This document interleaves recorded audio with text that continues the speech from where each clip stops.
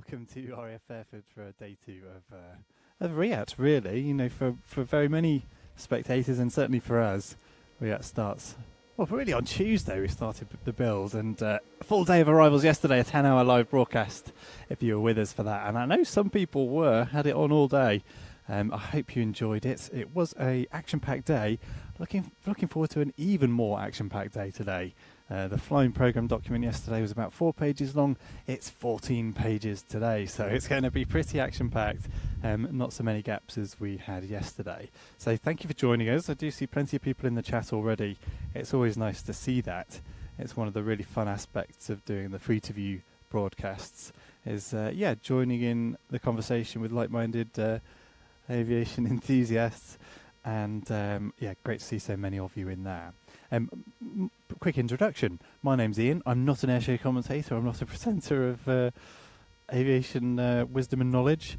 I run Planes TV, so that's the company that's bringing you this live broadcast and indeed the streams over the weekend. I've got Adam in close proximity beside me. He's a camera operator. Also not a commentator or anything. But trying a little bit. But a better fountain of knowledge than I manage, and I spent a bit of time putting together some bits of information. So hopefully we'll keep things fairly entertained. But our focus is recording. Is recording the aircraft and doing what they're doing for you in this live broadcast, but also for a program we're putting together for our on-demand service, which is covers the whole show, all the highlights of the airshow weekend proper as well. And we've got my old man Adrian, who started the business 30 odd years ago. He's down there on the wide angle camera at the moment. So together, along with the team down in the trailer below me, we're looking forward to bringing you all of the flying highlights today, which will basically be lots of aeroplanes landings, lots of aeroplanes, or aircraft I should say, landing. We will also have some rehearsal displays, and one quite early. What was the early rehearsal you spotted? There's one at about 9:45 or 10:45, okay. Which is the Hungarian Gripen. It's one of those two times. Yes. Either 9:45 or 10:45. At 11 o'clock, we've got the Black Eagles rehearsing. There we go. Okay, so a busy morning of not just arrivals, but flying displays as well. So these are validation displays. Ticking a box, making sure everything's tickety-boo. I've used that phrase, haven't I? Ready for the airshow weekend for the public, when we will have displays proper. One of the aspects of the chat, which has been quite fun, is everybody picking up all of the aircraft arriving on flight radar. The many eyeballs focused on those websites, the tracking sites, giving us heads up on aircraft arrivals. Speaking of which, I can see that... C2?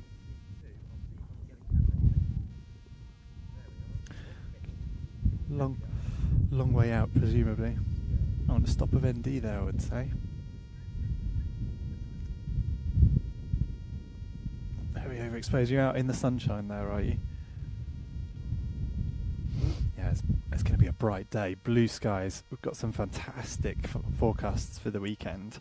Hats, sun cream on order.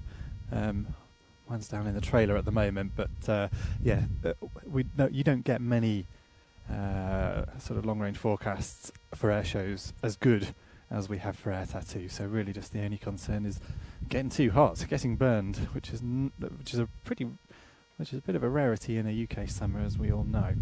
So yeah, we'll take that. Thank you very much, Mr. Weatherman. So this, what's jittery? You're jittery. Camera. Stabilizer. Oh yeah, you're not on. You'd like it off? No, on. It didn't look like it was on. Maybe it was just me. Early. Lost your mic. We'll sort you out in a minute. Come off the high frame rate as well. We'll only use that for clips, bits and pieces. So we're expecting, on the list to arrive first, then it's 9 o'clock. We're expecting the first arrival, so 6 minutes time for me. I haven't brought the file up yet, but it was a Canadian aircraft. C-130 was due in at 9, but as many people have identified on the chat there, we do have a Japanese aircraft, C2, in the overhead, waiting for the aircraft, waiting for the airfield to open. Let's bring up the running order. I don't see it updating there just yet. There it is. Okay, Thursday. And John, who sent me this, has kindly sent me the UTC one, the Zulu time, so I'm going to get tripped up over that at some point. But local time arrival C-130 at 9 o'clock we're expecting, and Poseidon as well at 2 minutes past. C2 not expected till past, but I dare say he'd rather come down earlier than spend half an hour burning fuel. We will see. I hope my mic is back on now. Andy can tell me. Yeah, we've got you. Excellent. Good. Yes, it's difficult to digest that quantity of information. Yesterday we could look at the list and I could get my head around what was likely to happen over the next hour or so. There's so much on there today that I just see this 14-page wall of information and can't take any of it on board. Well, it'll make for a spectacular live stream anyway. Certainly keep the camera ops busy. And I mentioned we're streaming over the weekend as well. If you watched yesterday's, you'll have heard me say umpteen times that's going out on our streaming service at watch.planestv.com. So there's a couple of free-to-view streams of the arrivals and rehearsal displays, and on Monday as well we'll bring you the departures here live on YouTube. Do subscribe on YouTube if you haven't already. Give this video a like and share it to anyone you think might enjoy witnessing some of the RIAT arrivals today. And then if you'd like to join us for the weekend's live broadcast, you can subscribe over on watch.planestv.com. We do have an offer running, and it's thanks to Airfix. We've got a few, and about 3/4 of them have gone. Airfix are offering 100 free NAT kits for the first 100 people who sign up using the coupon code NAT, spelled capital G NAT. So head to watch.planestv.com, subscribe to Planes TV On Demand, and use the offer code NAT. That's capital G NAT, and you just need to pay the postage for that kit. But it's a free kit provided by Airfix, which I will post out to you. I'll be in touch next week about settling up for the postage and getting that out to you. Yeah, big thank you to them.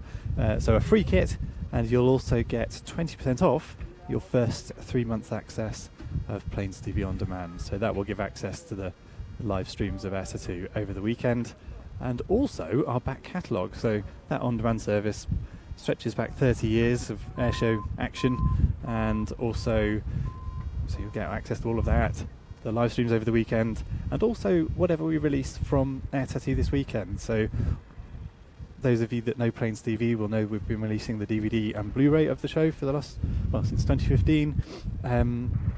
We'll be releasing a similar program and lots of extended highlights, sort of longer display highlights, which we're able to do, not so limited on the runtime of a DVD and Blu-ray.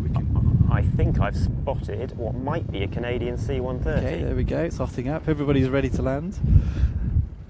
Yeah, so sign up over there, and you get access to all of that, and all of the extra content we'll be releasing from ETA 2 this weekend on that service. So, yeah, plenty of action to come for some PTV On Demand subscribers, and I should say a really big thank you to all those who've subscribed to us over the last few years. Kept us going during a difficult spell for all of us.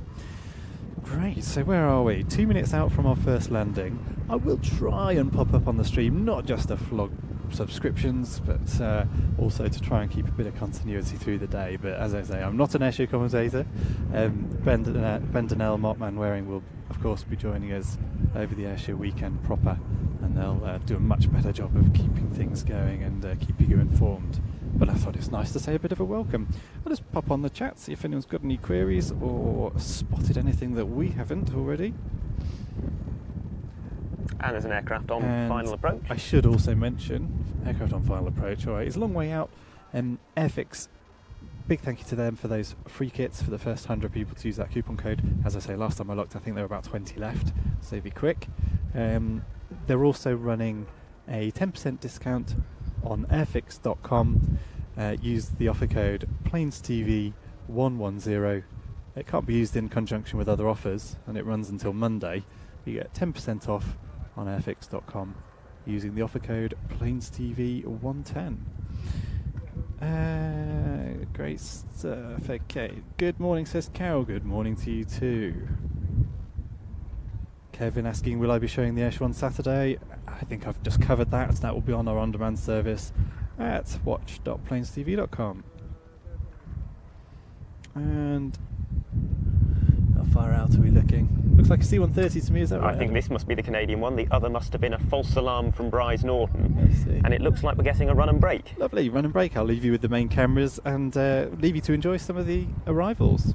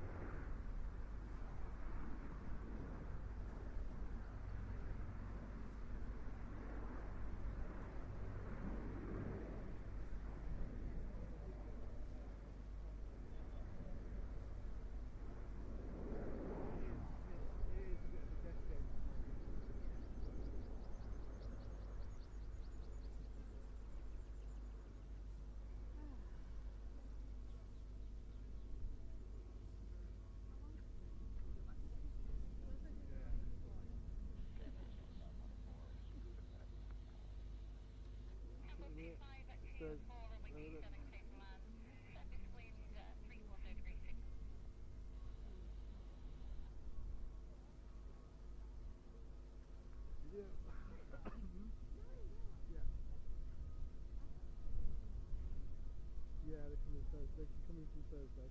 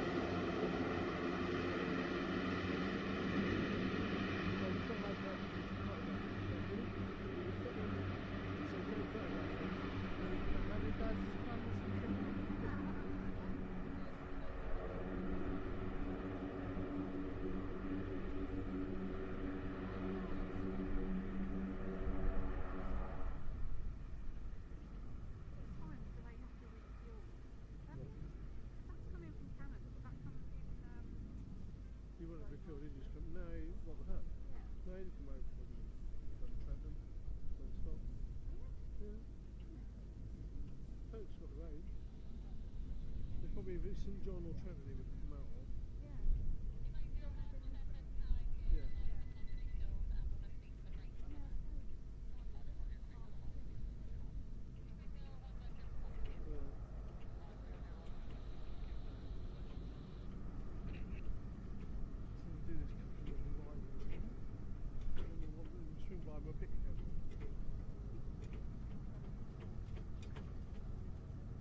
The trick is, okay, this takes that.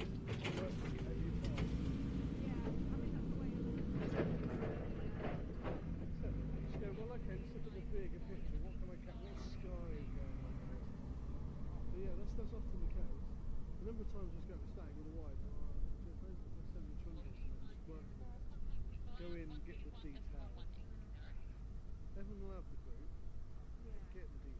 You know. Stingrays, the RAF silent.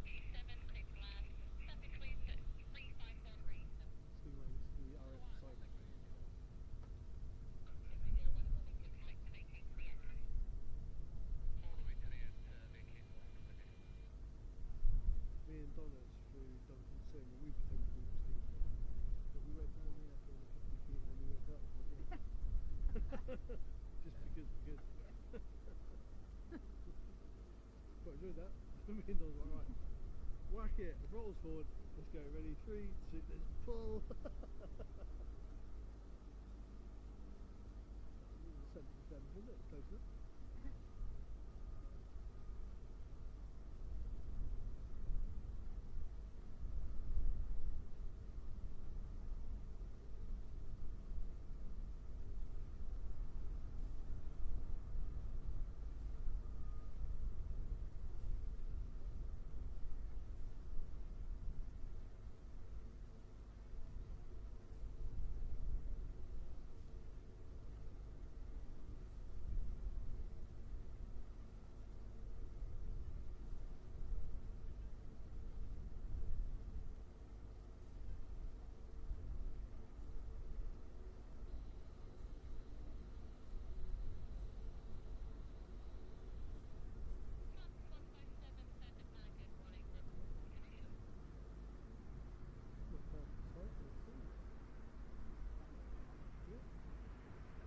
Not been revelation.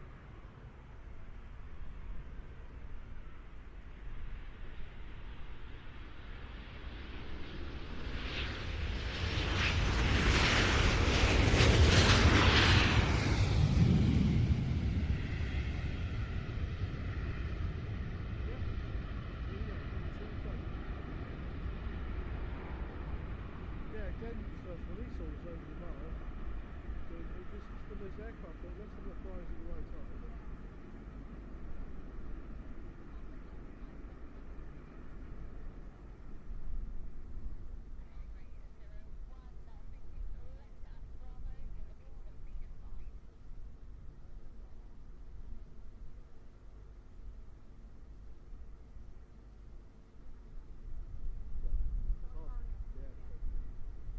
It wasn't in there.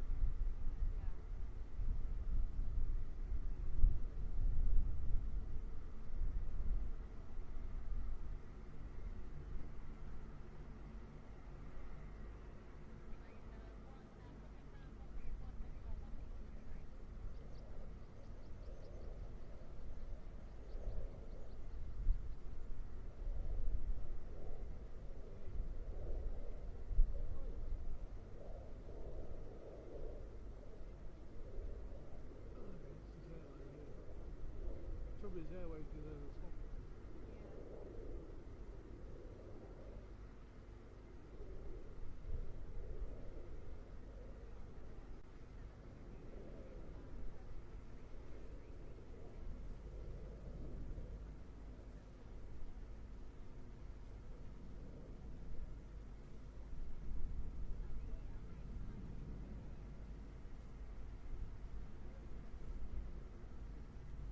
That's not like music quick.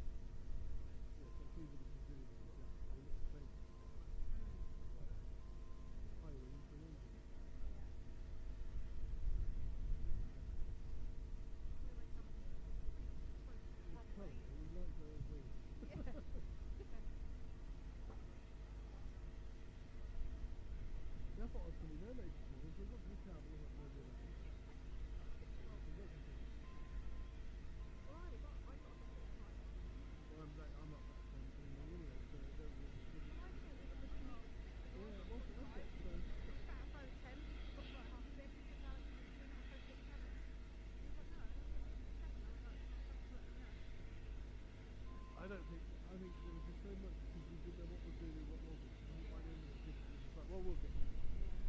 So I thought, well, I'll go get breakfast and I can get slash the food. And then we kept going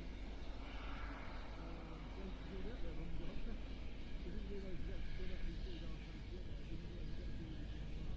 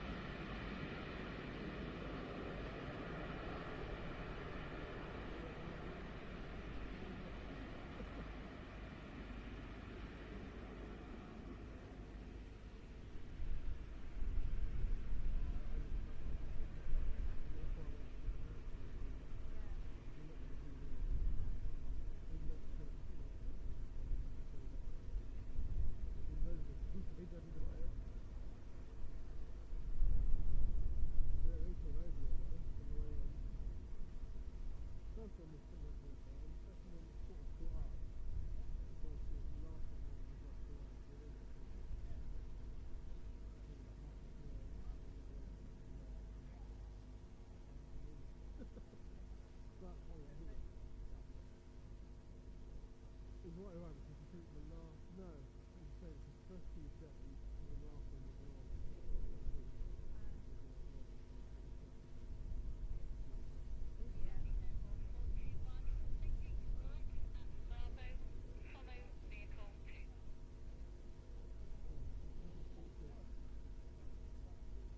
All I'm waiting for, you know.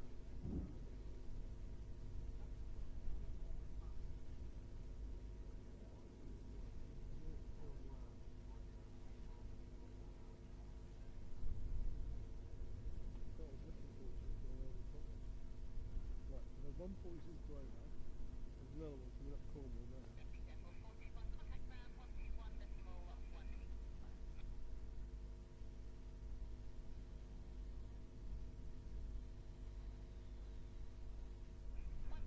I've only got towels here, whereas I've got the other one standing in the, you hear the ground and everything as well. But when often, that's what I do, I'll have this set to one treatment. It's going to be the busy one.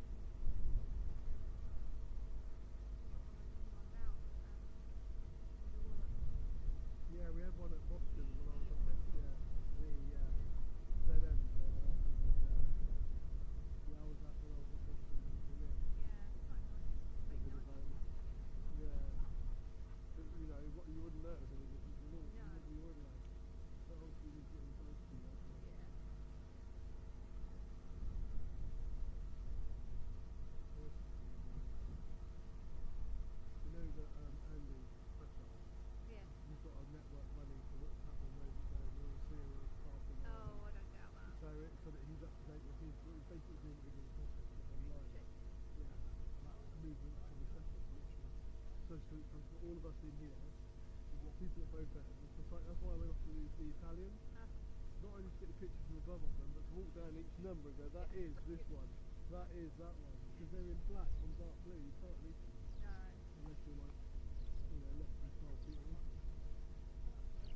So yeah, I walked down the line going, yeah, this one's sending him each one as we read it. Billy confirmed it just to make sure that we were reading it. He's like, well, where's the number? And we get to the other side, just sit here.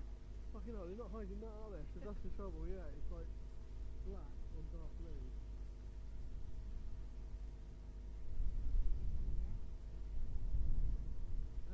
I would imagine it's a fan.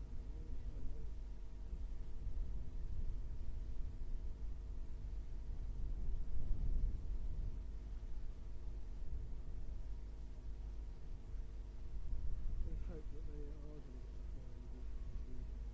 Yeah. Well, there's been another rumour that apparently we might get a surprise flyby, but not by what everyone wants. There was a global power mission on the weekend. Might come to run. Last year, 3 years ago. Yeah, it's coming up. Yeah. I think none of the things we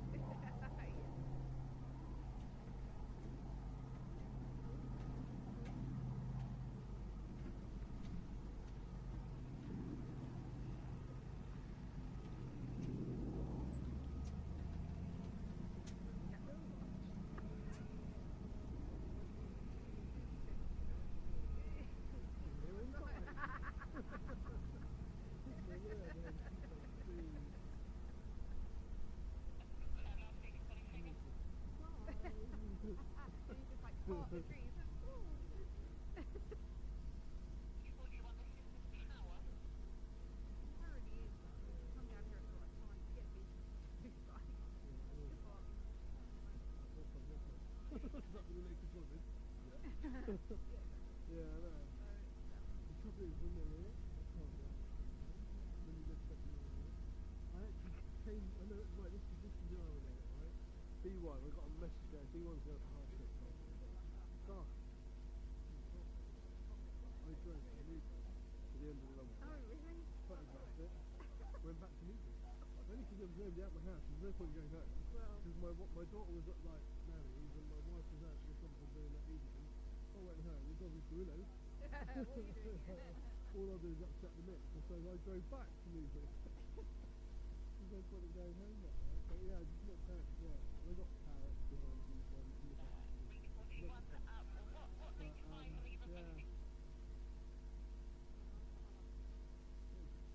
I like all those kinds of B1, like that. The black one, yeah.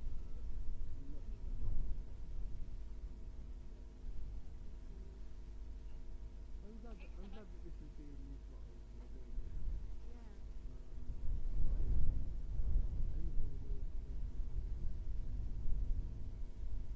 The obvious being the width of them is wide enough to put a meter to it.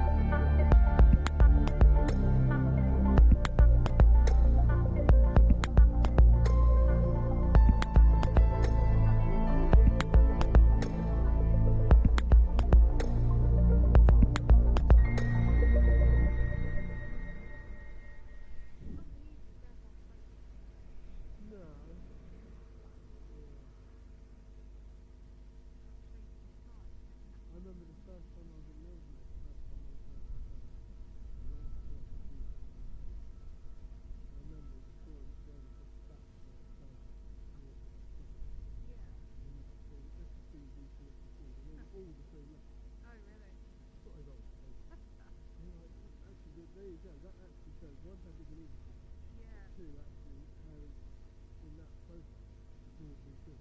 Yeah. Once you plan it and you start to think,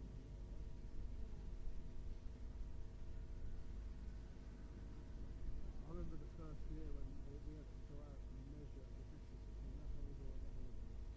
There was one company, it was Warbird, that was doing this Right. with a crew company, and this was moving around late. They weren't popping money in the park. But we had to measure how far it was between there and there. And we had, I think it was 10 metres to spare, which we had to start to do the thing of the day. Which is close to the other side. That was like the considered.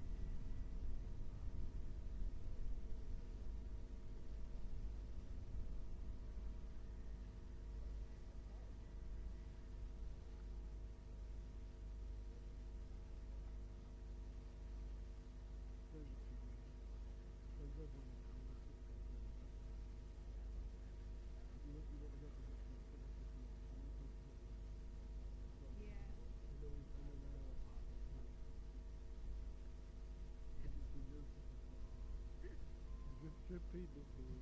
But I knew he'd be in there this morning when I pushed him. He was in the front. I mean, it's very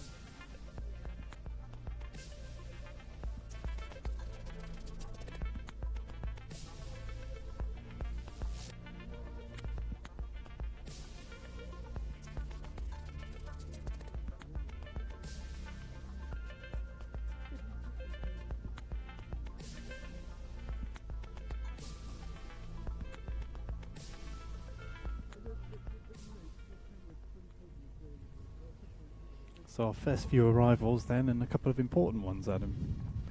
Yes, Certainly well, one REAT debut, which was the RAF Poseidon MRA-1, which we saw at the Jersey Air display last year. That was its air show debut of any kind. This is its REAT debut.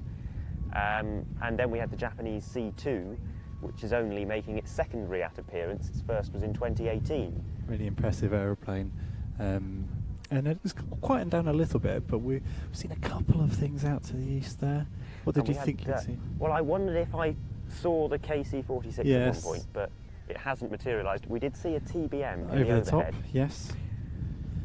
So yeah, more arrivals to come soon. Thanks for tuning in, everybody. Welcome everybody to this live stream. If you have just joined us, hi, my name's Ian. I run Planes TV. Much more comfortable behind a camera than in front of one, but feels like we should give a bit of a welcome and a bit of continuity through the day. So thank you for joining us. I am on the chat. I'm sort of keeping my eyes on things, not least because you guys are doing a very good job of giving us a heads up of what's coming in. I can see Mark Hoodman saying the Belgian F-16 over the channel, and that is an awesome display. I'm really looking forward to that. Great scheme. Didn't we hear that yesterday as well? Belgian F-16 over the channel. Yeah, we did. Yeah, I wonder if he turned around, or maybe he spent the entire day behind a Skyvan taking pictures. I wouldn't put it past him. Bless you, Chris, for joining us. Thank you to Chris in the chat. Always fantastic to see you supporting us in that way. Thank you very much. And Monty saying, I watched 2019 for 8 hours last night. Battered. I'm not sure what that means, but I'm going to assume it's a vote of thanks for the 2019 content. So Monty, clearly a subscriber to our subscription service at watch.planesTV.com. All of the REACT shows from 2015 through to 2019 are on there. All the live streams actually are available from 2019, not necessarily on the earlier ones. Yeah, so fun to. So if you're subscribing for the weekend, you've got access to that material as well. He's filling us in on how big his TV is as well. Great, 55-inch actually. That is a monster. I don't do inches. I'm young. When it comes to TVs and height, people's heights, I'm all about the Imperial, I'm afraid. Good morning, Australia. Yes, Yusuf Pegasus is near Swansea. Right. Okay. Coming in from the other. Oh, well, I suppose it will come in around that side, won't it? That's a REACT debut as well. Yes. Only entered service in 2019. Yes. And who else is on there? Yeah, we had the B-17 in yesterday. A couple of people asking about things like Lancaster. We'll have arrivals tomorrow as well, of course, so a fairly short flying display and arrivals in between. I think the Swedish Historics? Swedish Historics are coming in at the end of tomorrow's flying display. Yeah. So that tomorrow's stream won't be on YouTube. That will be on the streaming service that I've mentioned endlessly. I should check about the NAT code. If you joined us earlier, you'll have heard me encouraging folks to sign up using a special coupon code on the streaming service, because you'll get a free NAT kit from Airfix. Just pay the postage for that. So let's see if we've got any more coupon codes left, and I'll just give people that information again if there are indeed any more kits available. I see a landing light in the far distance, so while you talk about that, I'll see if I can get a camera on it. It's very far away, whatever it is. And you'll have noticed yesterday, and in some of that slow motion material from that we played just a few minutes ago, heat haze is, quite extreme at the moment, especially on such a long lens as this. So trying to pick something up on long finals like that, you have to sort of wait a while before it's a picture worth sharing with you. Gosh, I'm starting to shiver up here. That breeze. Cold. I don't know how you're doing it in a t-shirt. I'm keeping it together. I'd be putting a coat on if I had one up here at the moment. I'll be glad of this breeze later, I suspect. It's going to be a hot one. Monday and Tuesday now looking like the hotter days. Departures is going to be very interesting for us. Okay, there are 20 codes left.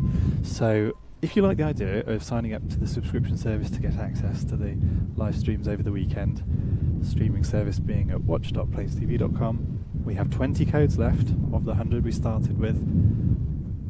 Gives you 20% off the first 3 months. So head to our website, watch.plainstv.com, sign up using the coupon code NAT, spelled capital G, N-A-T, to get 20% off your first 3 months. And Airfix kindly supporting us with 100 free kits. You'll get one of them, you just need to pay the postage. I'll be in touch next week about settling up for the postage, and it will be me putting it in an envelope and sending it out to you. I'm hoping some of you don't claim them and I get to keep one and make it. It's the kit that has the paints and the brushes and things as well, so you'll be a starter kit. So you'll have everything you need to put together a NAT kit. I quite like the idea of a bit of a get-together with all the kits once they're all built. See if we can put together a 9-chip, shall we? I'll certainly give it, if there are any unclaimed ones, I'll definitely be building one, and I'll share you my appalling plastic model building capabilities. Although I did buy airbrush a couple of years ago, thinking I'll get back into this, but it's the sort of thing that you start over a winter, and then suddenly it's May and you're out at air shows again and haven't got the time. I apologise for facing the wrong way. Adrian's just said there's an aircraft at 12 o'clock, but it's just gone left to right there. Look. It looks like a bizjet or something. Heading towards Briars, there may be just something for them. Alright, who else have we got joining us? It's so good to see such familiar names popping up in the chat every time. Must be doing something half right. Italian C-130 over Deal. Where's Deal? Is that Kent?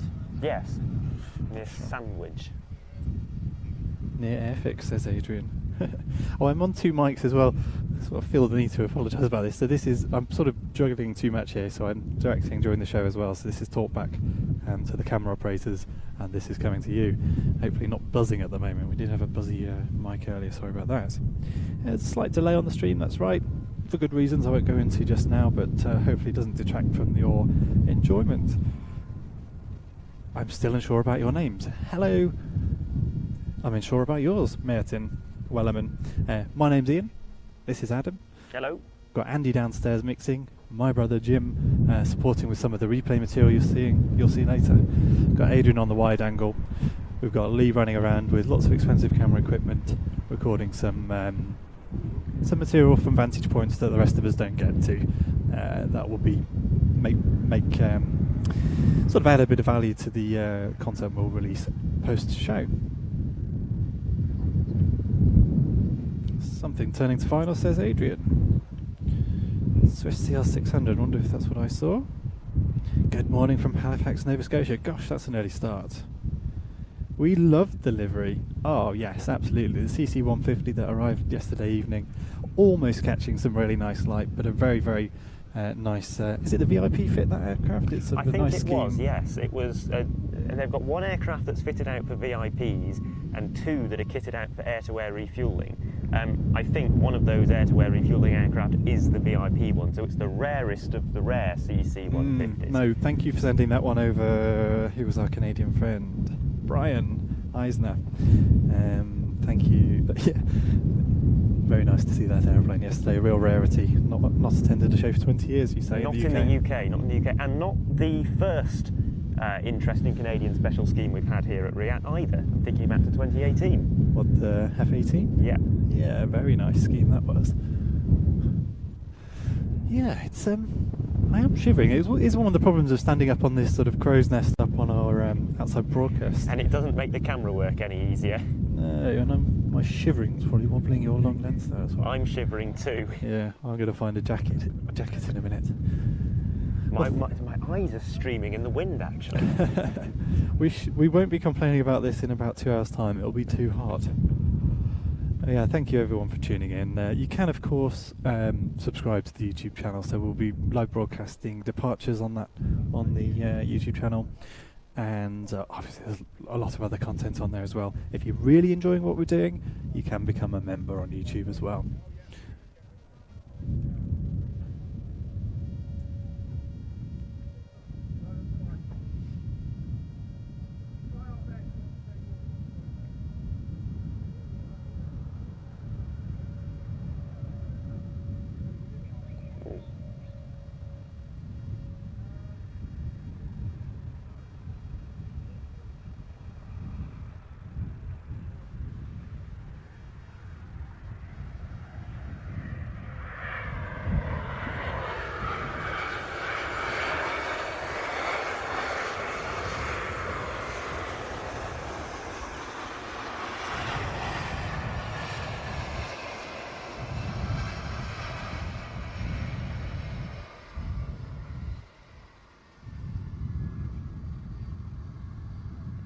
Lovely Swiss support aircraft, or heading for the static? Do we know? I think this is support. Yeah, presumably for either for Gripens or the historics. That was Swiss.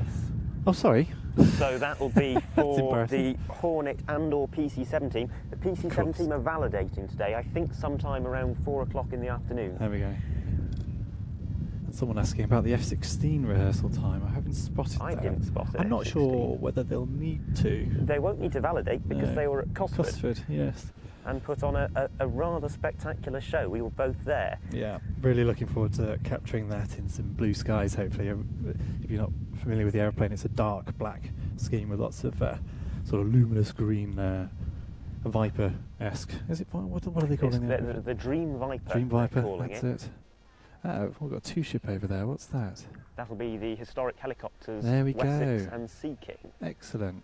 Well, I might duck out the way and allow you to grab a shot at that before it disappears behind the C-17. Can you contort yourself around that far? So this is Give it a go.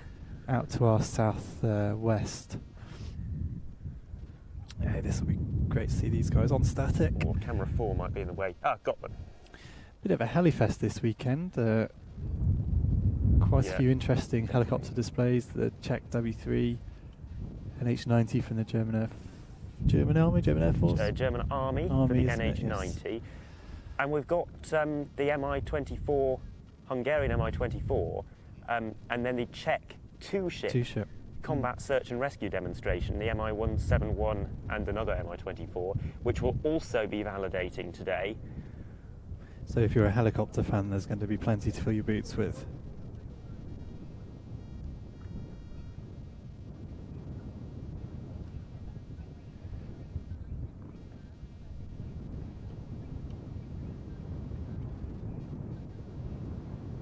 And hello, Jay Hughes from West Yorkshire. And I should say thank you to Louise, who joined as a member on YouTube earlier on. I hope you're still watching. Thank you for signing up. I am going to lose them behind the Freat tent now. So we'll pick up those I helicopters like Tony's very soon. I like Tony's response to the Airfix deal. He signed up using the Airfix code, but says keep the Airfix because he won't have time to build it. I know exactly how you feel, Tony. Well, Tony, I'm going to build yours, and I'll share a picture of that with you when I eventually get it together in about 4 years' time.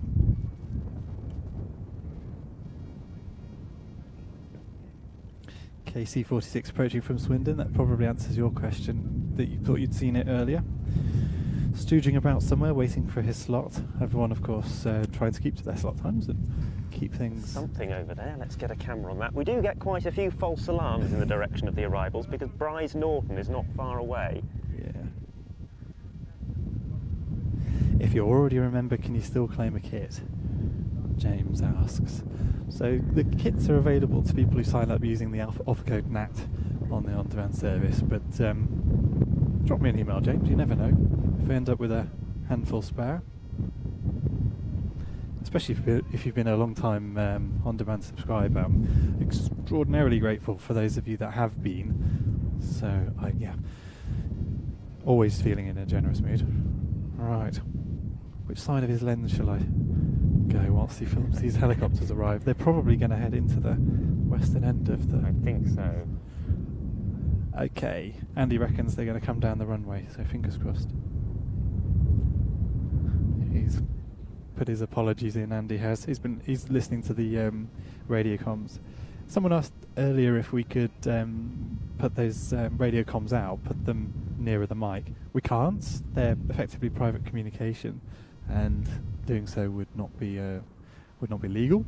I know people do. It's not something I'd feel comfortable doing. As I say, private communications is it, and unless you have permission of both both senders, you really it's not something that's legal as I understand it.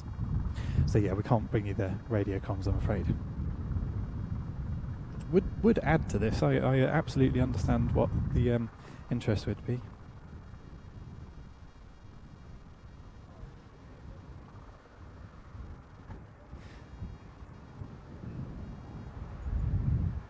Oh no, I've got a limbo under Adam's lens. Watch out for a wave.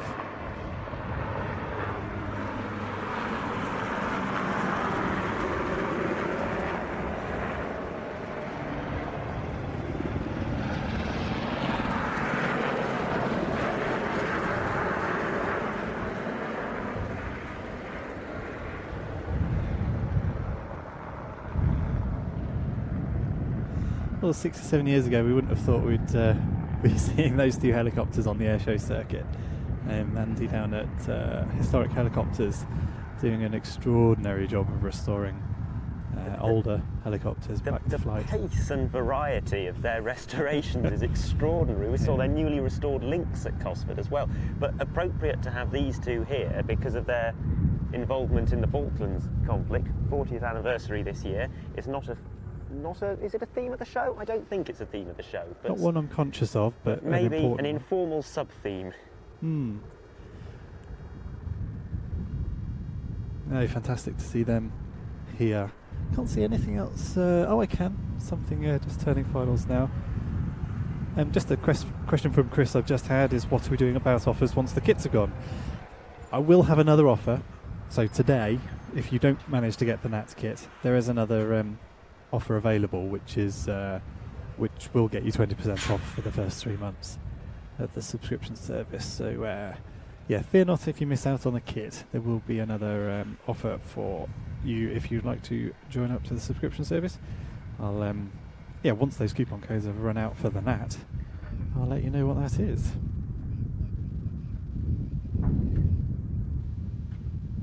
We've got a KC-46 coming in. Okay. One of the 50 or so currently in service, with an eventual 90 to 100 on order. Got it. Which replaced the first tranche of the oldest KC-135s, and the second tranche. There's currently a competition to decide which aircraft is going to replace those, and it'll either be more KC-46s or it'll be the Airbus A330, very similar to the Voyager, except with a boom. Of course.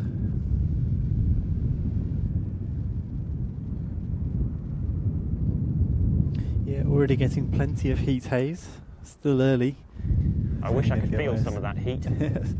Just got a cloud at the moment. Never did get that jacket, did I?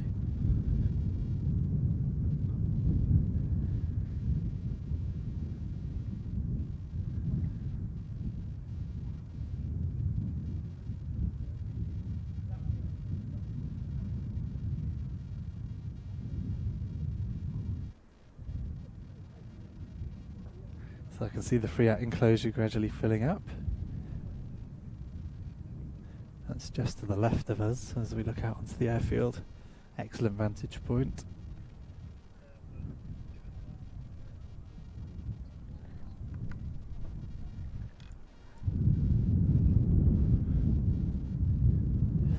Yeah, if you're not familiar with the setup here at SSE, that's the blue grandstand that appears in our sort of locked off shot that we use occasionally when nothing's happening.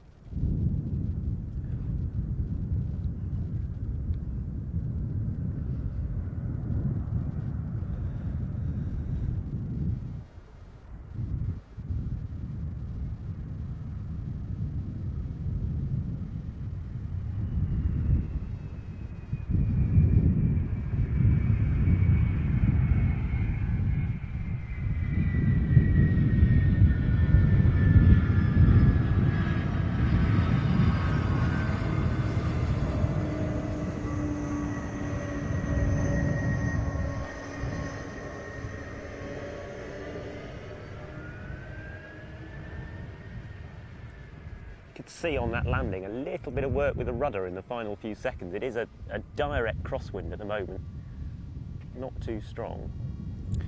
Really quite short landing rollout as well. It must be quite light, I think. Not requiring any great or very noisy thrust reverse. Oh, I'm limboing around Adam's camera up here on the roof. Looks like he's spinning round, is he?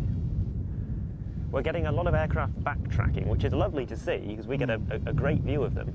And it's because of some of the work that's going on the north side of the airfield. One of the taxiways can't take these larger aircraft at the moment with the big wingspans, although it looks like it's coming off to the left and going straight into the static there. Yeah, I think so.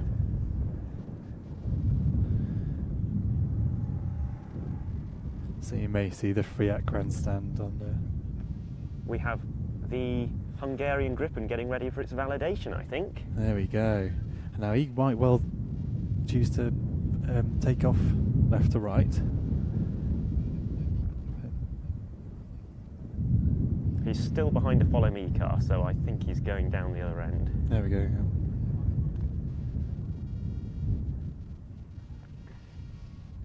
Oh, he's off. maybe not. Do you fancy it? I You can going to take give on it the a Gripen, go. or shall I have a go? Okay, he's straight off. He's winding up. So this is our first rehearsal validation display of the day. And hopefully, our first chance to see the dump and burn manoeuvre that the Hungarian Gripen display often includes. I think backtracking all the way. I don't mind taking this on if you want.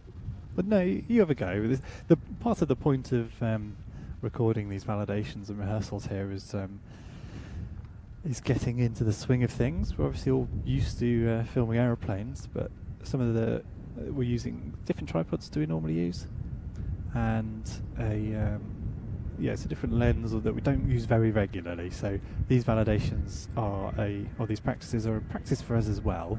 Our focus being, of course, on the main flying display over the weekend. So we might be pushing things a little bit more just to see how far we can push it with the cameras. It might sound a bit daft. I don't know. I don't know how much hard work people think it is to film aeroplanes darting around the sky. But when you're full telephoto and contorting yourself around a tripod, I can tell you it can be pretty challenging. So yeah, we might lose it on occasion during these validations, but it's partly because we'll be trying to pick up little clips of slow motion, etc., for use post-show. Hopefully won't detract too much from your enjoyment of this live stream, but it's all helpful opportunities for us to build a collection of material that both us and Air Tattoo can make use of post-show.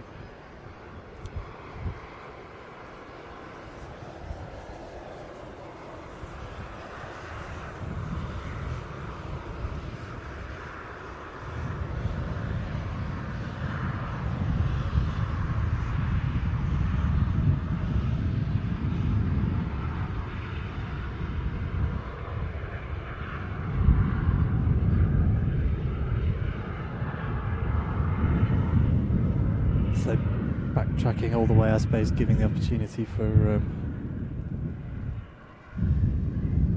a rehearsal as we would expect to see over the show weekend. Sort of right to left takeoff. Because the wind at the moment right across the runway, I suppose using 27, but it's going to take a stop event. Yeah. Shall we put it in high shutter speed? Sort of high frame rate? We will do for moments of this. Adam's asking about that. It's a bit of a...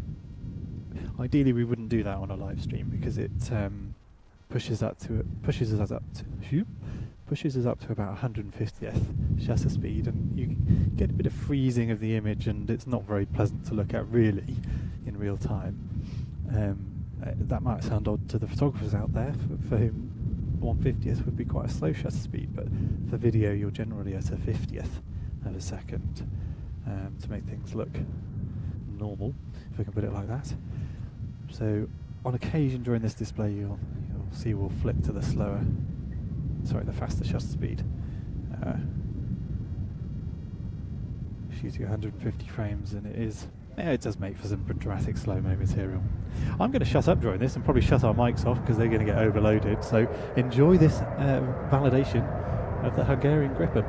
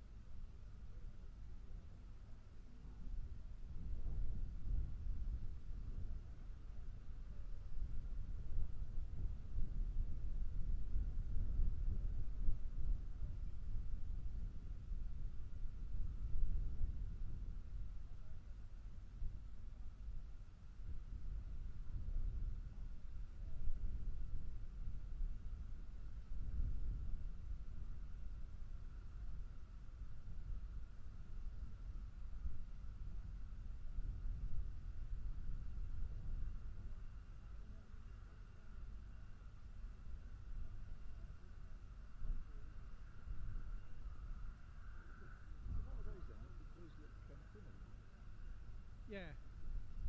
I got the thinner ones because when I stick it on my shoulder, on the camera on my shoulder, instead of having that, you know, that. Oh yeah, cool. So I thought I'll go for the thinner one.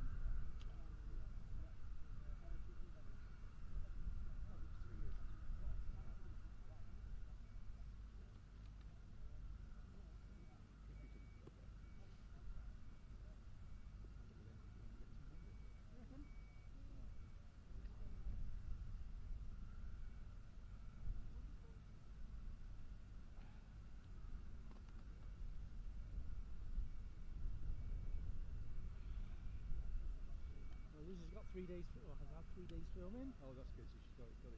So she's. Well, yeah, this morning I was able to put her to leave her with the two. I haven't taken her. I just left everything in the boot. Reverse the van up against the edge. And just over.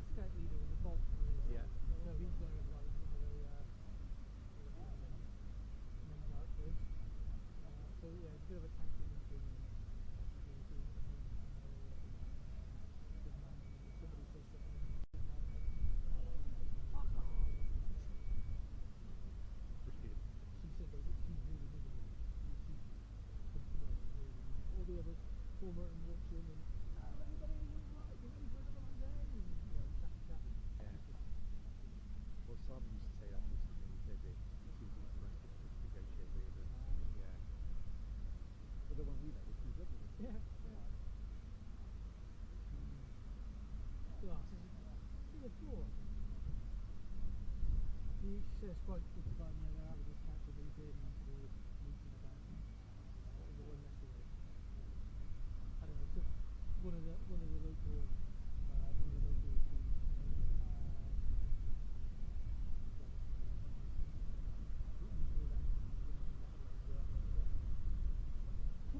This country. Yeah, it is. It is.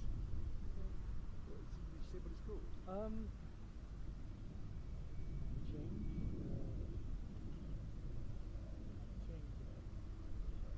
It's on, yeah.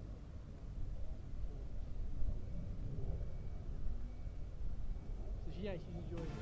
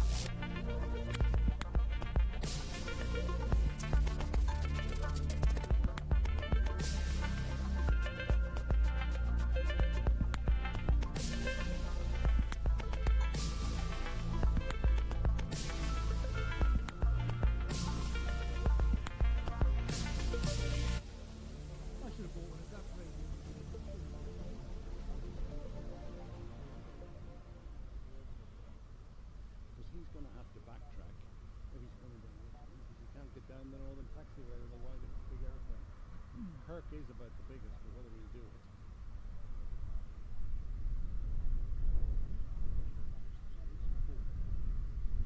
And with a ramp between them, so you won't be able to see it.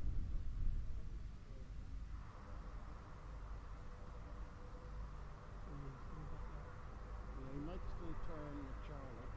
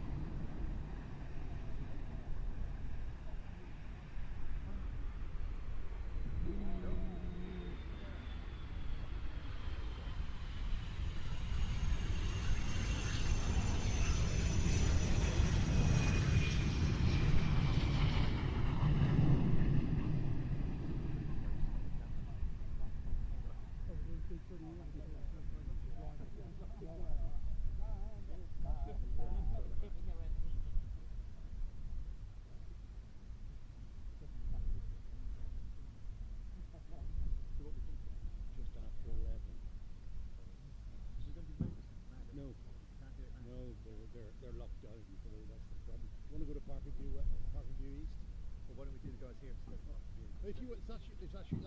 Yeah, What do you might want to as do? well, yeah. Well, we'll go, I should think we can get round behind the truck there Yeah. and along to their entrance. So we'll talk. So there's nothing now between now and just after 11. Right. Let's do that. Go and get the. Yeah. So then we had a Korean tools.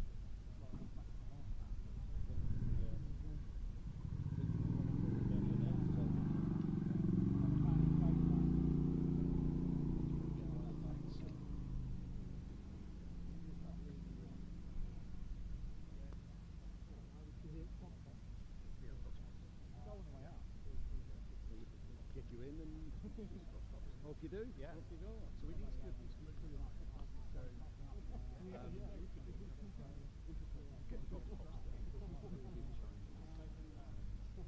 Wouldn't say in public.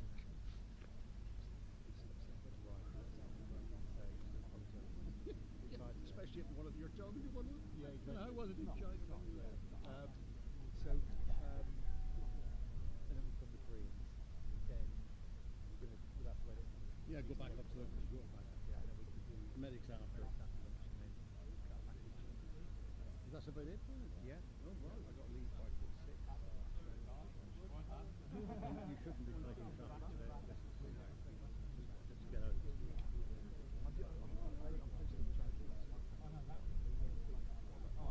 All right. Yeah. And I got the clubhouse laptop as well. But anyway, it'll all happen.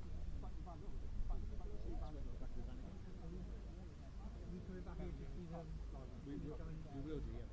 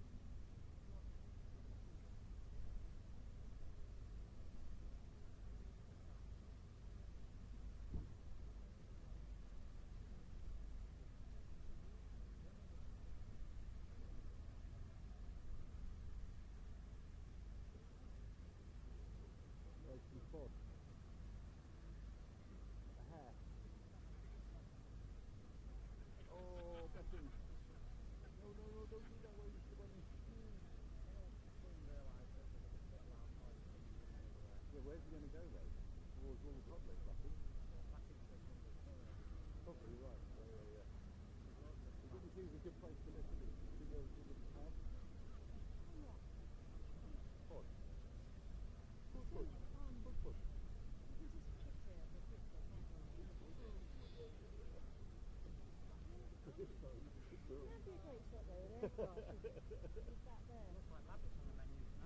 Yeah. I said, go, so you get a zone air show. That's good. Left hand turn. Ooh, right, ooh. Suck it this way. Sorry. Surely the non-stop.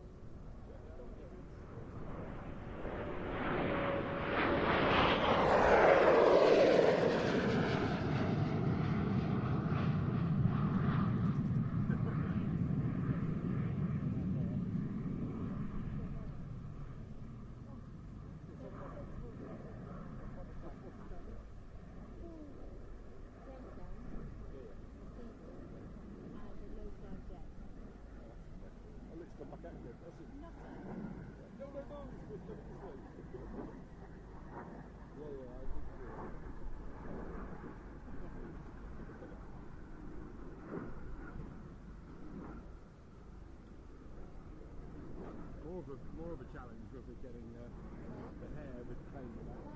That's like double whammy. That'll be more fun. Right, get it, do it again.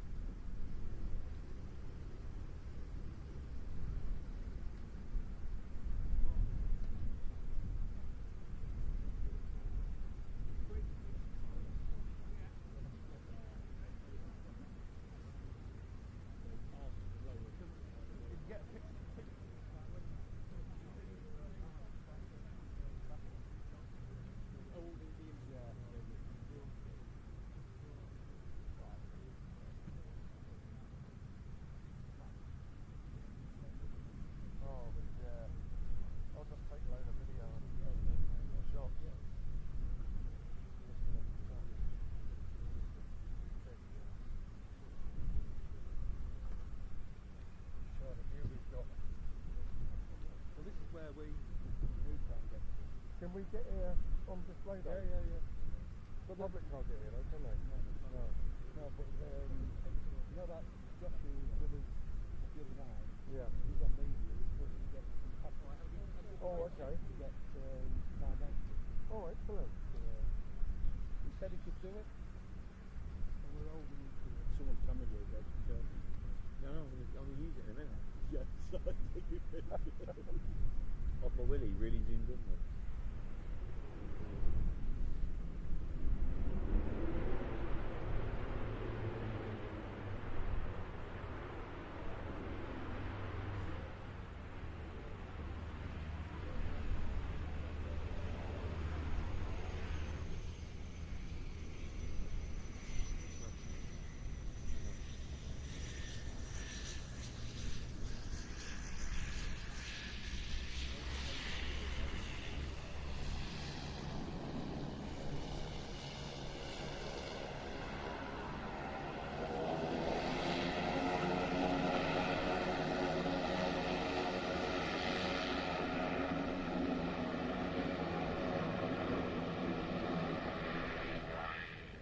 On them, 11:10. Well, that's the time that doing it. All there now, aren't they?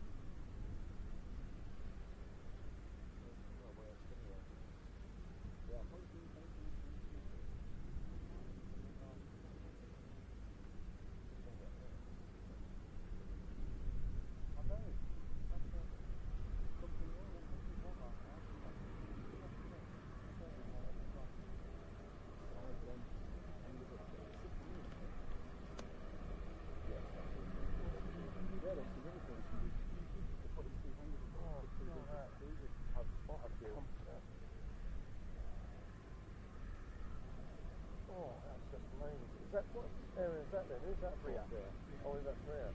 They pay 600 quid for it. Did I? I think it's 383 for the lowest one. Yeah, next year it's like over 600 for a Ranger.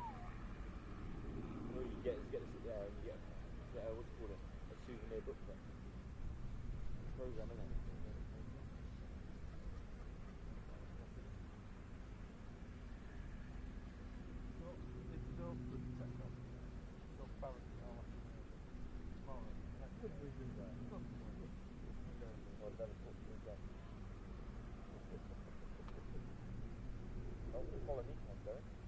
Punishment would have to walk back. Lying there, isn't it? That's not 25 mile an hour.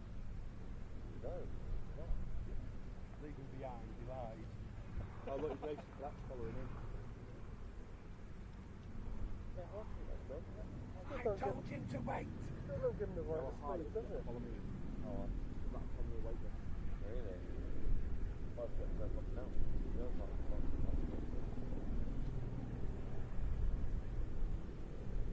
You ever watch the Hangover?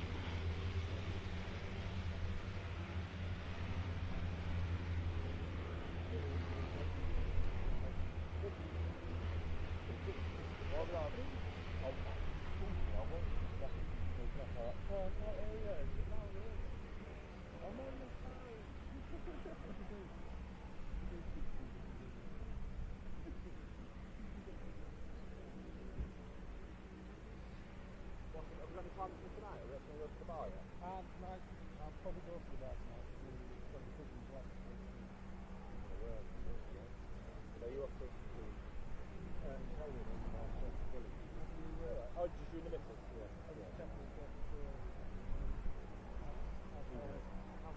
No, I haven't. I've seen something. Oh, can I borrow that one? Good area.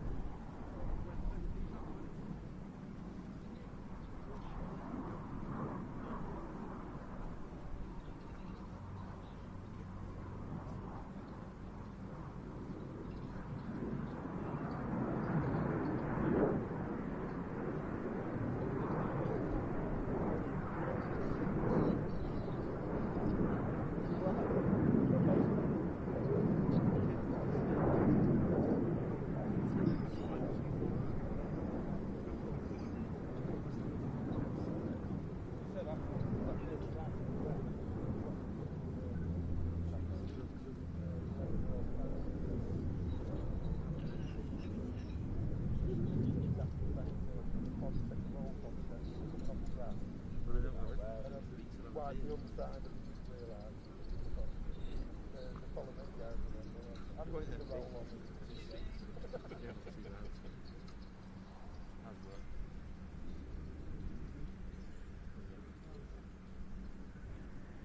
You alright, Joshua?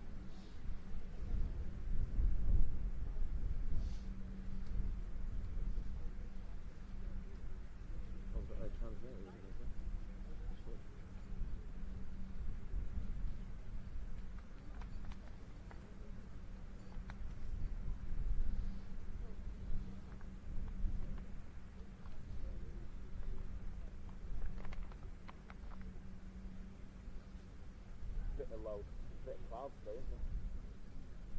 It's still quite high, isn't it? But it could get lower. think the two F-16s doing it. They were due just before them. So those two F-16s are due now, well, 2 minutes ago. So I think there's a couple minutes delay. So I think there's only 16 in the air. Might not be transponding then. Probably not. No, they're not. Unless it's transponding, it's coming in clear. You do a lot of Ukrainian and Russian dancing. Because your arms rolled, you just take you know, squat down. Oh, he squats down. Something about it. Jackrabbit. There's something about it. Hear it behind us. Yeah, but there's probably pork where you're from. Oh, that one, yeah.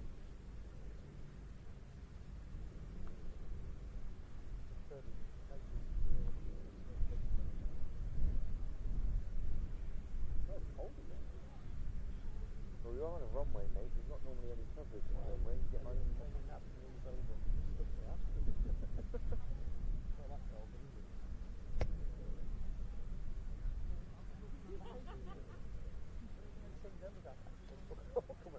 Well, there's a tube. The crews are coming out now. That'll be closing and bring them at over. where's their enclosure?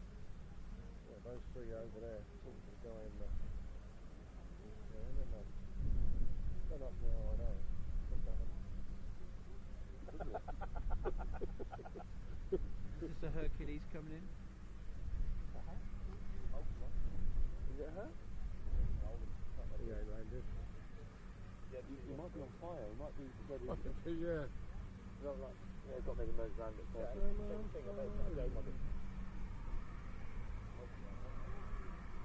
He's got a transponder.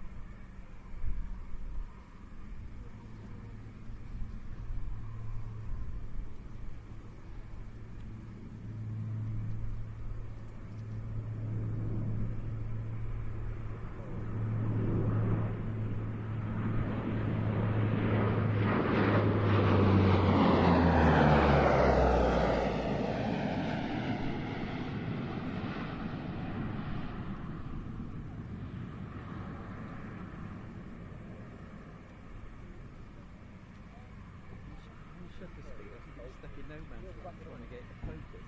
And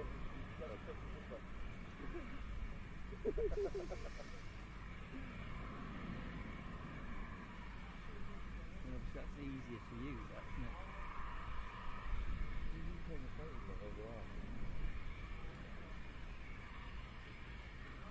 Back down, aren't they? Well, they're gone. No, they're really passing the top of the one. Come on, mate, you're old enough for that.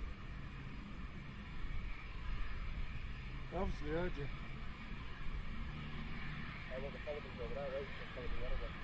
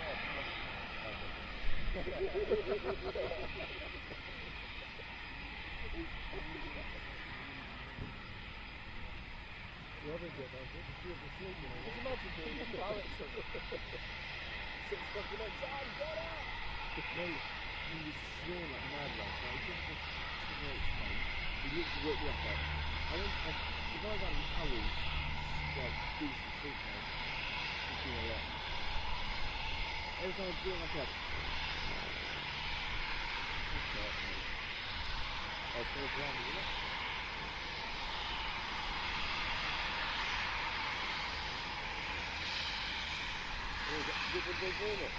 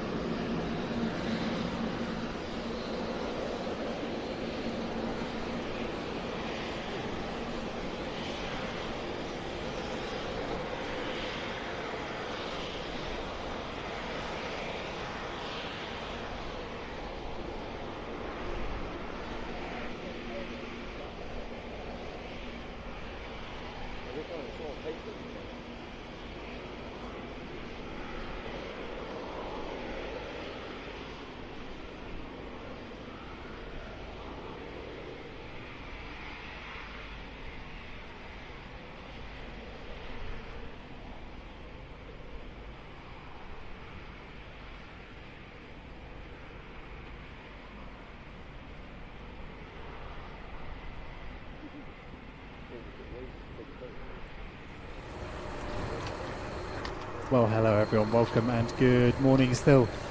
Hope you've been enjoying this morning stream. It's a busy morning, as you can tell. I started off the live stream explaining that yesterday's running order had 4 pages, today's has 14. And what a variety of aeroplanes we've had arrive already. It's really nice, the arrivals day, to see that variety, which is spread out in the static display during the show weekend, of course, but seeing the live active aircraft from far-flung places all over the world is really quite something. I hope you're enjoying the stream. Lots of you joining, and it's really nice to see. Do join the chat, and which we are monitoring when we have a moment. A busy day for us today. We're currently, you might be able to hear some drilling in the background. There's lots of the build is still going on for the show site, so it's a bit of a bit of a mess today, to be honest. You know, there's lots of stuff going on the site which we're all juggling with, but hopefully not detracting from the stream too much. Lovely to see the Typhoon there, Blackjack. Yes, and I can see lining up by the runway the Black Eagles ready for their validation. Fantastic. So not a bad cloud base here. So we talk about different formats of display, high, rolling and low displays. I wouldn't be surprised if we get some high elements today. Yes, I think this will be full. That all looks like very high cloud. So fingers crossed. And something on finals there, Adam, if you want to. Yeah, so it's all go here, and if you haven't watched a Planes TV stream before, hello. I'm Ian, I run Planes TV, much more comfortable behind a camera than in front of one. I think it's nice to give a little bit of continuity through the day if we can do. These free to view streams, did yesterday's arrivals, do today's as well, of course, and we'll do the departures on Monday free to view as well on YouTube. The show weekend, so starting tomorrow, probably start the stream a bit earlier than expected actually. Just had a chat with Ben Donnell, and he's going to be commentating through some of the early morning arrivals tomorrow. Aircraft extending his landing right down to the end there, making it quicker to expedite the runway. So the show weekend proper will go out on our streaming service. That's at watch.plainstv.com. And I should check, we have an offer running at the moment. Well, we did do yesterday and early part of today. They may have already run out. Let me check. It looks like we have 7 left. So if you would like to join us for the live streams of the show proper, starting tomorrow and Saturday and Sunday, of course, it's going out on our streaming service at watch.plainstv.com.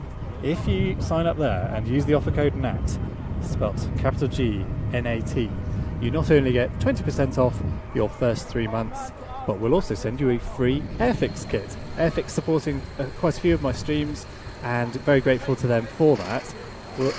You'll just need to pay the postage for that, Nat, but the first 100 people to use that offer code will receive one, and as I say, we've only got 7 of those left.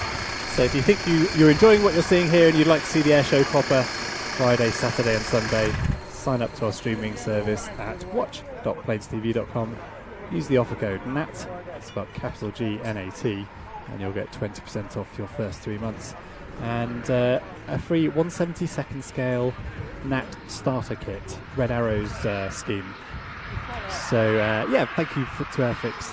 They also have an offer code running on their website. If you use the coupon code PlainsTV110, you will get 10% off a purchase from airfix.com, and that offer will run until Monday and can't be used in conjunction with other offers. It's like I scripted that. Right, let's talk about some aeroplane, shall we, rather than the salesy stuff. I really do hope you're enjoying the stream, and we're looking forward to bringing you, as I say, the airshow proper tomorrow, but really nice to bring you the flavour of the arrivals and rehearsals coming up shortly. Indeed. And that Austrian C-130 that just arrived, I was just talking off camera to Ian about it. That is an ex-Royal Air Force aircraft, a C-130K, which is particularly appropriate this year. We'll get a close-up look, perhaps, as it backtracks at the moment. Or swing you around on camera. I'll get a camera onto it. So Adam's on camera 1 at the moment. That's the long telephoto camera. I'll come a bit closer to you to give him the room to pick it up. But the reason I mention it being ex-RAF is because we have ex-RAF soon. An RAF C-130 on the static display, which hasn't arrived yet. But that will be the last appearance. That will be the last appearance of an RAF C-130 at the Air Tattoo, because they're being retired before next year's show.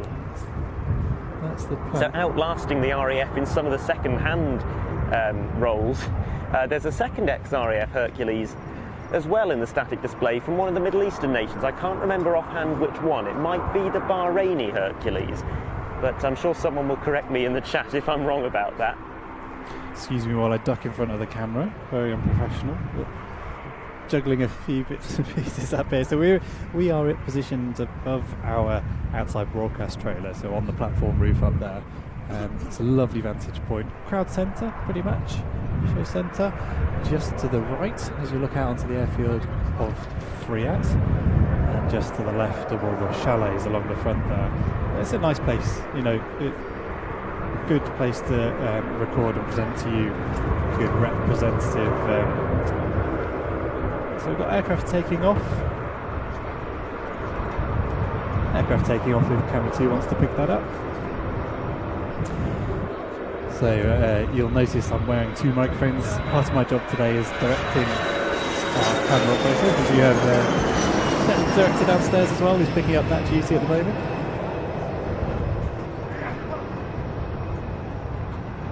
It's good fun, this. Black Eagles lining up now, so yes, very excited to see what they have for us. And as I say, the cloud base pretty high, so I'd expect some really good high elements from their display routine in this validation.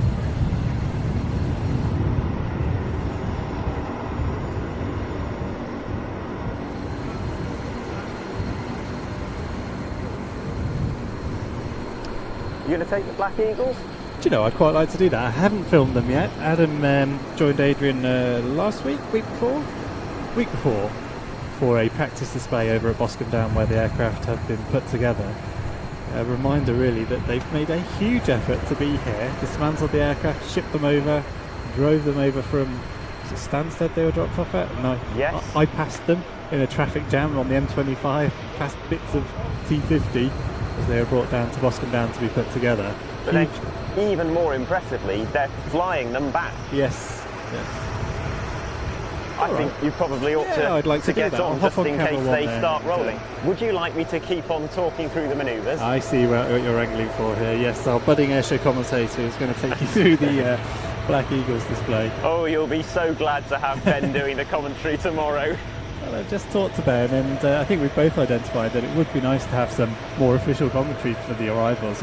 This is part of the show for lots of people. There'll be lots of people in down the western end and the eastern end watching the arrivals, and as I say, this is where you get the real flavour of the variety of air arms and civilian operators who are bringing aircraft to the show.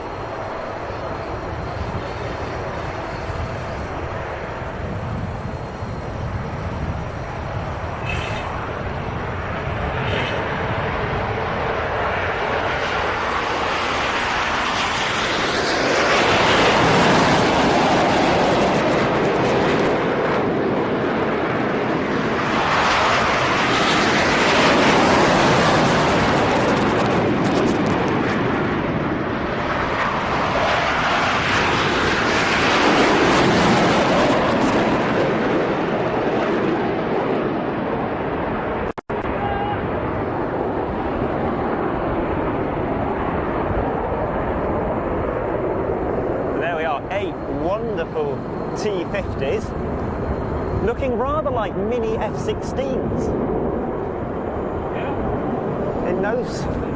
In no small part because Lockheed Martin assisted with the development of the T-50.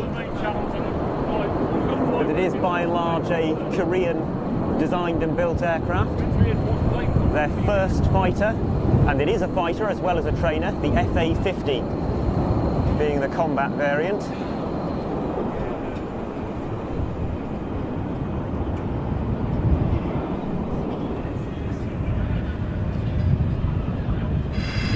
Smoke test there. Blue and red. And part of the reason for the team being in Europe is because there are potential export customers, some of which they will be visiting for that FA-50 combat variant.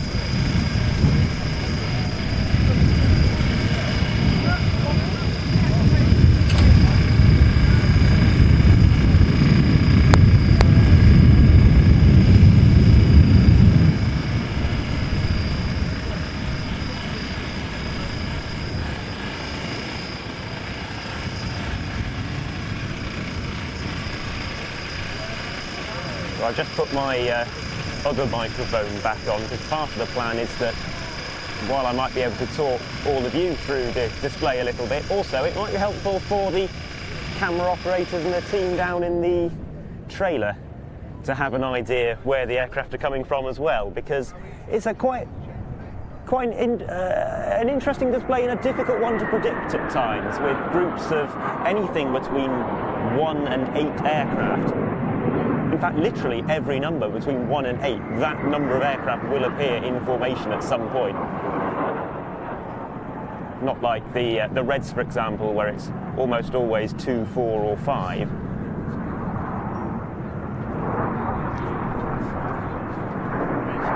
This lazy nerd in you is coming out, Adam.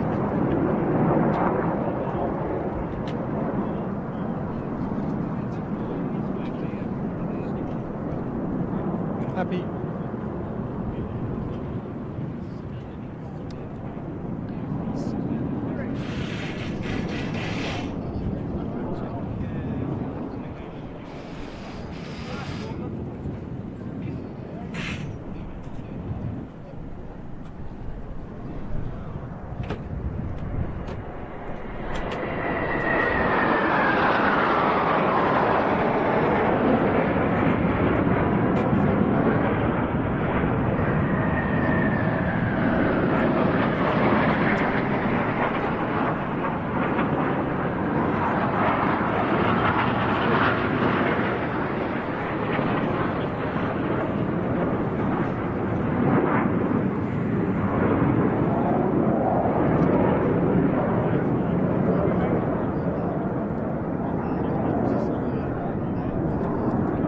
So I've got a bit of an extra challenge now, which might interfere with my plan of talking through some of the manoeuvres, because I'm now on camera.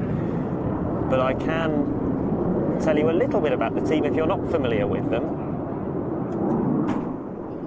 Of course, many of us would have seen them back in 2012 when they visited the Royal International Air Tattoo and won both the display for the best award as voted by the members of Frecce,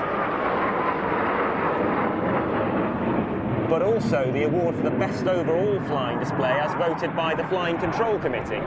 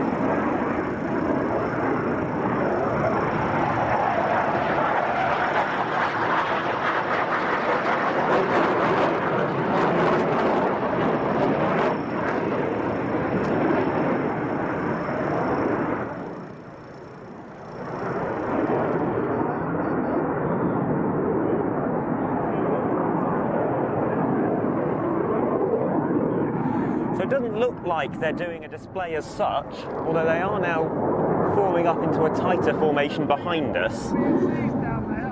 But perhaps what we're seeing is some kind of sight recce. I've certainly seen them do that before.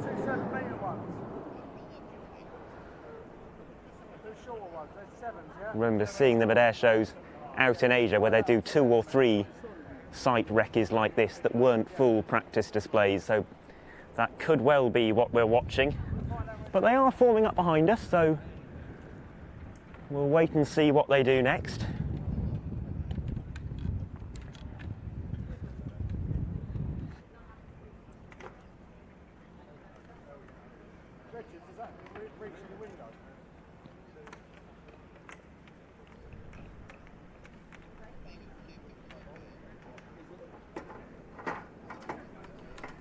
Yes, they are looking like they are about to approach from crowd rear, and Ian has come up to relieve me from the camera position now. I was just going to come up to watch. You can unmute me if you like, Jim. Your mic's quiet, Jim.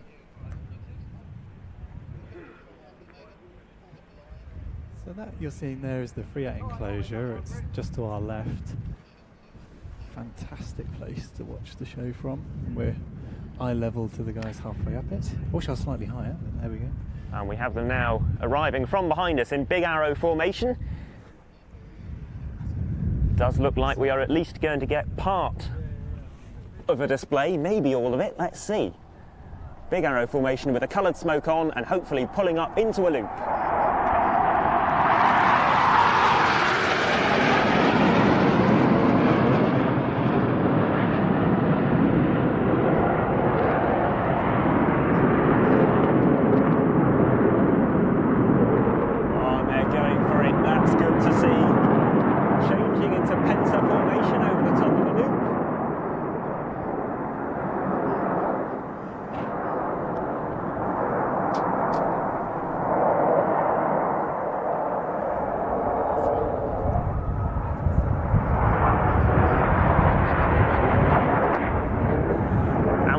Another loop with some really quite extraordinary formation changes because, well, it's difficult enough, I imagine, to change formation during an aerobatic manoeuvre, but they're going to change from a very tight formation into a very wide one and then collapse into a tight one again, which is something that I don't think you really see from any other aerobatic teams.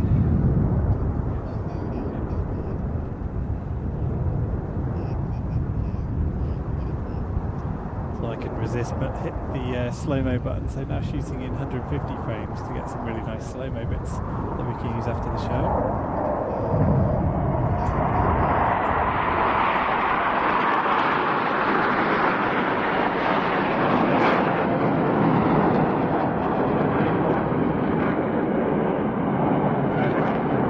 Smoke about to come on again over the top.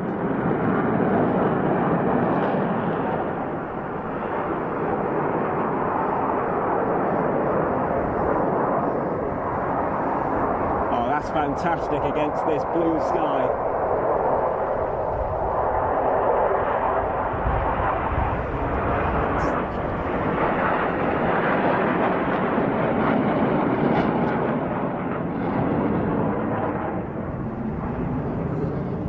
Collapsing back into penta formation at the end. That's such a lovely colour of aircraft in these sorts of conditions. Bright really yellow. Is a little like the Belgian F-16, which we're looking forward to seeing as well. You know, a dark aeroplane on this sky. Adam and I both very nerdy about the way that aircraft look against the sky when it comes to video. It can get quite frustrating filming grey aeroplanes on grey skies, so this is a real treat. So 3 formation changes coming up in quick succession now. In fact, the first has just occurred into diamond formation, and they'll enter a 360-degree turn with those 2 remaining formation changes during the turn.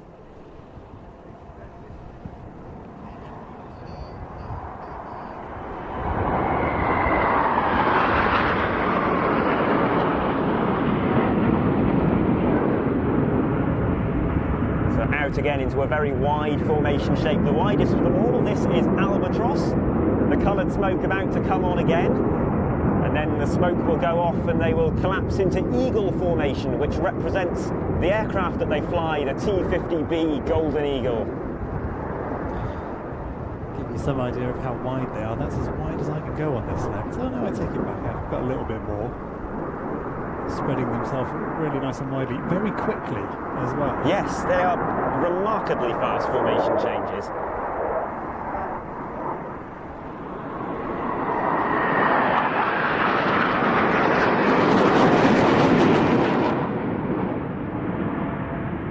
And yet another change there, back into, is that Big Arrow again? I don't have that noted down.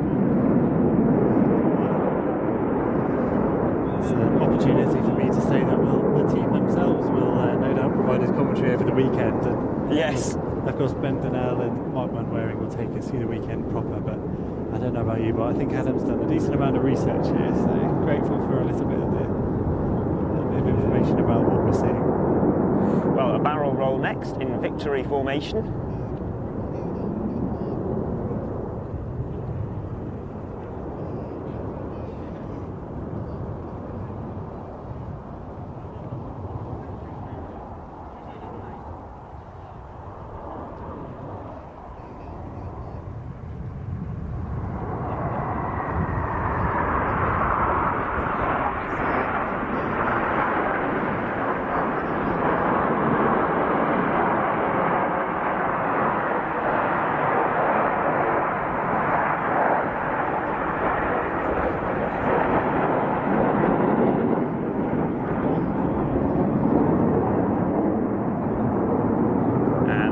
Towards the end of the first section of the display, the section where all 8 aircraft perform these graceful formation manoeuvres. Penultimate manoeuvre of this part of the display now. We'll see them spread out into another very wide formation and then come past us in a straight and level fly past before turning the smoke off and doing simultaneous aileron rolls. And after they've done that, there'll be another impressive formation change with the 2 outside aircraft pitching up into rollbacks. And then the team will pull up into a very graceful wing over in canard formation. But here come the simultaneous rolls.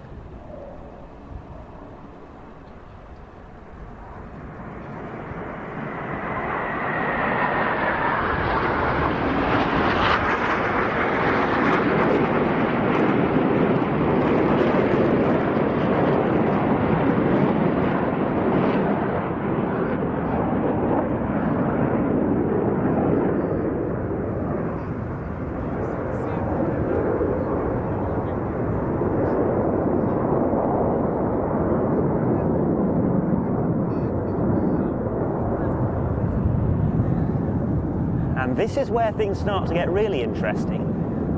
They'll swap back into penta formation and then pull up into a quarter clover to start the second part of the display with perhaps their most famous manoeuvre of all, other than the tiger coming up later on where they draw the Korean flag in the sky. But this is very photogenic. It is the rainfall manoeuvre. Take two, Andy.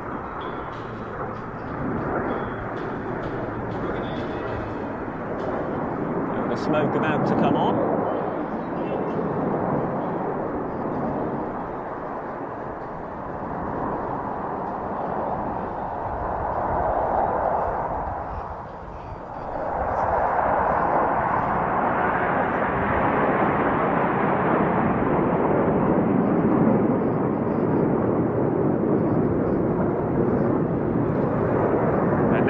To the left and the right, two aircraft on either side, converging on show centre.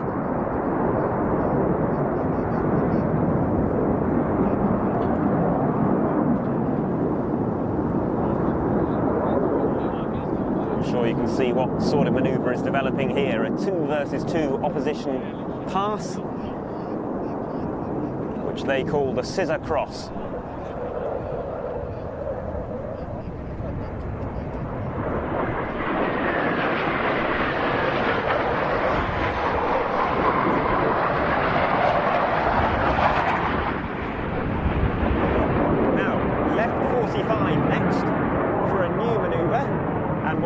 Impressive manoeuvres of the display. This is my favourite coming up.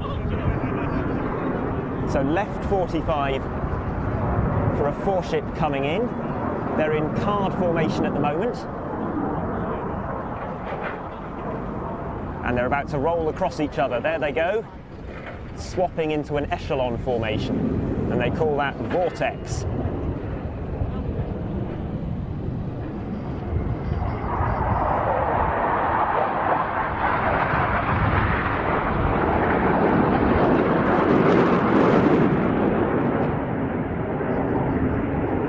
Soloists from the left and right now.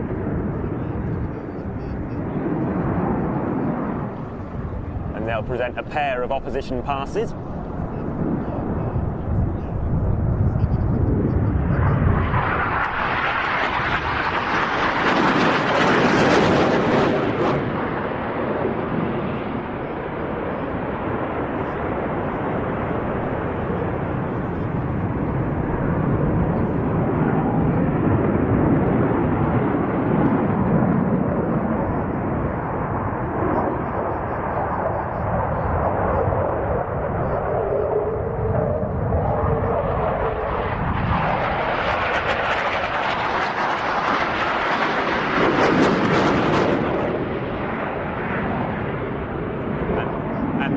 A soloist approaching from the right, and a formation of 5 aircraft on the left, and this will be for the goose.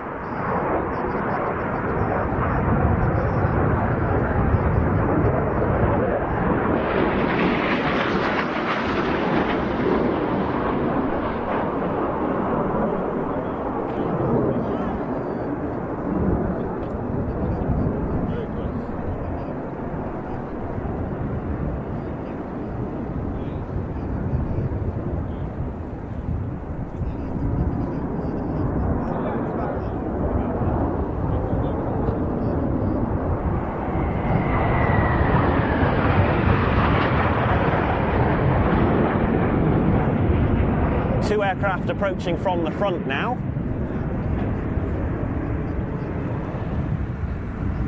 And this is a manoeuvre that we in the UK are very familiar with. Famous Red Arrows manoeuvre. As 2 aircraft pitch up straight in front of us. And in this lovely blue sky, they should be drawing a heart.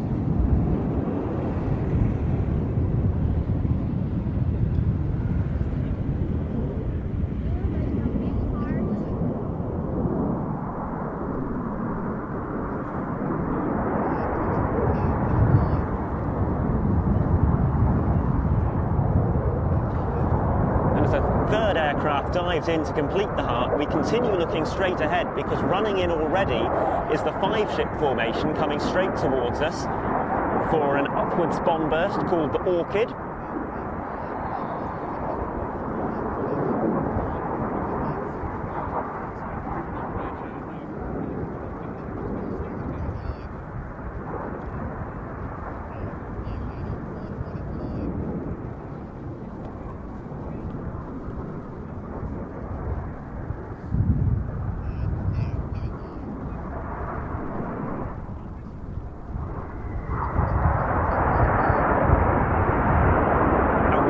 Going on, there was a very impressive rejoin taking place because out to the right, the 2 aircraft that just drew that heart have already formed up with each other.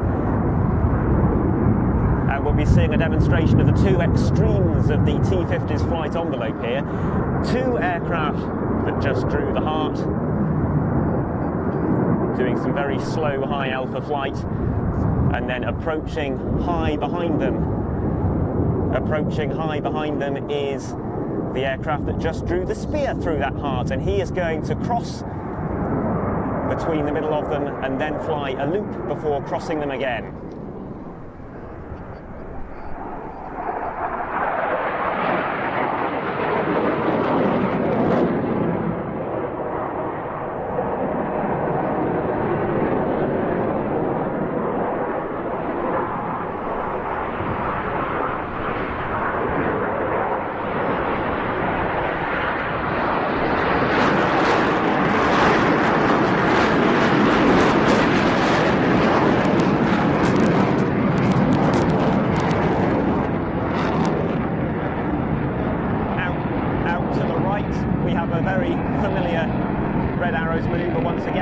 Performed with quite different character as 5 aircraft approach to fly some absolutely gorgeous rollbacks.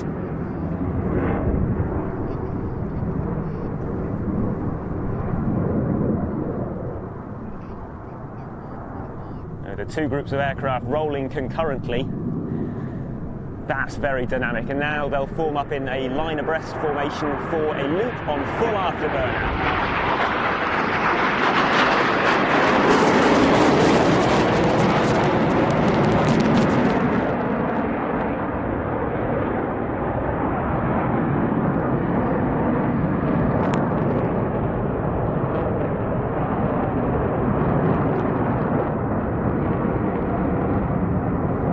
Coming in from the right, the soloist for a sneak pass as the main formation exits the loop.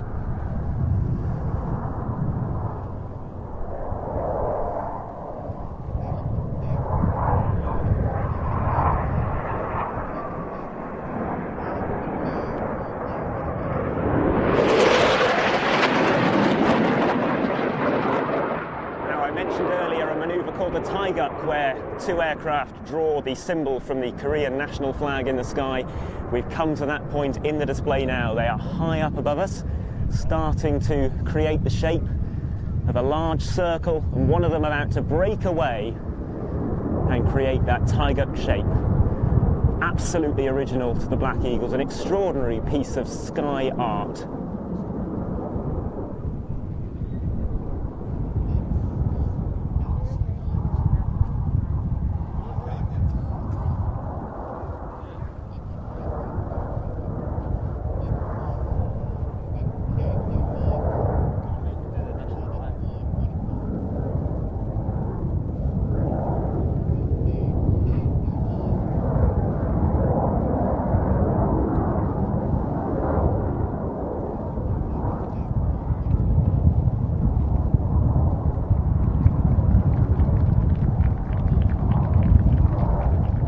Spontaneous round of applause from the Frecce enclosure there, but there's plenty more to come, and we've got another new manoeuvre coming up next, which I think will begin in front of us. We'll see a 7-ship formation pulling up into a loop.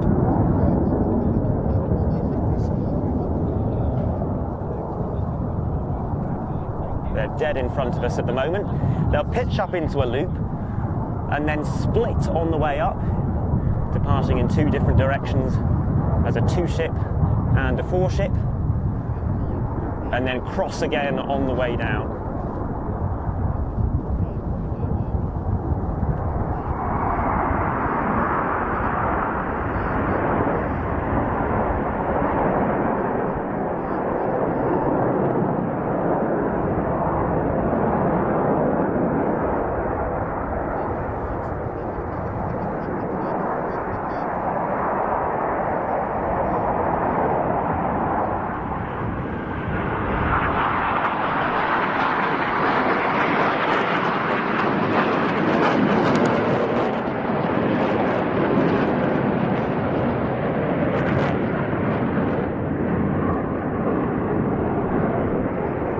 Two aircraft will be approaching from the left for another new manoeuvre.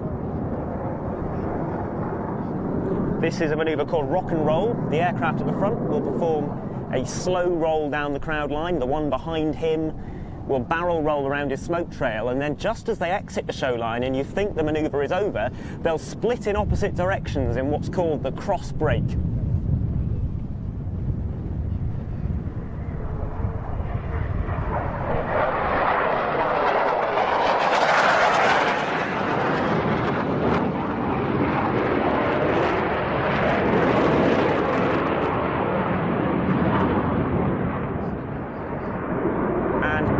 On the left 45, two more aircraft are approaching. One of them is about to roll inverted very rapidly, and then they'll do an inside-outside turn, one of them pulling positive G, one pushing negative G, before they exit on the right 45.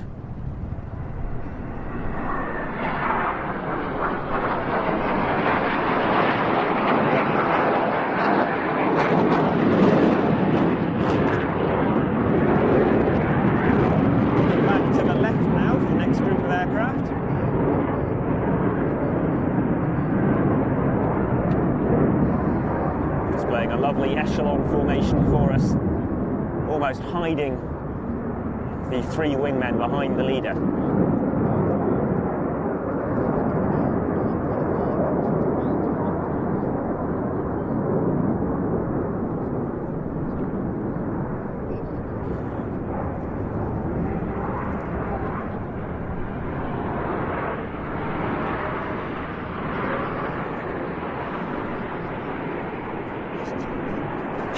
And as they depart, the next group of aircraft is running in beneath them from the right.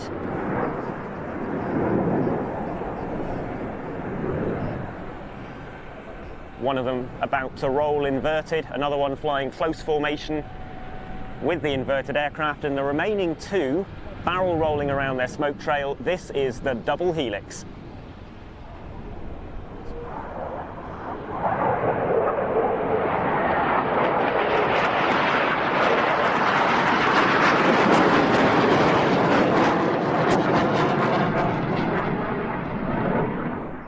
Now, back to the right, we have those other four aircraft running in, and this is for the last of the new manoeuvres,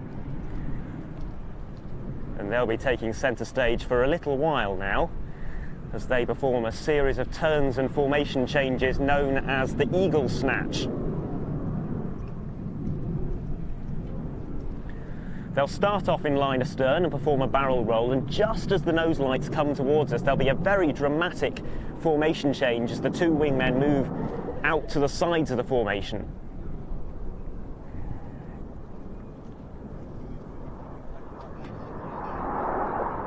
So here comes that formation change now.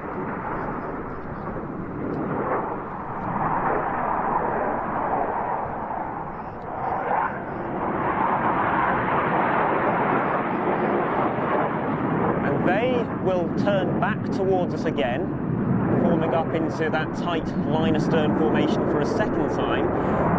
And once again, as the nose lights come towards us, this time with coloured smoke on, they will split apart back into that wide box formation.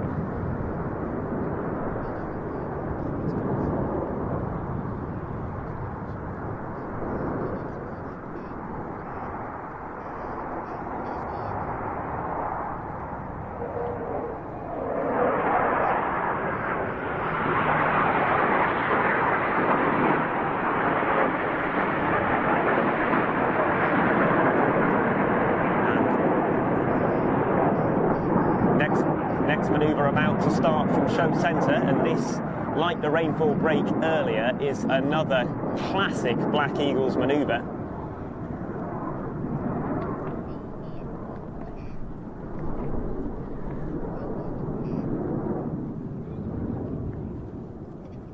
Just looking out for them in the cloud, difficult to spot before they put the smoke on. Here they are. 2 aircraft barrel rolling around the formation, and now they're going to split in a manoeuvre they call the dizzying break.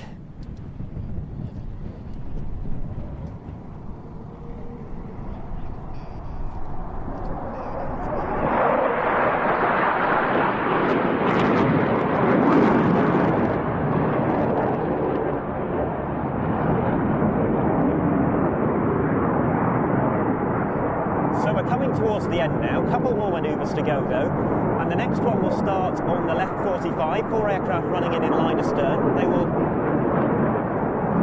will pull up to 45 degrees and then at roughly half-second intervals roll away, but it looks like they're going round one more time before they do run into the display area.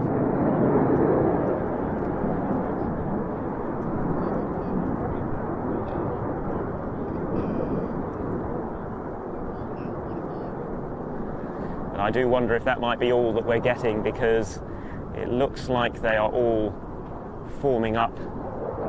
But we got nearly a full display, and perhaps they used up a fair amount of their smoke and fuel doing those sight recce passes before they began. Maybe we'll get one final break from them, a landing break at the very least.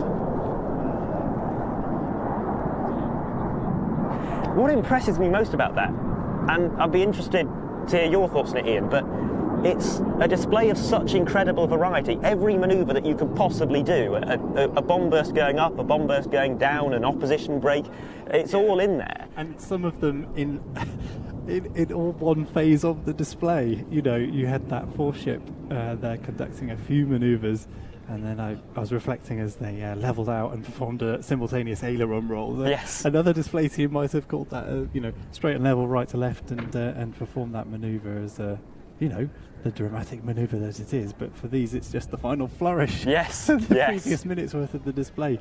I think it's an astonishing display. I really do. It's helped by the aircraft's capability. Well, and this is something else that impresses me: the complexity of organising the smoke. Because it's not even as simple as, like the Red Arrows, juggling how much smoke you're using. They've also got to make sure that they're not using any coloured smoke any time around the afterburner being used, because the dye burns in the afterburner trail. It's why you don't see many afterburning jets with coloured smoke, and it can create this sort of nasty brown line which they want to avoid. So there's a lot to consider with their smoke, as well as the display and the choreography of the flying itself. Well, that is clearly the other aspect of this, the capability of the aircraft, but clearly an astonishingly well drilled display. Very impressive. I think I know what's about to happen here, and I'm very, very excited by it. We're about to get a manoeuvre that I wasn't sure we would see in the UK. This is their very impressive landing break for when the cloud level permits. They call it the Typhoon break. It's a bit like rainfall earlier, but just wait and see what happens as these 8 aircraft exit the manoeuvre on the downline. And I bet you've never seen anything like that before. I certainly haven't.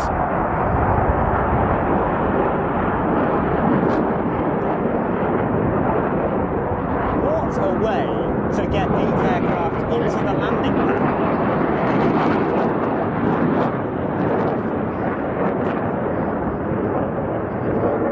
And there they all are, queuing up to land straight after that. That is phenomenal.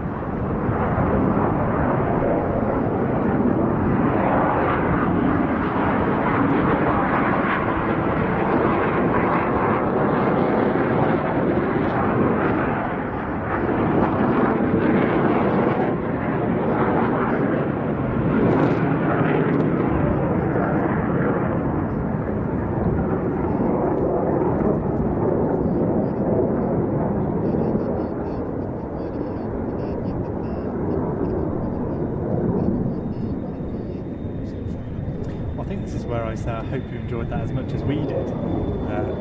That, if you did enjoy it, that was our rehearsal, ladies and gents. So do join us for the weekend when we're a bit more well versed. Yeah. Although, of course, Adam is well versed in the display, as you can tell. There's still 2 or 3 spectacular manoeuvres that we are yet to see. So you'll have to join us for the weekend to watch the full show. And we're expecting, you know, similar weather conditions as well. So we are, you know, that can often limit what a display team is able to do. Lower cloud, meaning some of those higher manoeuvres wouldn't be possible. But with the forecast as it is, I think we're looking at quite a show.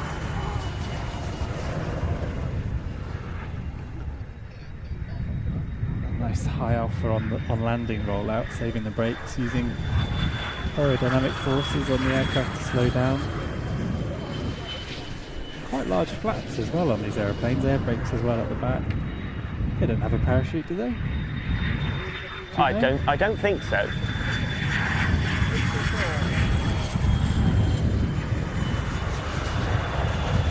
No, I'm pretty sure they don't. I can't see anywhere that a parachute would emerge from. But I thoroughly enjoyed that. That was spectacular. I hope everyone at home did too. Because when I was younger, it was these guys that I was seeing rather than the Red Arrows, because that's where I lived, and I was seeing them at almost every major show I did. And I knew they were good, but I didn't appreciate quite how good, you know, when it's all you know. But it's been about 5 years, well, it's been just over 5 years since I last saw them, so I've been waiting for that for quite some time. Do you have any idea what's happening next? No, not sure what's happening next, but I just want to see that again, please. That was wonderful. And a spontaneous round of applause from Freat. Now, I don't recall hearing that before. They did it during the Taiguk as well, and yeah, they're not an easy group to get applauding, are they? Because they're so seasoned. No, well, they're here, you know, year in, year out, and often at many other shows as well. There's not much that they haven't seen. And if you're unfamiliar with Freat, so that's the Friends of the Royal International Air Tattoo, the die-hard fans of the event, and their enclosure is just to our left there, and we can hear them clapping very loudly as the aircraft rolled out there. They're clearly very impressed by the display, as were Adam and I. Yeah, and we get to see them again later today, not displaying, but okay. They'll aircraft landing now. They'll Two be dissimilar aircraft. What are these, Adam? What can you see there? Could be the F-35 and F-15. Doesn't look like it Friends though. from Lakenheath, it is. Oh, that's exactly what it is. Yes, F-35A and F-15E from the 48th Fighter Wing.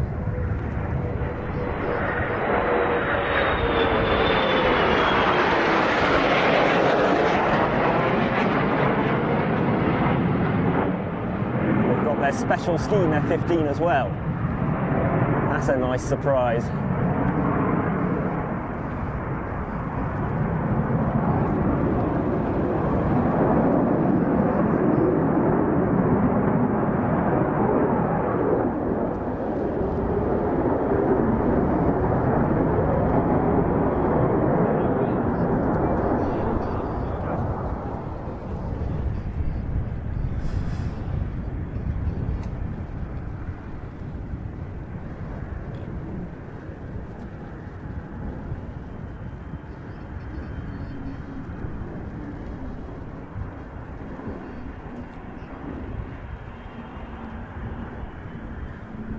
Having enjoyed the Black Eagles, I think I'll probably hand over to you again, Adam, on camera one, and just check in with people in the chat, see how everyone's enjoying the show.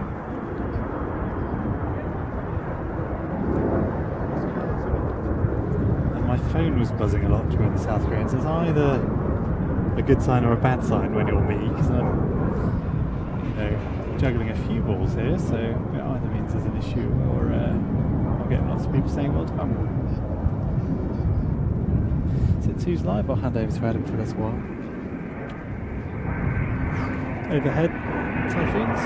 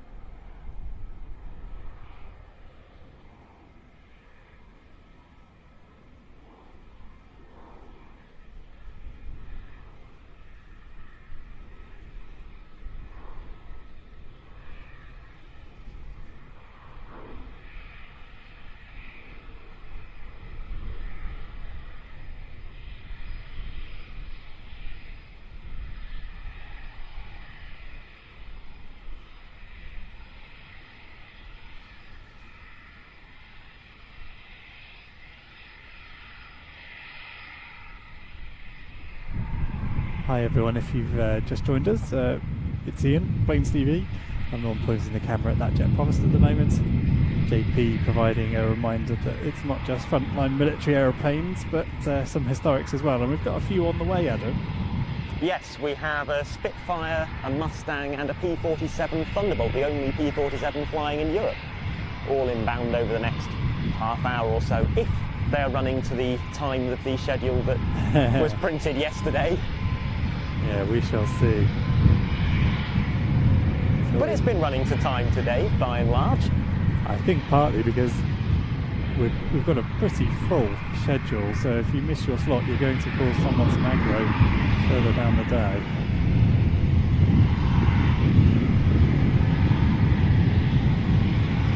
And those Warbirds presumably they are on static display, but of course we get to see them flying here for the arrivals. Yes, part of the US Air Force 75th anniversary theme. Of course. And we had Sally B arrive yesterday as part of that. Actually, I'm not sure about the Spitfire. I think there's two Spitfires on static. There's one from the Rolls-Royce Heritage Flight, which will be displaying tomorrow. But I think there might be a second one in US Army Air Force colours. Obviously, only one is part of the US Air Force anniversary theme. Heat haze giving an indication of how warm it's getting here. Adam and I up on the platform roof. But there's a Getting cooling cooled breeze. by the breeze, yes. Yeah. But a warm day for all of us. Certainly sun cream required.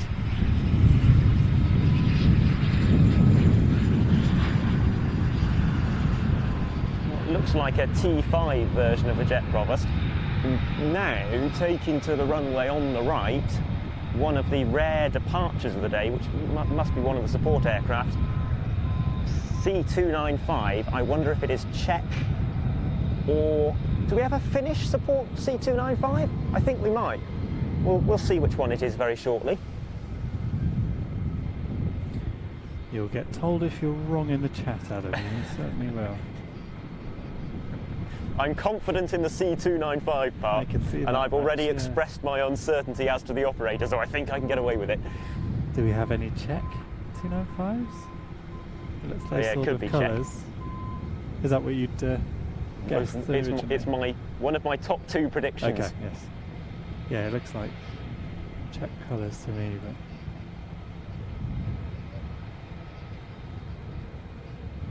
so if you are just joining, we're bringing you live arrivals, and we'll do departures on Monday as well, so make sure to subscribe to the channel. I suppose you can enable notifications, but does anyone really have their notifications on for YouTube? I don't know. I mean, help yourself. I don't think I do. But you can certainly set a reminder for the Monday departure video, which is, as it has been today, very busy. Yes, so I've never been to departures. What is that like? It is full on, certainly for the first few hours. Everyone clearing out and bugging off home pretty rapidly, and it's spectacular. You know, lots of variety in aircraft departing. You know, lots of aircraft with reheat and whatever, so it's all very dramatic. Yeah, I suppose in a way it must be like all of the activity that we've seen over the past day and a half, and all that we're still yet to enjoy over the next 24 hours, all compressed into a 2 or 3 hour window. So 295 eventually getting clearance. We'll see which Air Force it is. Yeah, I'll put money on Czech now. Now that you think it's top two. Not that I'm trying to. Yeah, it is.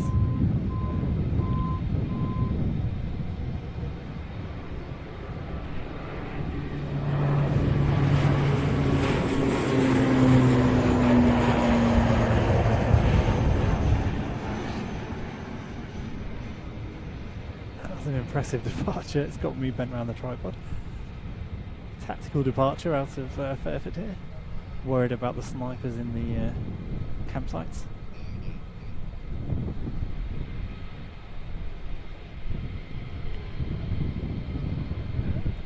Clearly not interested in giving the guys down the western end a opportunity for a photograph. Sorry, chaps. Just trying to look and get a time for those Warbirds I mentioned. I might hand back to you, Adam, actually. Well, I will give another welcome to everybody on the stream. As I've said, hopefully fairly clearly quite a few times, Adam and I both much more comfortable behind a camera than in front of one, but hopefully providing you a little bit of continuity through the day of what we're anticipating going on and our own reactions to what we're seeing. Both die-hard aviation enthusiasts at heart, of course, but focused on bringing you an enjoyable live broadcast. I hope you are enjoying it. Do give it a like, and as I say, subscribe to the channel so you don't miss the departures on Monday. Show weekend proper starting tomorrow. Live streams of the airshow proper going out on our on-demand service at watch.plainstv.com, and I think we've run out of those coupon codes, so we were giving away 100 and 1/172nd scale. There we go. I'm going to do a bit of camera warning whilst presenting to you as well, and checking coupon codes as well, and wearing 2 microphones. You get the gist, guys. Okay, that's interesting. It says there's 101 uses of the NAT coupon code happened. I don't know why that is, but that one now run out. So Airfix have kindly gifted 100 kits to the first 100 people who've used, to just 100 people who've used that coupon code. So thank you if you've signed up using that and got 20% off your first 3 months. It's not currently live on camera, so Is your GA recognition better than mine? RFCA, so that's Royal Air Force. Is it is it Technam thing that's based up at Waddington? It might even be one of the aircraft funded by the Royal Air Force Charitable Trust. Let's see if I can get in on the nose there. Is that an RAF Charitable Trust logo? Just Royal Air Force, Andy's telling me. And there's several Royal Air Force flying clubs contributing aircraft to the static as well. We'll see as it swings around here. RAFCA. Yes, I can see the Charitable Trust logo on the nose there. So the Charitable Trust being the sort of parent charity of Royal Air Force Charitable Trust Enterprises who run the airshow, and obviously the money that goes into the airshow goes to the Charitable Trust and funds things like that. I found it on the list. It is a Technam, as you predicted, a Technam P2008 JC. Very nice aeroplane to learn to fly in, I'm sure. And yeah, pilot scholarships, giving members of the RAF opportunities who wouldn't normally fly, opportunities to do so in aeroplanes like that. I think I haven't sat down and briefed myself on this, but okay, airplane coming in on approach. Looks like another light aircraft to me, high wing, but it's hard to tell at this distance. I said I'd give Adam a go, didn't I? So I could pop down and hand over to Adam on the camera and check on that coupon code and give you a bit of an update on opportunities to tune in. In fact, I can do it whilst I'm up here, can't I? Oh, it's an Oster AOP 6.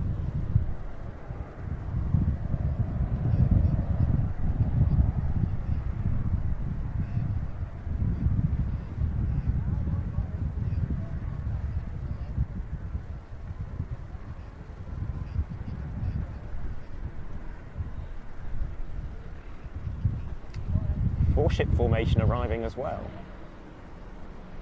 I think this could be the Silver Swallows from Ireland.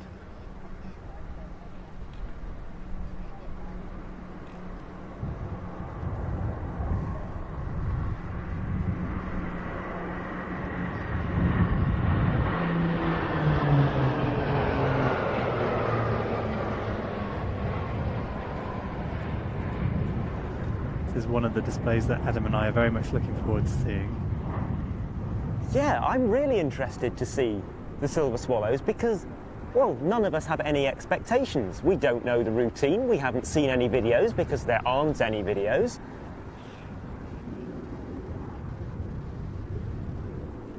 another aircraft landing, and just a moment for me to say yes, all the NAT kits have gone. So thank you to all those 100 people who've signed up using that offer code.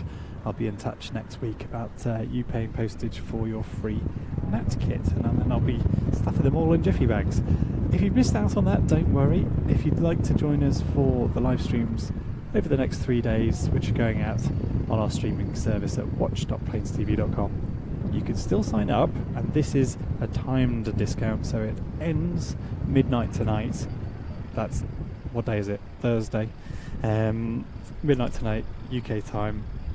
Use the coupon code RIAT, all capital letters, that's RIAT 2022, and that will get you your first 3 months at 20% off. It won't get you a free Airfix kit, I'm afraid. But yes, if you'd like to join us for those live streams on the streaming service of Air Tattoo proper, so the flying display tomorrow, Saturday and Sunday, you can still sign up with a discount as long as you sign up by close of play today, or rather midnight tonight, Thursday, using the offer code RIAT2022, all capital letters, at watch.planestv.com. So you're subscribing to the service, and it gets you 20% off for your first 3 months. Bird dog landing. And the Silver Swallows arriving ahead of their validation later today. So we will get all of those questions answered fairly soon about what their display is like. We'll see it this afternoon. So yeah, stay tuned to this live broadcast. Free to view. We'll also be doing departures free to view as well on Monday. And the 3-month subscription that you'll receive a discount for using that offer code RIAT2022 means you'll also get access to our highlights, so extended highlights of the air show flying, the weekend flying display. So that will incorporate things like in-cockpit material that we won't be using during the live stream, and interviews hopefully, and I'm hoping to do a couple of talkthroughs of displays. It's something I like very much to do, is get the pilots involved in a display to talk us through what they're thinking about during a routine. There's often a lot more going on than you might imagine, and I find it I don't know, it feels like a good opportunity for me to bring something that we can't engage with or enjoy or understand perhaps during an air show we might be watching. That's a roundabout way of explaining what I'm trying to say, isn't it? But yeah, we'll be bringing you lots of extended highlights on the on-demand service. And there's anything in particular that you would like to see, I am at your humble service. Just let me know. Formation landings, this is a good sign.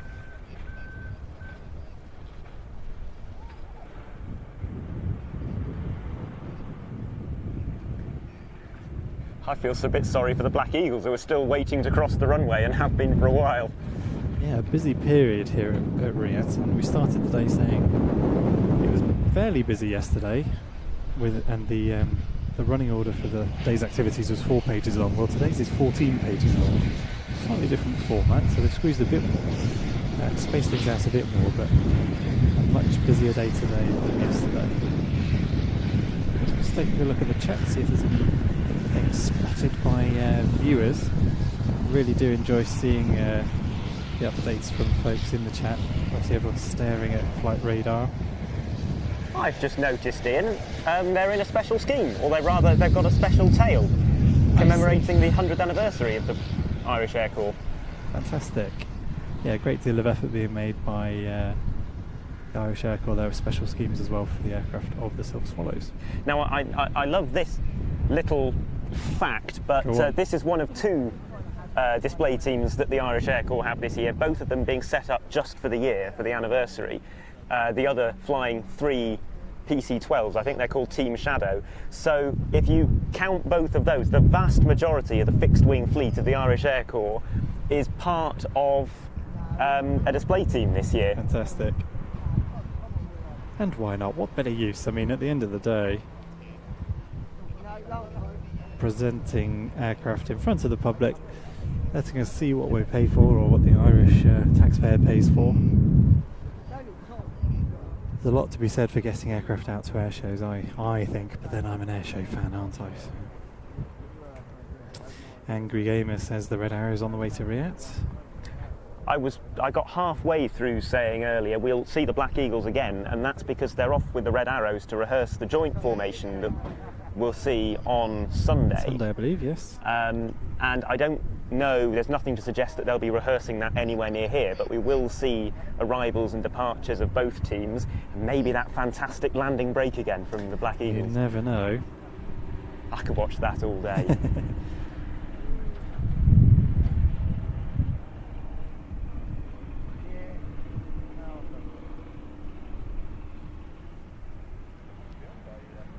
Yeah, a bit of a crosswind situation we have here, so it's not too bad. It's about 45. I'd say about 45 degrees off the runway, looking at the flags. So, and a bit of a breeze. I just felt a pretty strong gust there a moment ago. It's that moment where you sort of glimpse at all your tripods and make sure everything's nice and secure, which of course they are.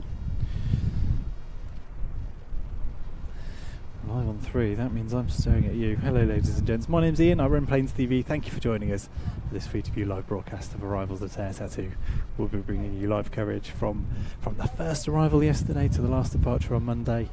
All the arrivals and departures free to view here on YouTube. The weekend's viewing all available on our streaming service at watch.planestv.com. And if you missed the offer code 5 minutes ago, it's REACT 2022. If you use that on watch.planestv.com and when you subscribe, you'll get 20% off your first 3 months. That's REACT, all capital letters, 2022. RIAT, Royal International Air Tattoo. That's where we are. Looks like a fairly UK-centric audience, but if you are joining us from further afield, do let us know in the chat. It's always quite fun seeing where people are joining us from. Thank you, gentlemen, for this wonderous stream. I see a Malaysian flag on there and a couple of others I don't recognise, so I'm not so sure where Soim Scale Models is coming from. They possibly representative of some of the aircraft involved. I'm not sure. I'm intrigued by that. Have any one. Malaysian aircraft? Let's have a look at the flags. You're going to tell me it's not a Malaysian flag? That is a Malaysian flag, I got but one I right. can't recognise the others. Well, flying some flags. I'm enjoying it. What time is the Red Arrows? Someone tell me. Do you remember? Mid-afternoon. There's sometime? a point mid-afternoon where both them and the Black Eagles will launch. The Red Arrows are are not. That title that we.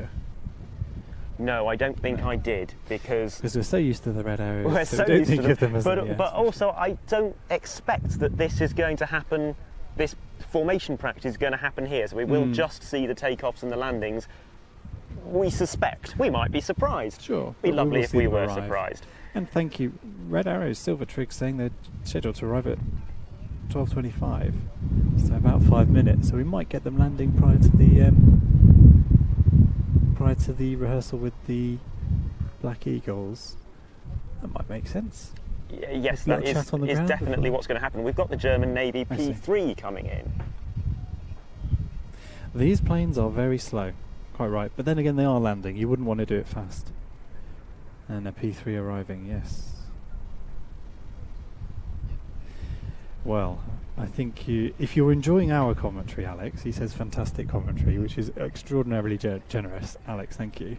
I will at this point out that neither of us are airshow commentators. We are budding, we're enthusiasts. We are excited about what we're seeing, and this is the day job, filming air shows, and we're very engaged with what's going on. But we do not do anything like the prep that Ben Donnell and Mark Van Waring do for the airshow commentary proper over the airshow weekend. So those guys will be providing you a much more in-depth commentary of what we're seeing over the show weekend proper. Had a chat with Ben earlier actually, and we both think it would be good to get them involved in some of these arrivals videos. I'd like that very much. Means tying them up for a couple of extra days. Them both, well, certainly Ben spends a lot of time in the Flight Operations Centre, so that's meeting and greeting the display teams and others as well, to get a sense of what they're going to see during the air show. And that's the German P3, is it? Yes, German Navy.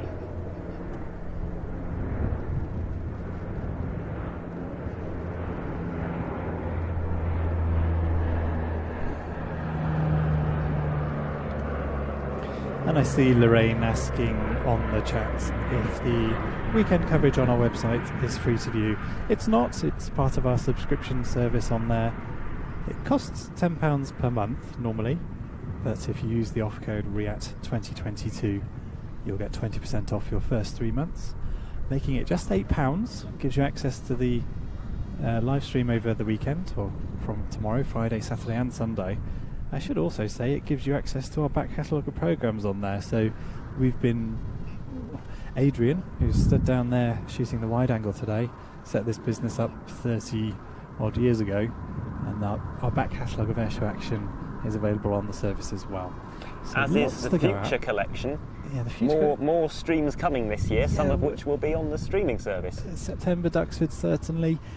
Excited to head up to IWM Duxford for the Battle of Britain Air Show in September. That will go out on the streaming service as well.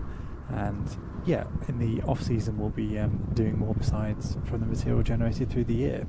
So if you like filling your evenings with aviation action, it is £8 well spent, and encourages me to get out and do more of these. So head over. So Lorraine, if you're interested in joining us, and you've got to spare £8 at the very least, use the offer code RIAT, all capital letters, 2022 on watch.planestv.com. Subscribe there, and yeah, you'll have access.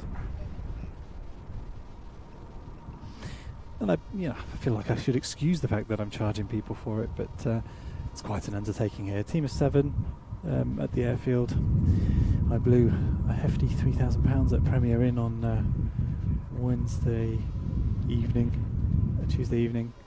It's an expensive old game, this, covering a show in a way that I think it deserves, with sufficient camera operators and etc. So yeah, grateful for any support you can give. Are we going to get another fly past? No. Wheels down.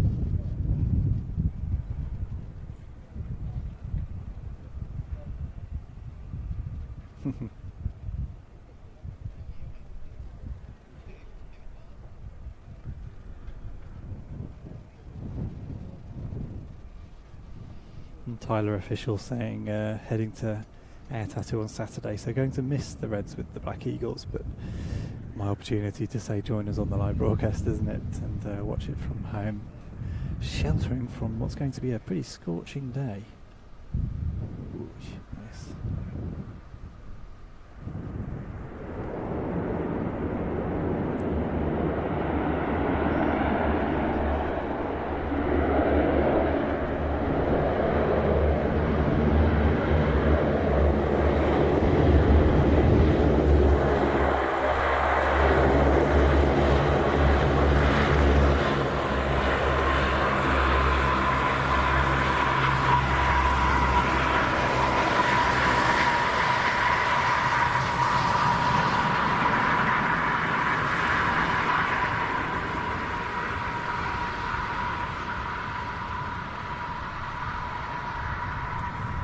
Looks to me like it's had a recent clean, not too much evidence of the sort of sooty residue you get on the flaps on the Orion.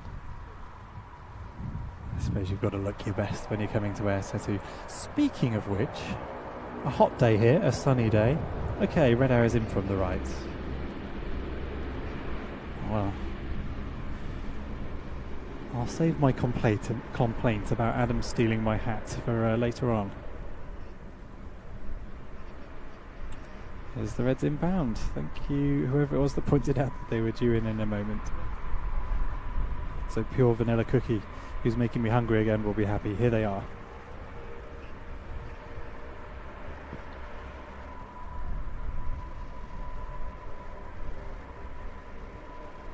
So 8 aircraft involved in this weekend.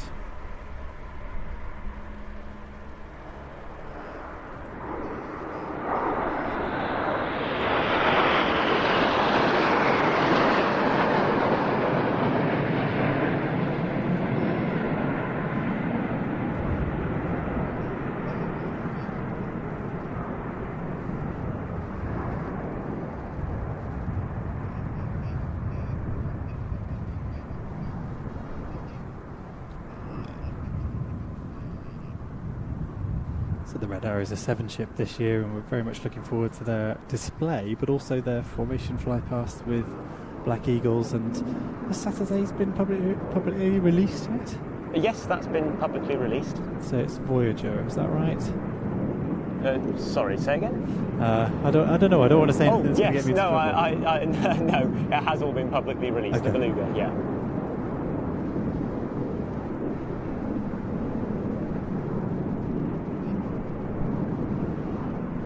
I can see Lee, who's been doing a bit of work in one of the Follow Me cars, getting some nice material of the aircraft taxiing from the vehicles that lead them into their parking slots and out of them. That's the sort of material that will form our highlights video. And a huge thank you to Katie Mills Independent Funeral Service, who's just joined as a member on the service. Some heavy hitting usernames on the YouTube chat today.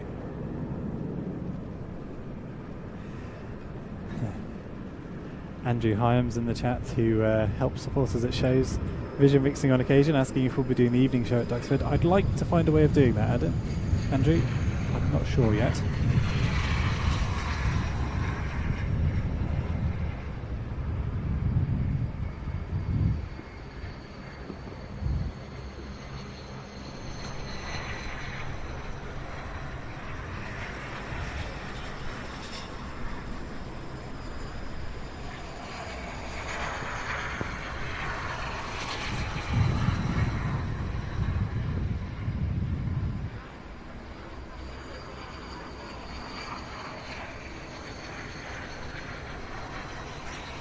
And a big welcome from Roy Kasika, joining from Uganda.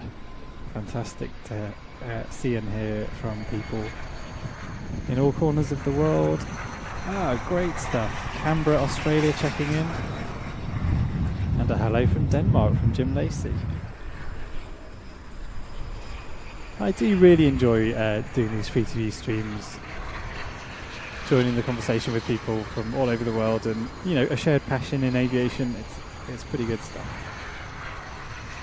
And Nicholas talking about Electras at Coventry. Yes, that's where my mind goes immediately when I see the P3.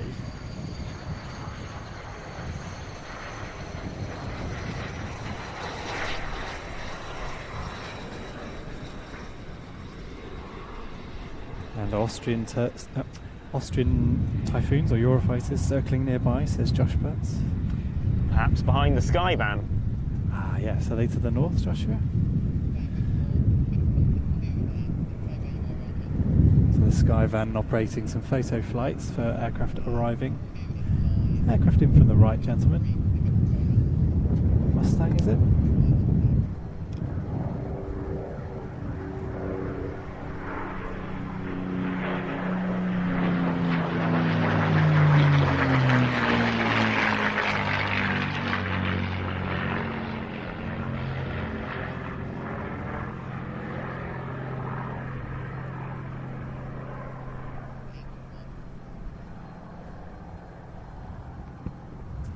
Lorraine Tilston-Brooks saying they have subscribed to watch the show, even though they have a ticket for the air show, because it's just going to be too hot, and I can well understand that.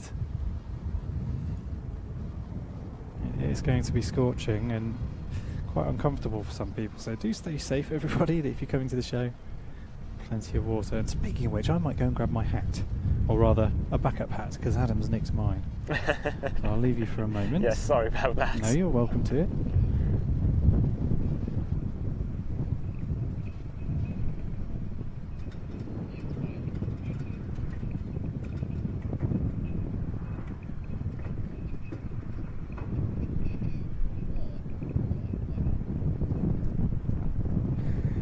This is the first of a trio of Second World War fighters that we're expecting fairly shortly, also to be joined by a P-47 and a Spitfire.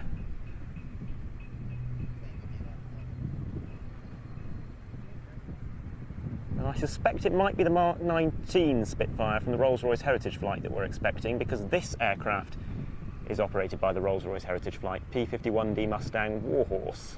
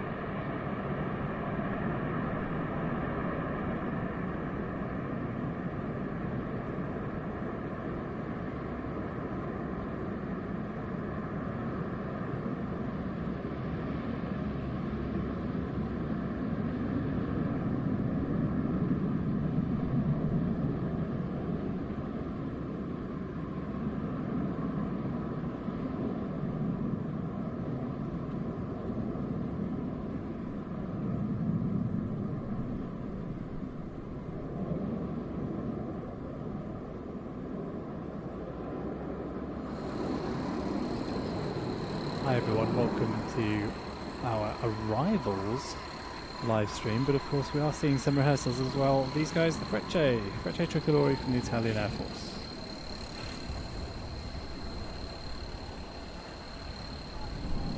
Your favourite team of all, did you say earlier? I did do, and then I saw the Black Eagles and I was scratching my head, but it's horrible to have favourites, isn't it? I enjoy all of these guys' films.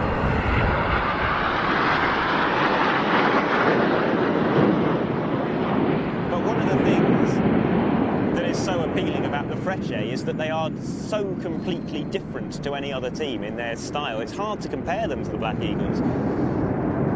The character of their display is quite unique. Yeah, and I find myself thinking again about just how photogenic the aircraft is in formation. You know, the straight wings. Straight wings lend a lot of structure to those larger shapes, don't they? Oh, we are a couple of nerds, Adam. I hope people at home are enjoying this, but we're in our element here and enjoying it. I hope you are too. Well, speaking of large formations, the only full manoeuvre with 10 aircraft coming up, only full aerobatic manoeuvre, because the next one will see them split apart into multiple groups, but a loop in arrow from the right. Apologies if you can hear the loud hammering in the background. The site is in full-on build mode at the moment. The finishing touches being put to the showground.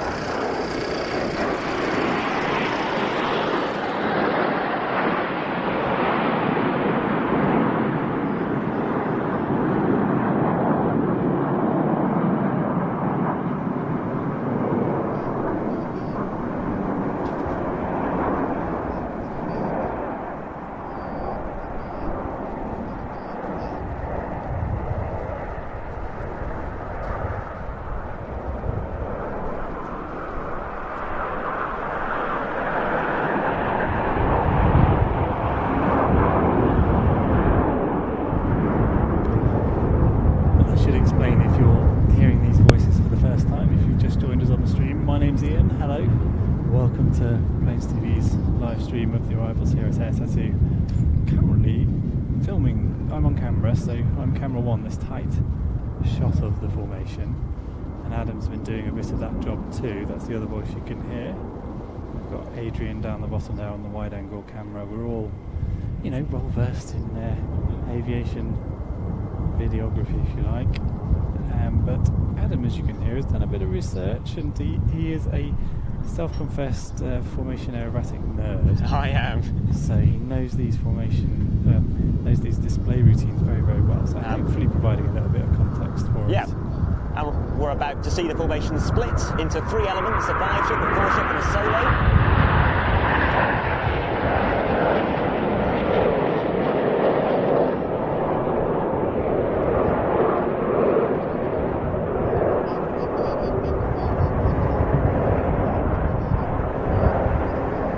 And the 5-ship now converging on each other for the first of several spectacular 9 aircraft crossovers.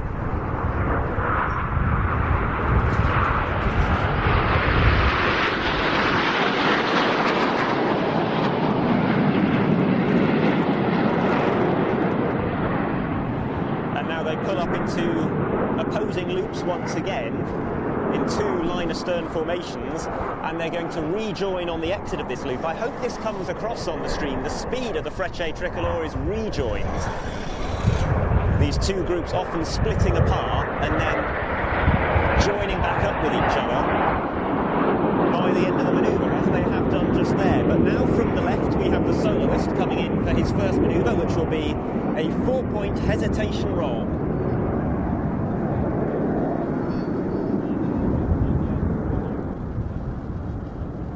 We're seeing plenty of manoeuvres from the soloist over the next 20 minutes or so. No synchro pair with the Frecce, it's all down to the solo.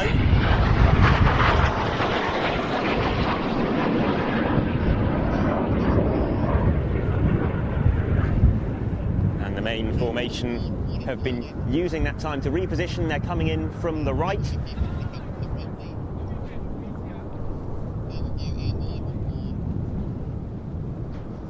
We'll be seeing another of those big formation shapes. This is diamond formation. And you'll get a lovely view of how these straight wings really do give a lot of structure to this shape.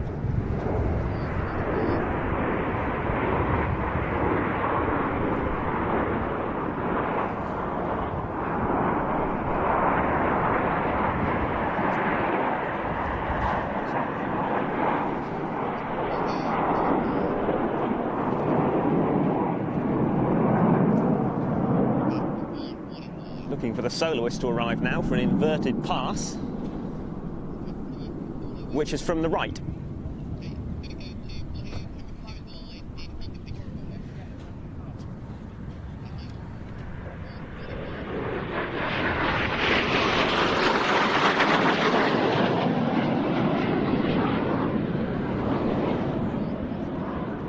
And as he departs to the left, the main formation also coming in from the left for a very famous Frecce Tricolori manoeuvre. Of course, over the weekend you'll have the Frecce Tricolori's real commentator talking you through this in his famously flamboyant style, and I'm sure he can give you a lot more information about all of these manoeuvres. We are not airshow commentators at all. But this is another of those moves where you'll see at the end the formation split apart into two groups and then rejoin again very quickly. Simultaneous aileron rolls there from the aircraft on the outside of the formation, and now the two groups separating.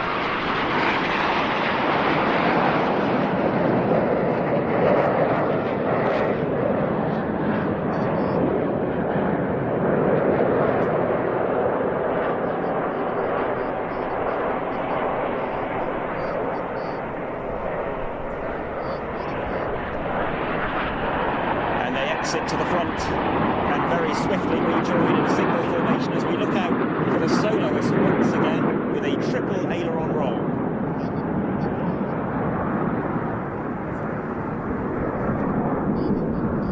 Arriving from the left in that massive cloud of smoke, you might just about be able to make it out there.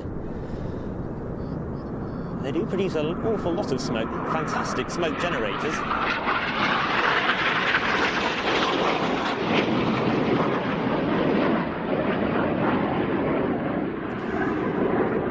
And the main formation, having rejoined properly, will now arrive from directly in front of us. And this is a manoeuvre that involves all 10 aircraft. The 9 in front of us will pitch up into the vertical. Oh no, they won't. They'll split apart now, sorry. They'll cross each other as the two groups pitch up into the vertical in what will start out as opposing loops, and then you'll see they draw the shape of a heart in the sky. The only team in the world to draw the heart from bottom to top rather than from top to bottom.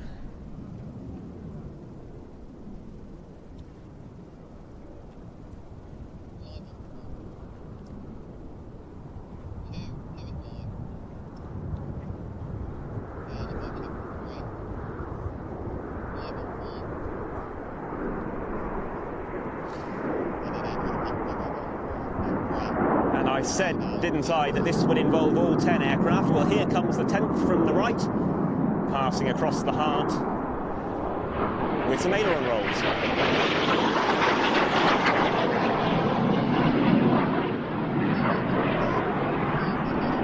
Meanwhile, the two groups that just drew that heart approach from the left and the right, the coloured smoke, will come on as they cross each other for another of those famous 4 versus 5 crosses that the Frecce perform.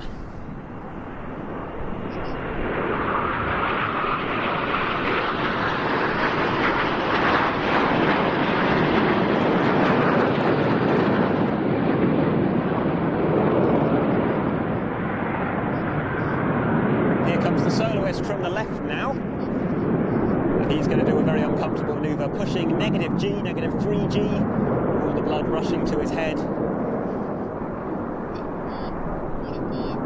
For a full 360-degree Schneider turn, so sustaining this negative G for a very long period of time.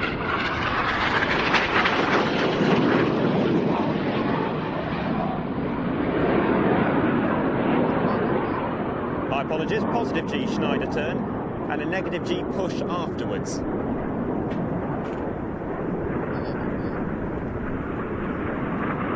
As I said, we are not proper commentators.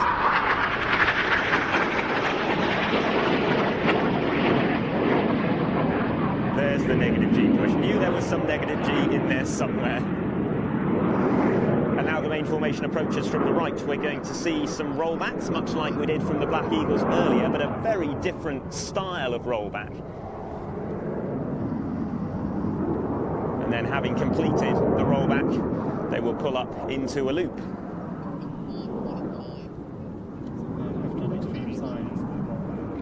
I think so, yes.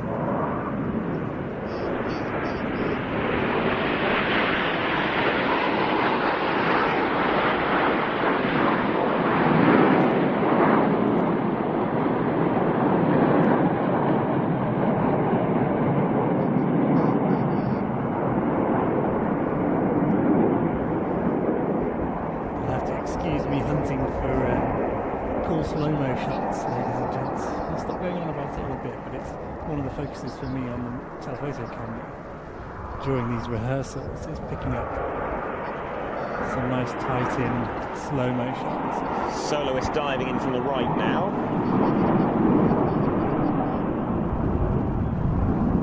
And this will be for a slow aileron roll down the show line.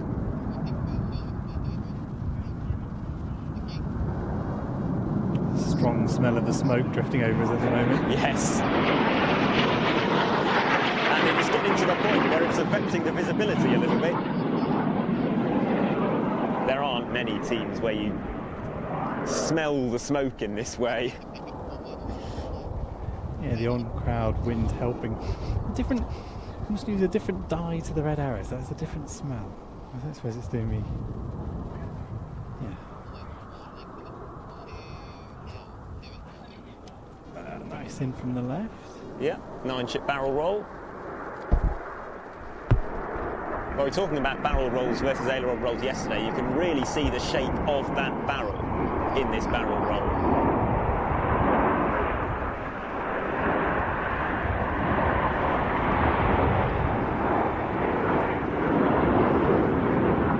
And we finally are onto that negative G Schneider turn, coming from in front of us from the soloist, just to the left of show centre.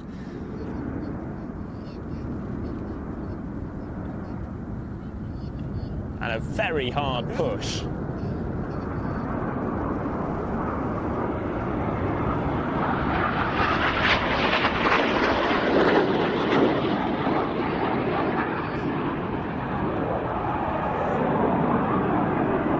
That looks uncomfortable, and I bet it feels more uncomfortable than it looks. Main formation straight in front of us now.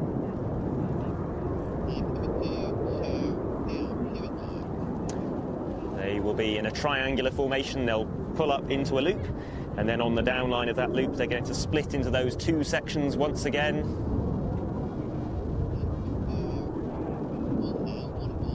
The soloist you might also see in the background, he's diving in behind them because he shall also be involved in this manoeuvre.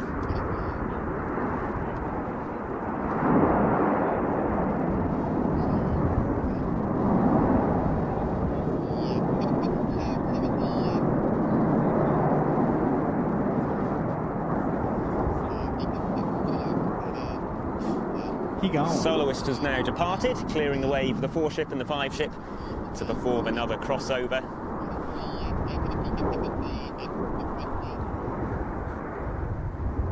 But we shall be seeing the soloist again in a moment for a very famous Frecce Tricolori manoeuvre indeed.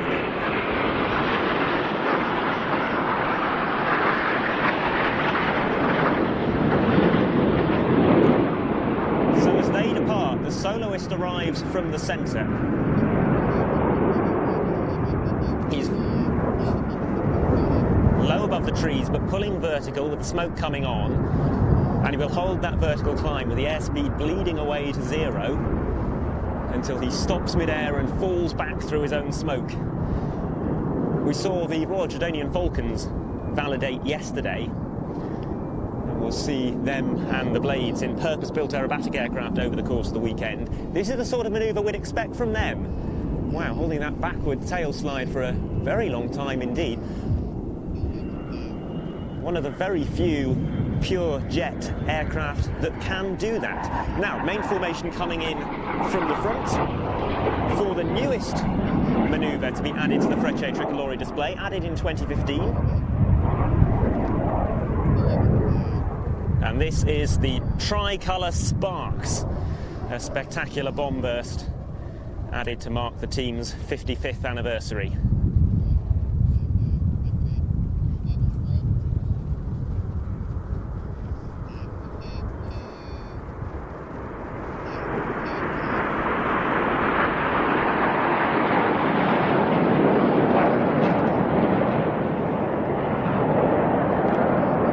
Soloist now returns from the centre.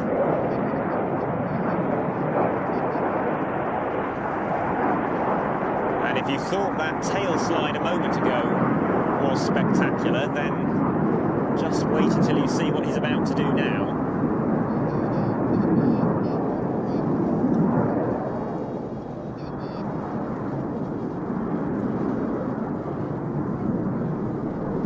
Might be able to follow this one, having adjusted my tripod slightly. Some of the higher manoeuvres that we haven't quite ourselves with. Launch of that, it will indeed be a launch of that.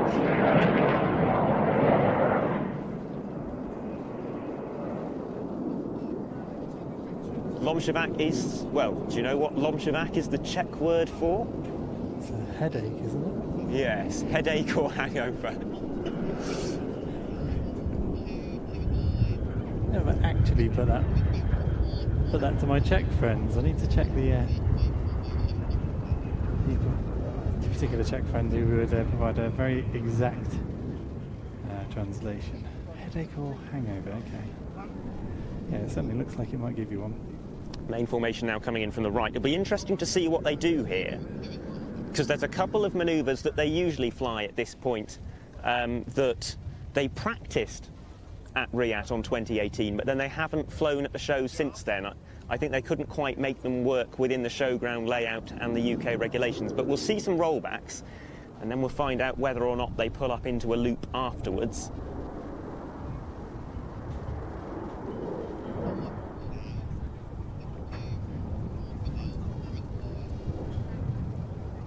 I got him.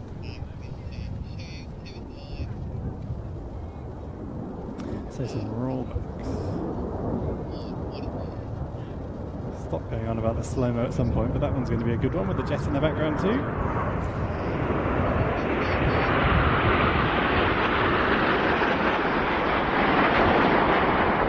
And they are departing. We're not seeing that next manoeuvre. Instead, the soloist is arriving from the right for some dirty barrel rolls.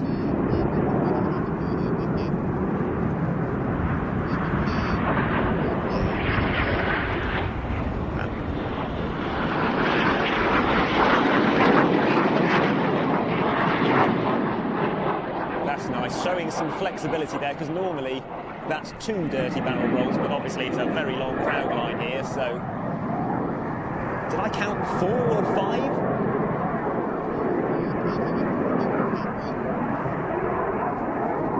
5? So lovely to see them adapting to the venue a little bit. So how long do I have to wait before the crazy flying? That's got to be coming up, hasn't it? Manoeuvre after this one.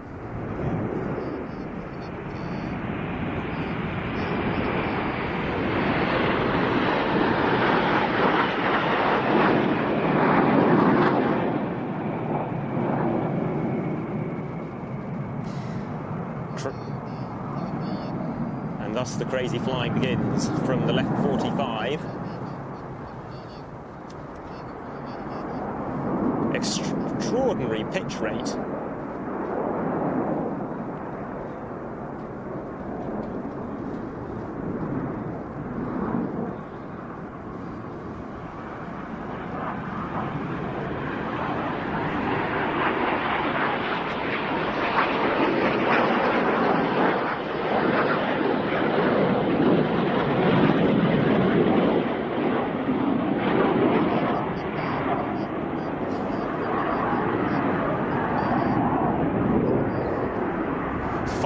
Manoeuvre coming up in just a moment.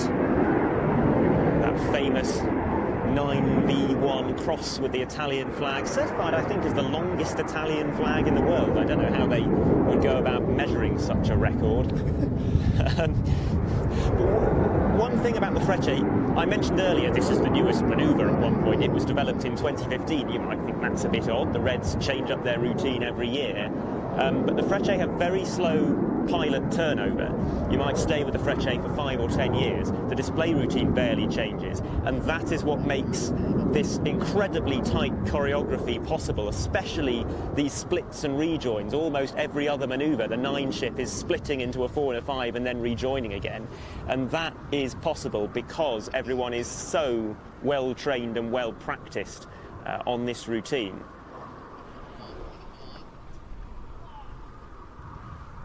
We're missing some Pavarotti here. Please don't, Alan, please.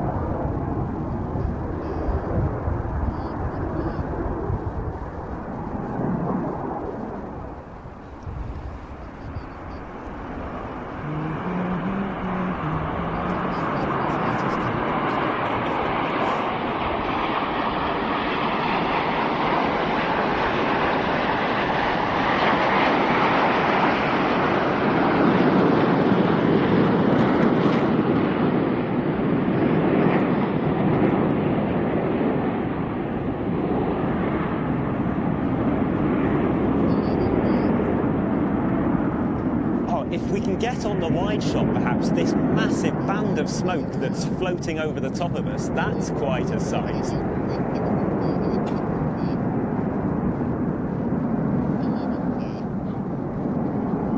Lovely way to end the show. This smoke drifting over us is quite surreal.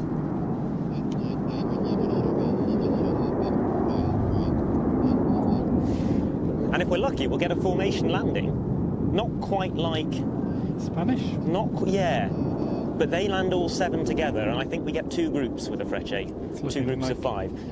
Wheels are down. It looks like that's exactly what we're going to get. It's like you've seen them before, ladies and gents.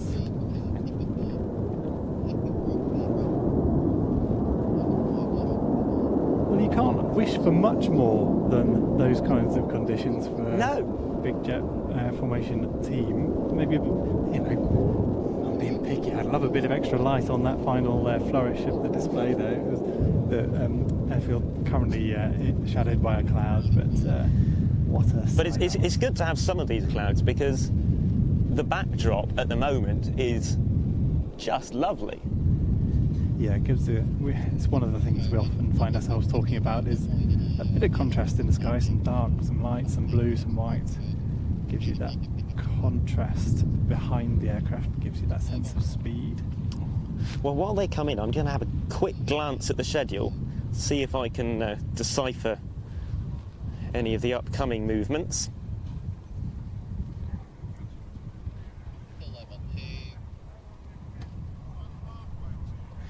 The arrival of the Slovenian PC-9s. You can see the effects of the smoke trails the aircraft have left over the airfield there, barely see them.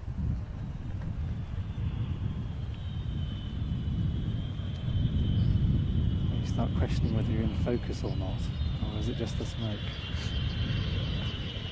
Andy says I'm looking good on the talkback system I'm on. Thank you, Andy.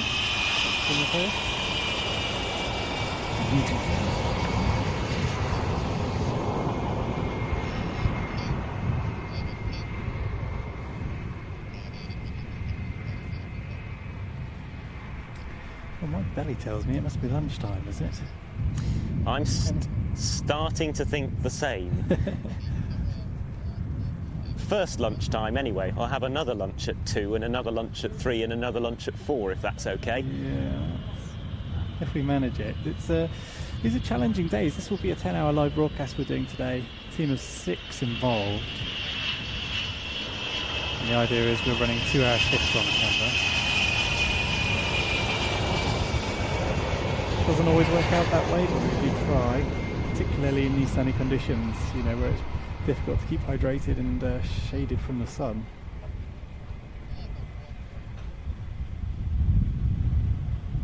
Of course, the guys in Freat no such luxury, although I think they've got a nice marquee there. So, what did the schedule tell you, Adam? We've got the Slovenian PC9s due. I noticed, so the schedule we've got is in UTC, which Yes, it is. can be a little bit confusing. So I mentioned earlier some Second World War fighters coming in when we saw the Spitfire arriving, the Mustang arriving. Mhm. And I thought, they must all be coming in, because I was a bit confused, and I thought it was an hour later than it was. They're now due Thunderbolt, the other Spitfire, the first Spitfire, which is in US Army Air Force markings, part of that anniversary theme. So a trio of aircraft for the anniversary about to arrive, a second Mustang, a Spitfire in US Army Air Force colours, and a P-47. And I've confused myself talking about all of that, but here comes a Red Arrow.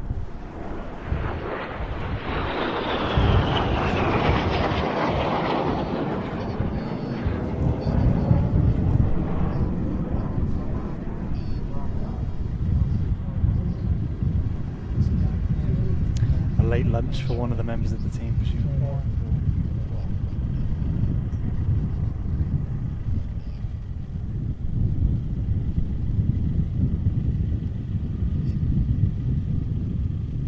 Still that smoke lingering over the airfield, despite the fairly strong crosswind. I suppose it's a bit blustery, sort of mixing it all up, churning it around the vicinity. But I think, of course, they will have dumped a load of smoke to the north, haven't they? So it's all catching up with us now. I think we are due a slightly slower paced half hour or so with the Warbirds, some general aviation aircraft coming in over the next 20 minutes or so, but then from 3 o'clock onwards it is absolutely relentless. Great. That'll be my that'll be time for a shift change and someone else can hop on camera. Did I tell you what I'm looking forward to that's coming up later? Go on, what them? I'm trying to think what it might be. Mustang X-Ray doing their validation. Oh, are they? I thought they'd been validated elsewhere. That's interesting. Maybe a rehearsal. It's all the same to us. Yes. We get to see them in the air doing what they do. And a display that you've seen and have enjoyed. No, I've not seen. I've seen PC-21s. I've not seen this team specifically. Okay. But we're expecting quite a good spectacle from these guys. They're really, I mean, they look a little bit like a beefed up PC-7, but they have 2.5 times the power. They make a lot more noise. They roll a lot faster. I seem to remember a solo display from one at Farnborough that really did catch your attention. Yeah. Rocketing around the sky. I think they are going to pleasantly surprise a lot of people who are expecting something more along the lines of a PC-7 or a PC-9.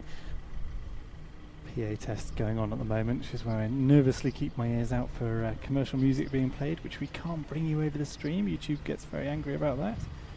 So if the atmosphere mics get dropped, you'll know why. The atmosphere mics being those that we have out slightly into the airfield to pick up the sound of the aircraft. So I can hear something that sounds like a few extras overhead. I can't see anything. I'm keeping a lookout. There's none scheduled, but yes, I hear them too.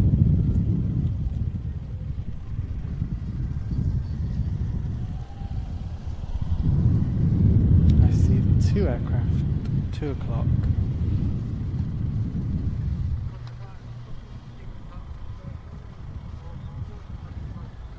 It's a bit odd when you zoom in the part of the sky where you did see them and they're not there.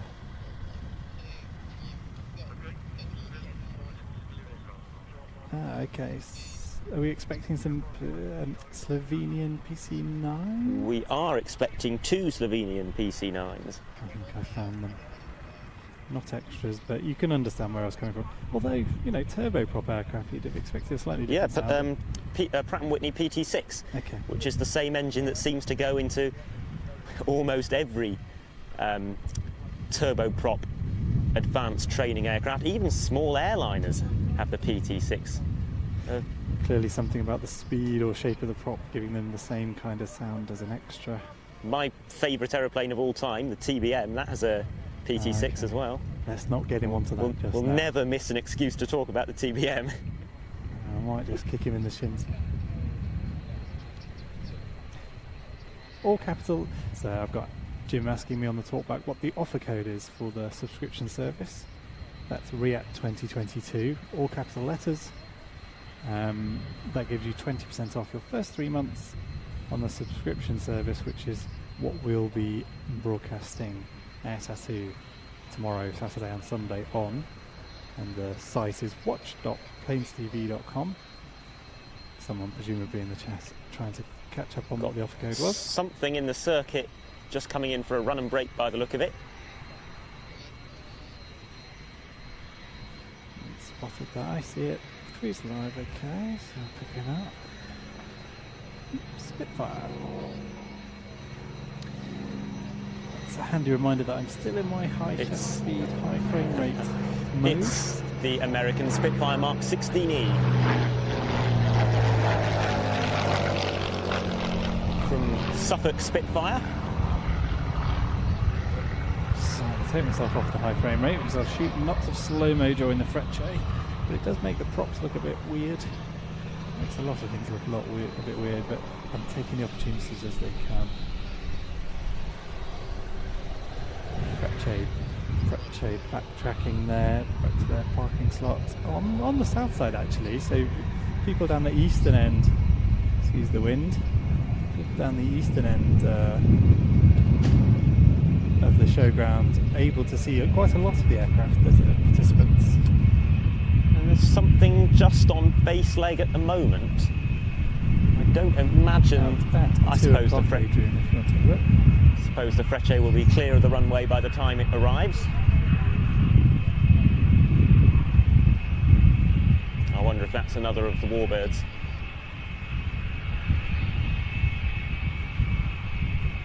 So if you're talking about eastern ends, so at Fairford the runway runs pretty well east-west. In fact, exactly east-west. So left is west, right is east. And when I say south side, I'm really talking about the area that us as spectators occupy. And eastern end of the showground, as I was saying, offering views of quite a lot of the flying display participants, including the Frecce, which is where they're heading now.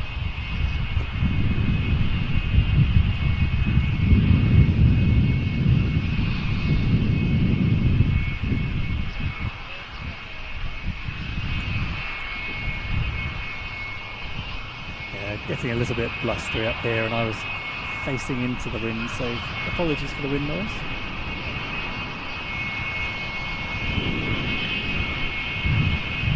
So what do we have on finals now? It's like a Mustang or something. Oh, Thunderbolt. Ah, it's P47.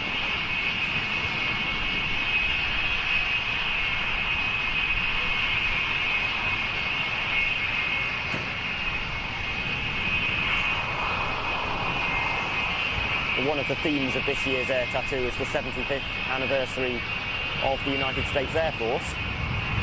So these trio of Warbirds are arriving as part of that theme. Also B-17 Sally B we saw arrive yesterday as part of that theme as well. And a variety of modern aircraft from the United States Air Force, the newest of which being the KC-46, which we saw land this morning, making its Air Tattoo debut. Two Slovenian PC-9s overhead for their run and break.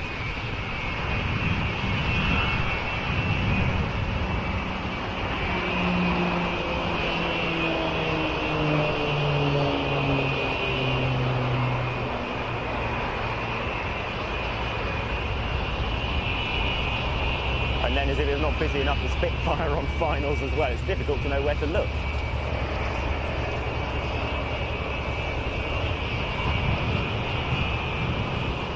Lovely sound of the P47 that I suppose I'm currently talking over, forgive me. Frecce drowning it out too.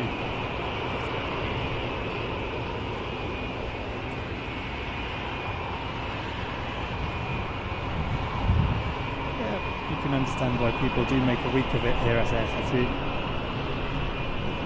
Oh, this is one of my favourite bits because it helps build the anticipation so well for the weekend.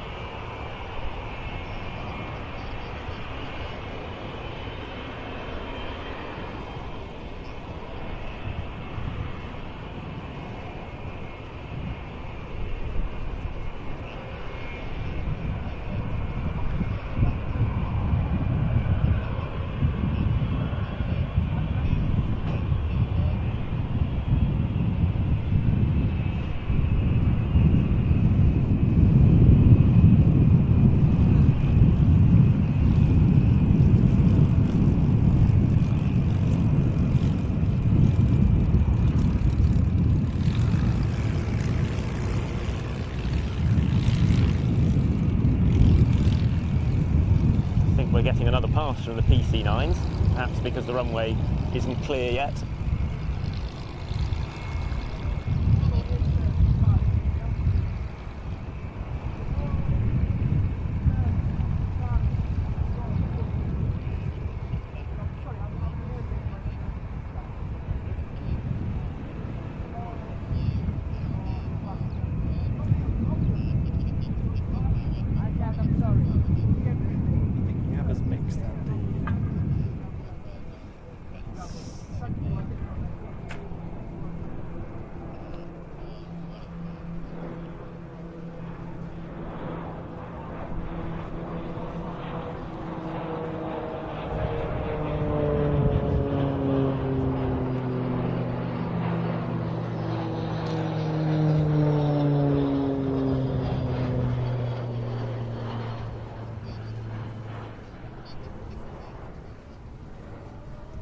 But these guys are RIAT regulars, and we've enjoyed these several times in the past.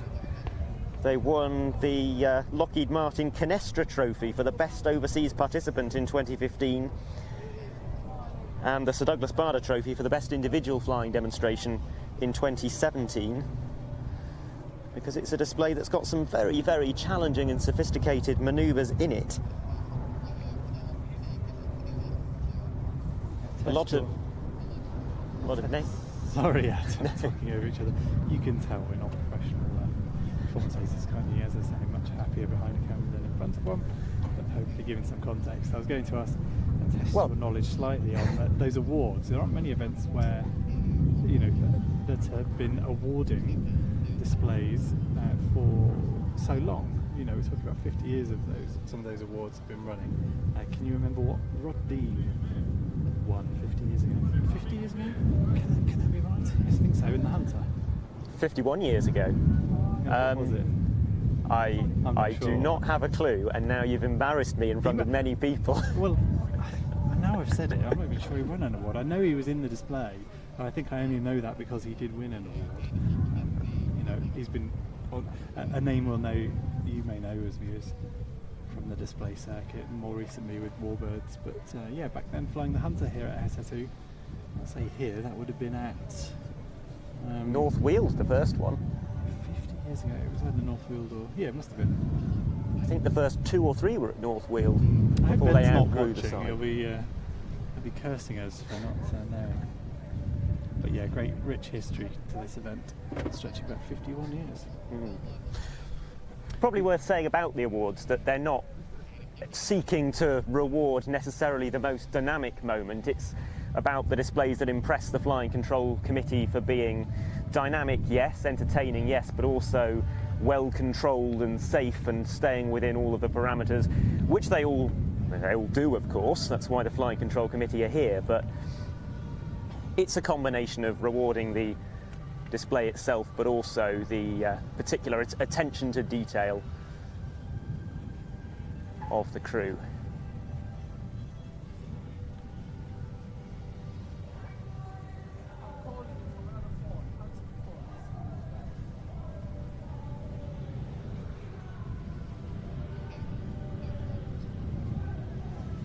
And the sun's come out for them as well, very nice.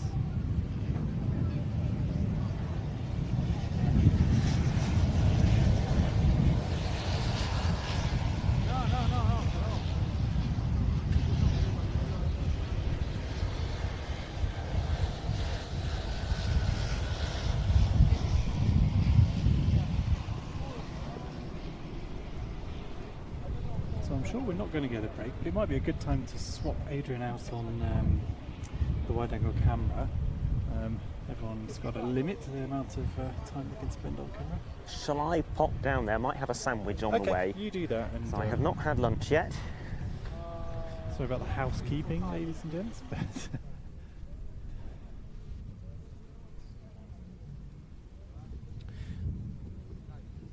so we have got plenty more action coming.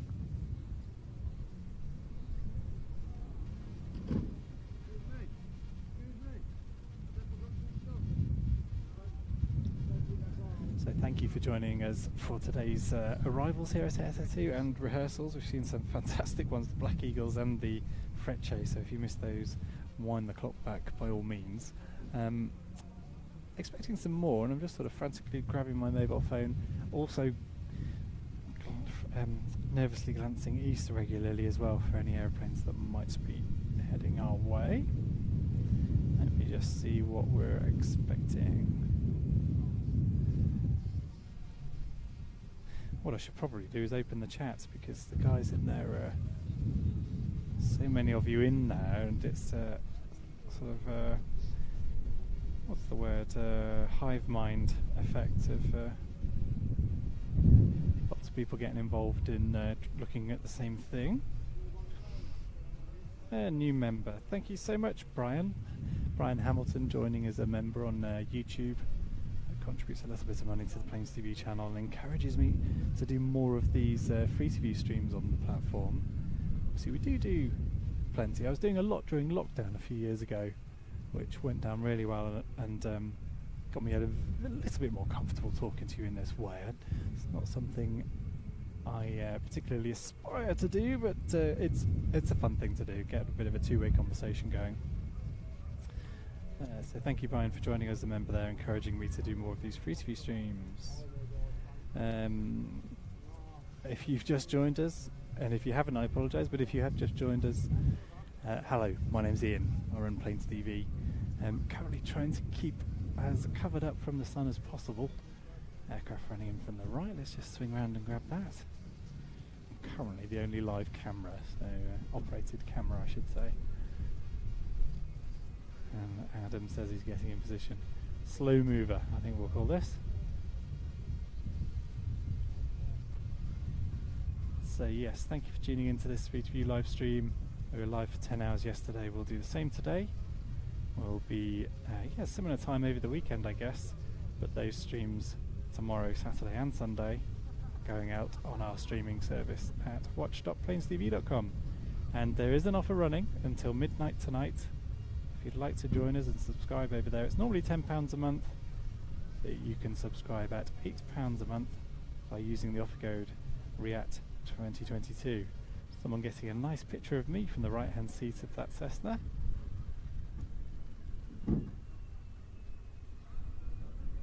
And he's extending his landing to make the taxi slightly shorter. Nice markings.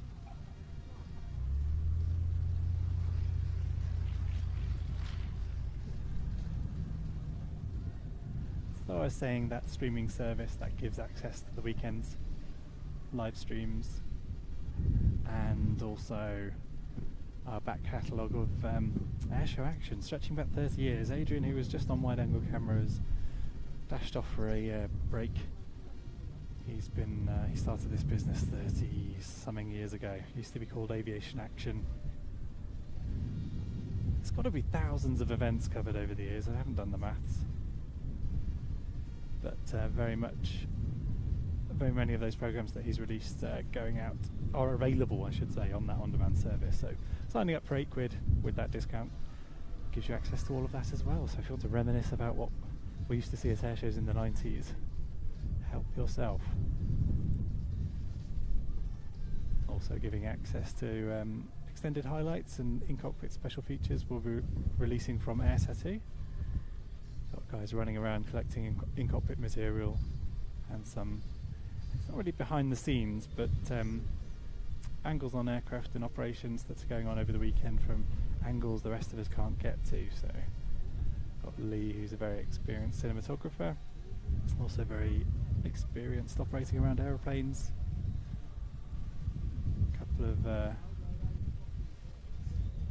volunteers as well involved in making sure we get some really nice material from kind of behind the scenes, but vantage points we just don't get to as spectators.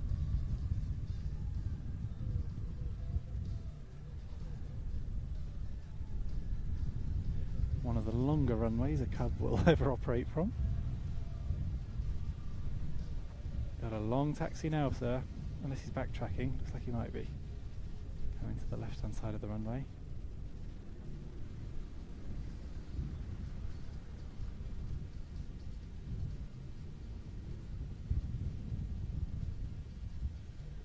And swinging round to backtrack to the eastern end, presumably. The way that the arrivals work for static, you sort of peel aircraft off, some to the east, some to the west. It's quite a planning operation to figure out when aircraft need to arrive, because as the taxiway gradually fills up, you sort of lose the ability to push aircraft further down. Certainly going to be a full airfield come close of play tomorrow. We'll of course be having more arrivals tomorrow, as well as a flying display. And I had and the E4 tomorrow, is that right, Adam? Just on talkback, so it's E4 is arriving tomorrow. Okay, I had him in my head for today. So yes, important, very significant aircraft joining us for static display tomorrow. I can hear formation over there. I see 2 helicopters, is that 3? So formation of helicopters out to our 2 o'clock, I'll bring you shortly.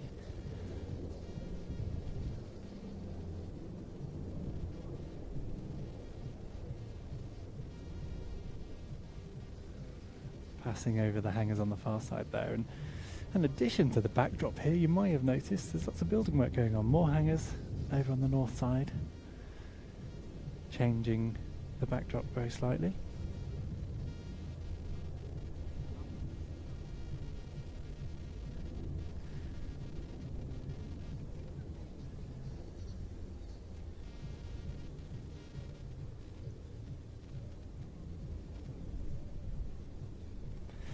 A familiar sight to me in Devon. These, and I'm going to say these two, I can't think which of them operate down in my neck of the woods, but Andy on talkbacks, chancing his arm here, saying the S92 is probably at Newquay, so it might be one that I see. But certainly when my kids are in the garden shouting helicopter, helicopter, generally that's what they're seeing. One of the Coast Guards transiting from North Coast to South Coast in Devon. I suppose in years gone by these would have been RAF operated Sea King. Oh no, I suppose not for Coast Guard, but similar role.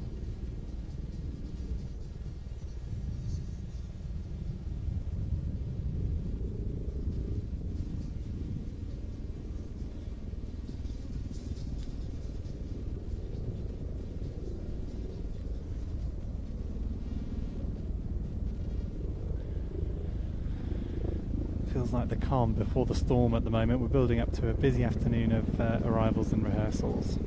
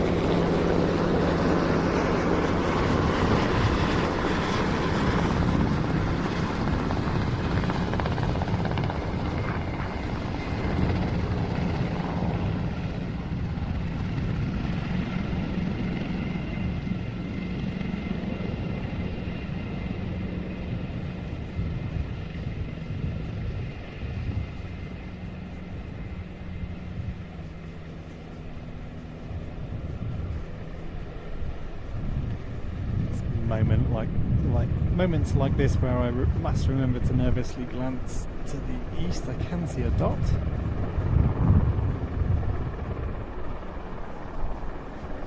Andy cutting to 2 to free me up to swing round and pick up whatever it is that's currently a dot, but it's soon going to be important.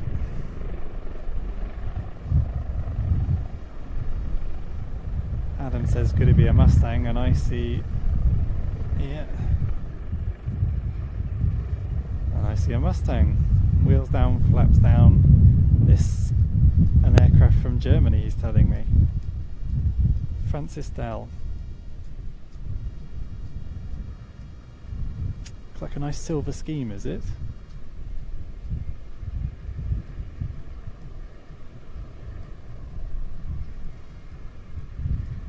Adam not able to fill us in on some of the details of these airplanes at the moment because he's out of range for his wireless mic. It's down on the wide angle camera.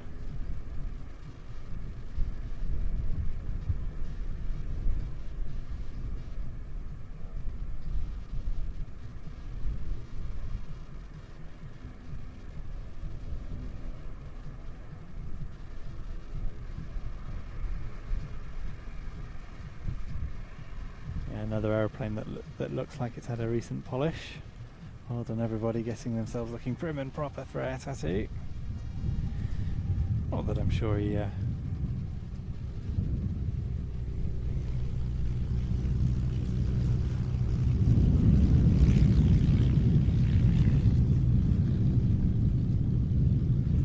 gorgeous, another aircraft part of the USAF anniversary theme.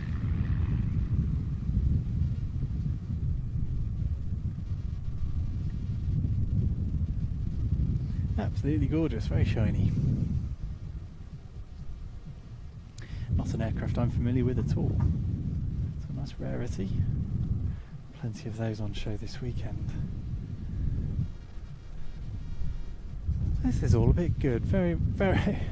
This is our happy place, I think. I speak for Adam and I, and Adrian for that matter. And I'll chance my arm and say Andy and Jim aren't having a terrible day either. Down in the OB trailer below us, mixing this, and Jim producing lots of clips for other people to enjoy on social media. Staring out to the east.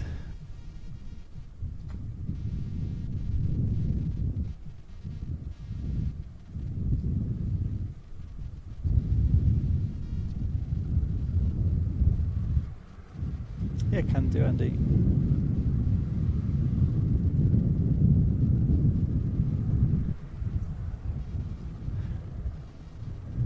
It's cleared really nicely here. Got some very high patchy cloud, but I think most formation teams would get pretty well a full display in these kinds of conditions, and we're expecting similar all weekend. Really, it's very, very rare where you get a forecast where you're thinking no problem, you know. Obviously the heat providing the only concern to the organisers and anyone attending. Just make sure everyone keeps themselves safe and healthy. I can see Gregory Martin there, a member on YouTube, saying Spanish C560 citation on final. That might be the dot I can see out there, Gregory. Thank you for that.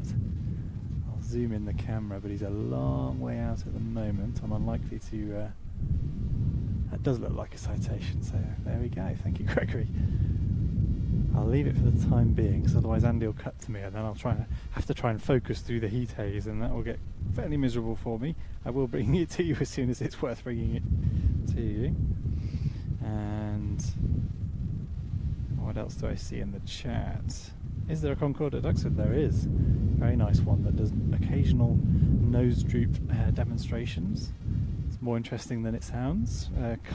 Narrated by a, usually by a pilot or someone who's familiar with the aircraft. Yeah, Duxford, a place we're very familiar with, and it's one of the locations where we'll be bringing you a future live broadcast on the on-demand service, on the streaming service at watch.plainstv.com. We'll be at Duxford in September for the Battle of Britain Air Show. Okay, no more excuses now. I'll pick up this citation.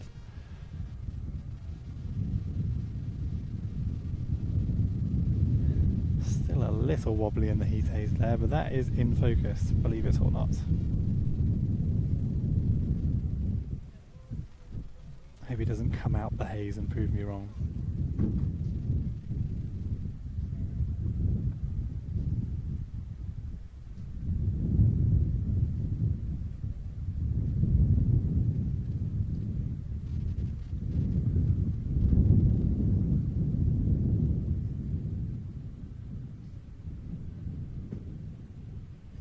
They are pretty aeroplanes, this sensational.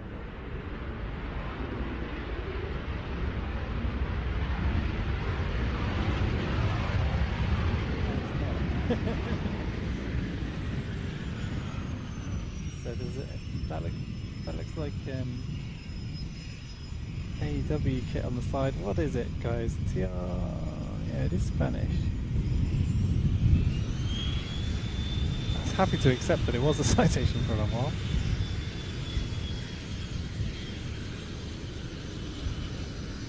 So who got me in trouble? Misidentifying an aeroplane. I won't hold it against you.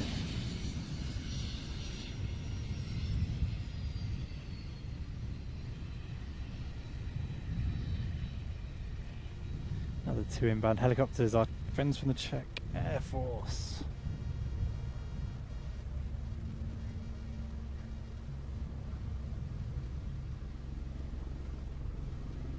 So we've got a couple of hinds. Actually, saying Czech. I'm in danger of getting myself into trouble here, misidentifying every aircraft I see. A couple of hinds on long approach at the moment.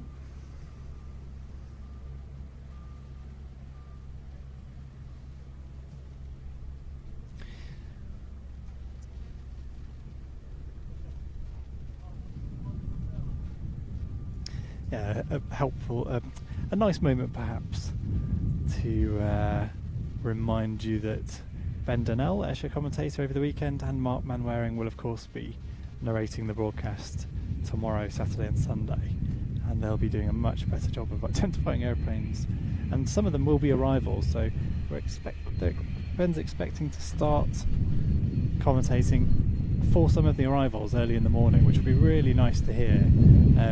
As amusing and fun as it's been for Adam and myself to do some of the sort of continuity of the day.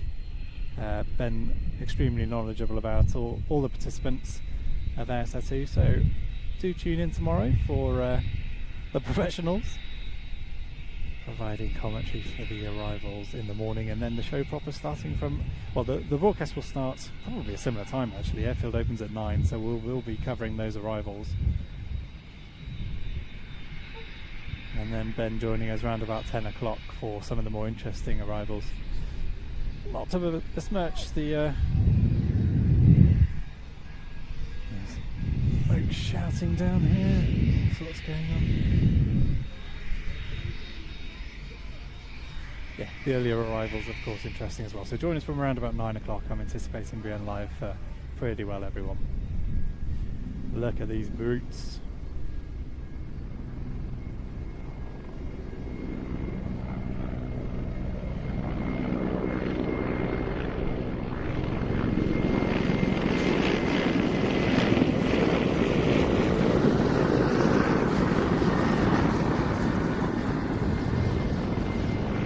Going on about Czech, because these are our Hungarian friends.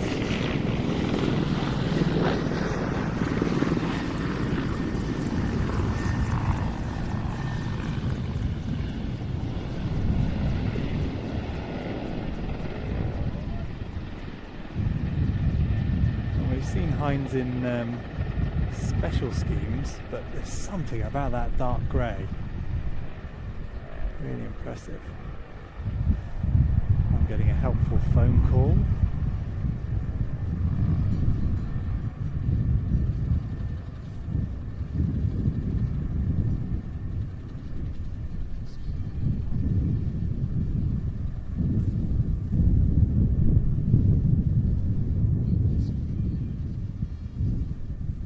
No, don't be a dickhead.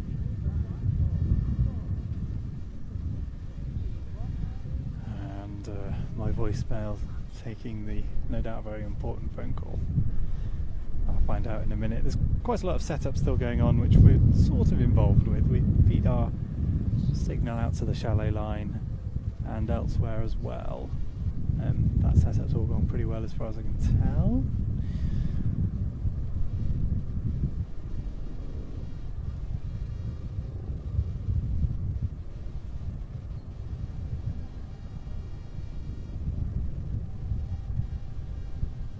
The guys in free up there. Fantastic spot to enjoy the show from.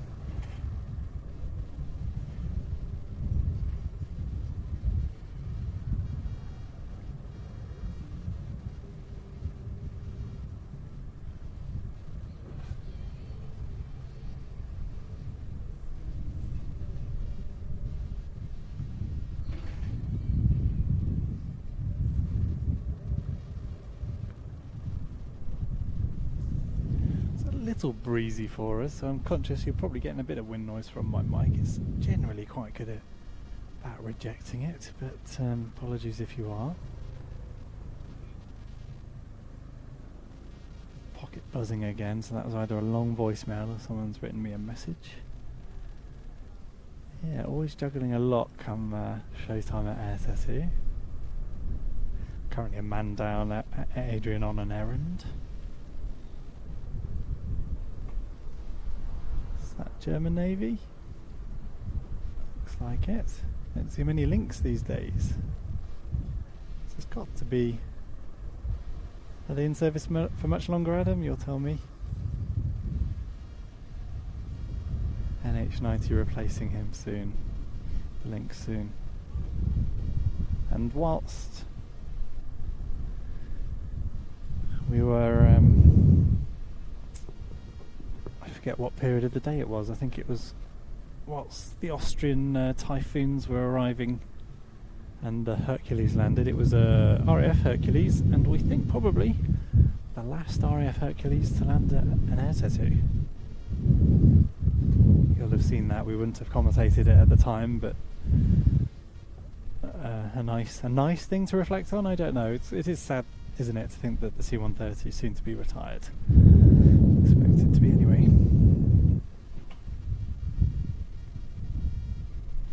In RAF service, anyway. So, I'm going to hop back on the chat. Someone can tell me what the Spanish aeroplane is.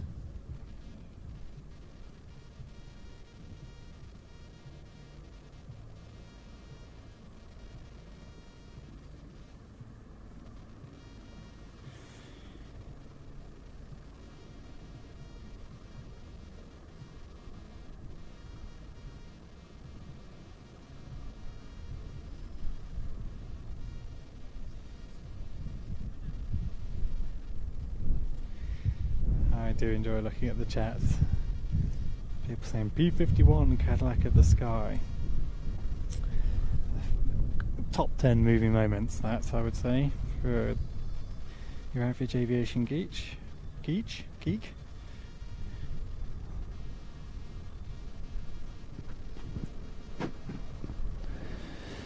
And yeah, the B-52. Now I did hear that we're expecting one B-52 potentially, still, hopefully. I don't know about that, don't know what the latest is.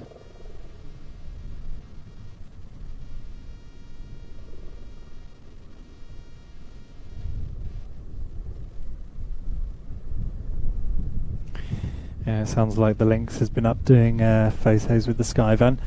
Skyvan providing an excellent vantage point for lots of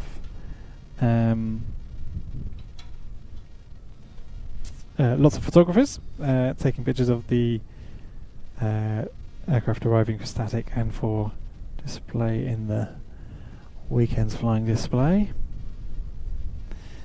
Someone talking about hot air balloons. We did have a hot air balloon out to the north last night. I don't know whether he was aiming for a overflight over the showground. So, and someone else saying the Swiss PC-7s are out over the south of the UK. Another excellent formation display team we're looking forward to seeing this weekend. Quite a few. So what have we got? We've got Reds, got the Irish Air Corps, Silver Swallows, Frecce, Black Eagles, the PC7 team. That's Swiss team, that is. Silver Swallows, what did I say?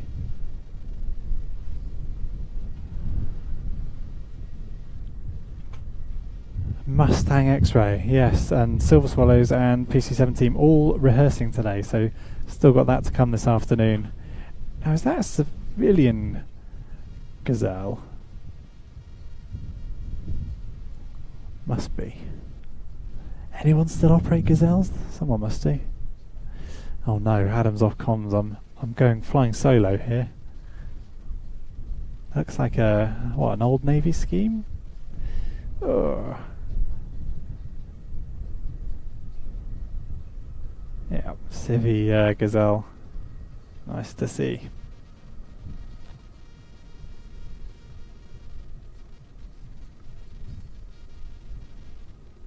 He's off back to the east, so we didn't get a very good view of him, did we?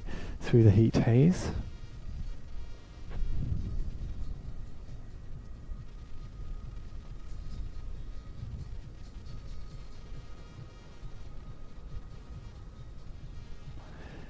And we're giving poor old Andy, who's just hopped off the vision mixer, has now been dragged onto the wide angle camera, keeping him busy.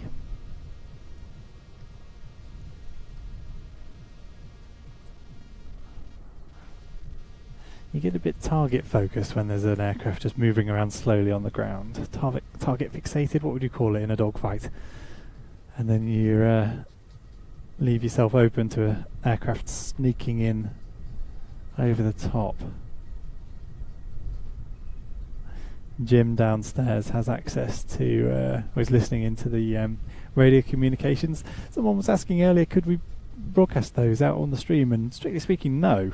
So that would be in breach of some rules and regs over where things like that are transmitted and then rebroadcast. And yeah, a rule and reg that I'm happy to abide by. Those are effectively private communication.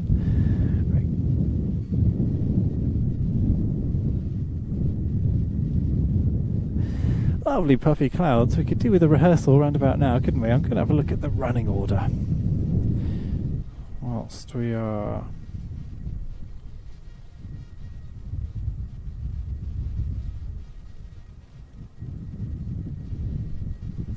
I think I've discovered my missed call was someone begging for free access to the broadcast, which I'm happy to give them. It's someone that works here at Air Tattoo, and you have to spare a thought for the guys in IT who are, working hard to keep that aspect of the event infrastructure going over a busy weekend, and probably not getting to watch much of it. And of course, pretty well everyone involved in Air Tattoo does it partly for the passion of aviation, of the aircraft involved, and yeah, not getting to see the show, a bit sad. So I'm going to be sending him a secret link or something later on so that he can join us over the weekend. Hope he knows it's on YouTube now. Hello Rob, if you're listening.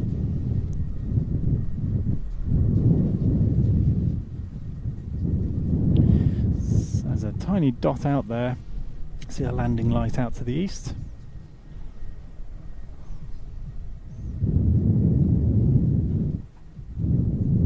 And something else queuing up behind it. It's almost like Heathrow.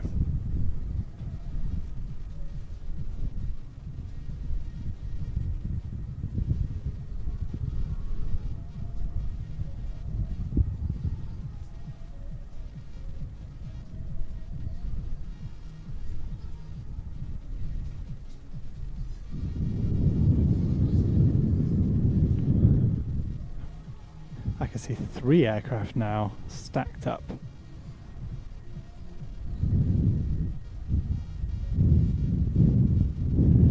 Yeah, busy spell heading our way. Is this PC-21?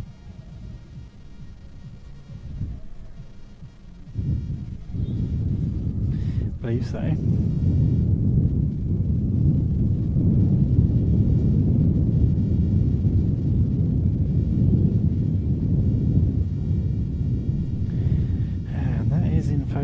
just that heat haze taking the edge off the image. Coming out of it now. So this must be Mustang X-Ray arriving.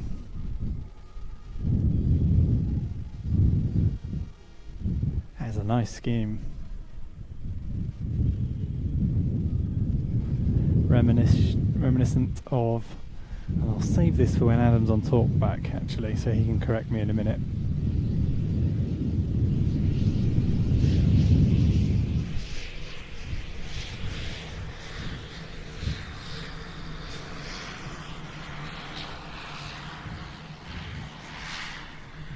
Nice formation landing with the Ford Transit.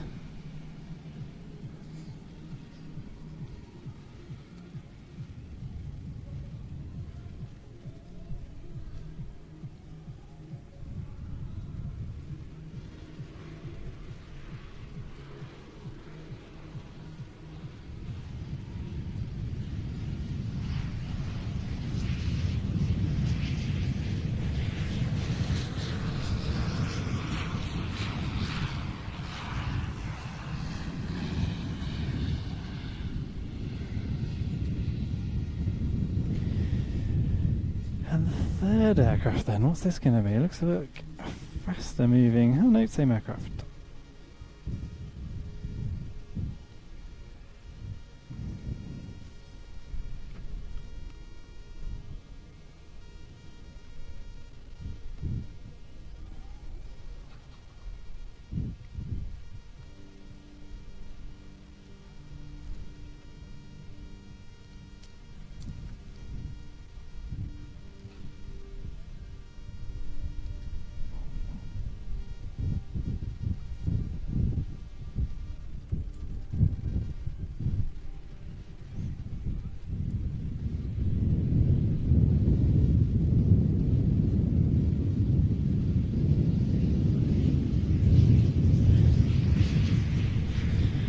Feel like the sort of turboprop trainer aircraft gradually morphing into what the jet trainers look like with that shorter wing.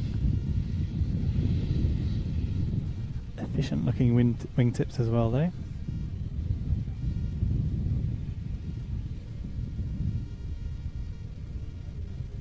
Yeah, nice aeroplane and display we're really looking forward to seeing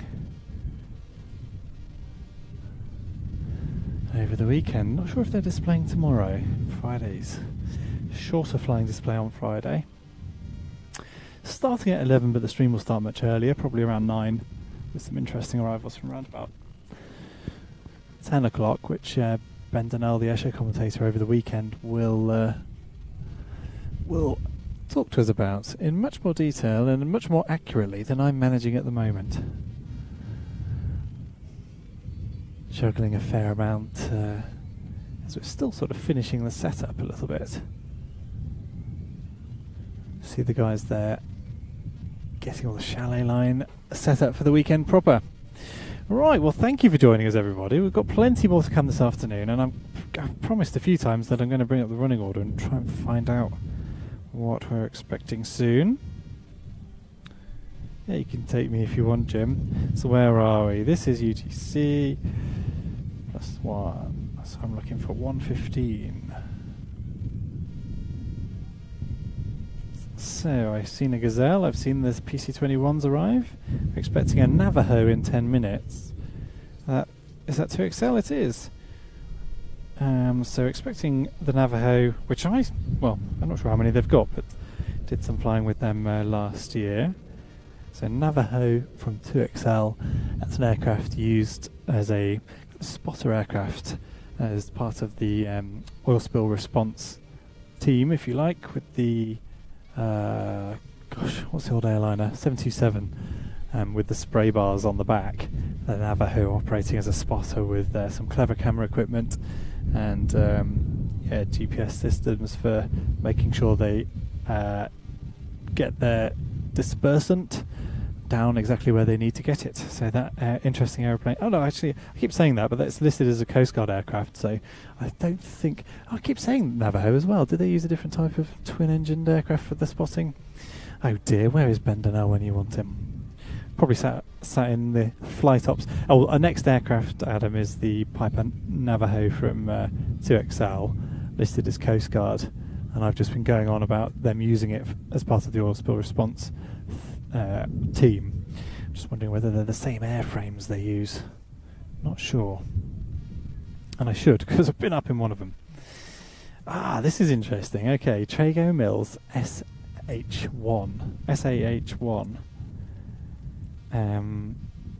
So Trago Mills, I'm Devon based, and Trago Mills to me is a odd, large shopping centre down my way. But they also built some aeroplanes, so that'll be an interesting one to see. I don't actually know. Civilian aerial vocations. Interesting. Yeah. And then we're expecting the Swiss in a little while after them. So someone said they'd spotted them on the either on flight radar, or maybe they saw them flying over their house. The PC-7s of the PC-7 display team, Swiss Air Force, joining us very shortly. And following them, we have a rehearsal. I haven't had them arrive, I don't think, but a rehearsal of the Finnish Air Force Hawk. I don't think I've seen that. Have you seen the solo Hawk, Adam? They have. Ah, nice. So I don't know what I was doing during them, but they've arrived, and looking forward to seeing the solo rehearse come around about. Find the time. 2:30. Is that right? That's only 12 minutes. Potentially looking at a busy half hour coming up.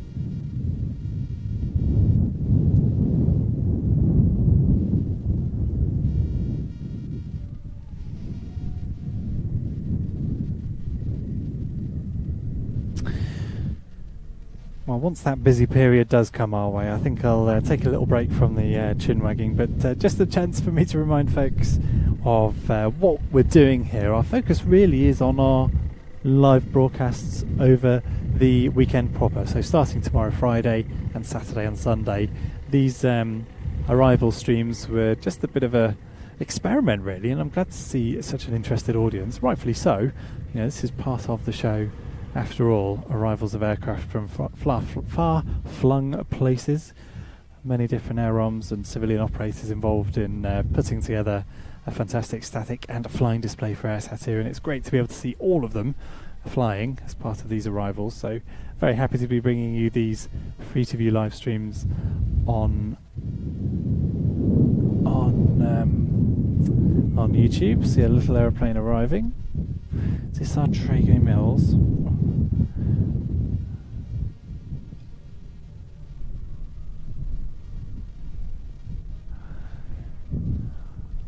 So if you haven't heard me go on about the weekend stream enough already, I'll do it one more time.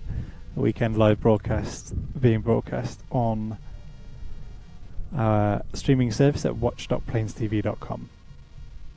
And if you'd like to join us there, if you sign up today, so before midnight today, and use the offer code REAT 2022, that's capital letters RIAT 2022, you'll get 20% off your first 3 months. I should also thank Airfix. They were giving away kits for the first 100 people that used a different offer code. They were kind enough to donate those 100 kits for those people joining the service, and they have an offer on this weekend for 10% off purchases made on airfix.com using the offer code PlanesTV110 on airfix.com. It can't be used in conjunction with other offers, but you can get 10% off on airfix.com until Monday, I think. But head over there now and pick up a discounted Airfix kit. And sorry if you missed out on one of the free kits. It was a NAT starter kit, so a Red Arrows NAT. So I'll be busily posting those out in due course. If you did sign up using that offer code, I will be in touch about you paying for the postage of your free NAT starter kit from Airfix. Big thanks to them for supporting my free to view streams over the last year or so. So that must be the Trago Mills, not an aircraft I know anything about. As I say, Trago Mills to me is a odd shopping centre in the in my neck of the woods down in the southwest. If you ever pass, by the way, you should visit. It's a spectacle.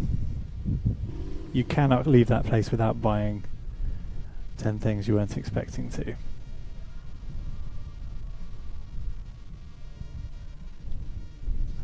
Guys down there at the Eastern Park and View or Eastern Viewing area. Right, target fixated again on that aircraft. Heading off to park up. I was saying, wasn't I? So yeah, do join us over the weekend on the streaming service if you're not coming to the show or have some spare time over the weekend. Yes, stay in the shade at home and enjoy the stream from the comfort of your sofa. It is a website-based live stream system, so at some point we'll improve that offering to enable it to make it a little easier to get it onto your TV. But if you're wondering how to do that, some of the better ways are focused around casting from a desktop browser. You can cast from a Chrome tab to your TV. If that's too confusing, yeah, it depends on TV model, but there are other ways as well. We don't yet have an app or I see it, or a system for getting direct, but I'm playing with ways, and all quite expensive, so trying to build up the service to a level where it can be justified. So yeah, if you're watching over the weekend and want to watch on your TV, there are ways. Case of experimenting. Google is your friend on that front. Right, something on approach, so I'll do my job of pointing a camera in the general direction of it. It's the Navajo. Yes, it wasn't a Coast Guard aircraft I went up in, thinking about it.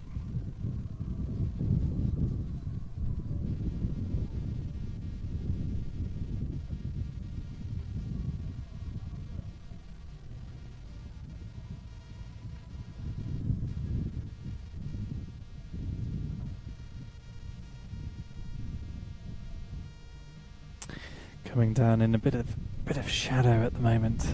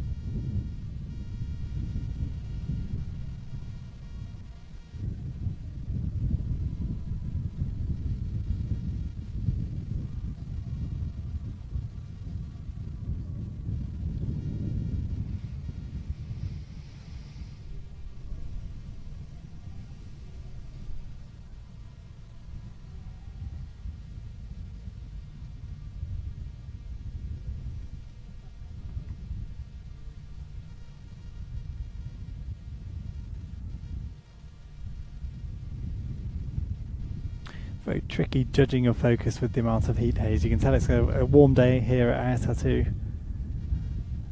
Expecting more, yeah, even hotter days over the weekend. Monday particularly for departures.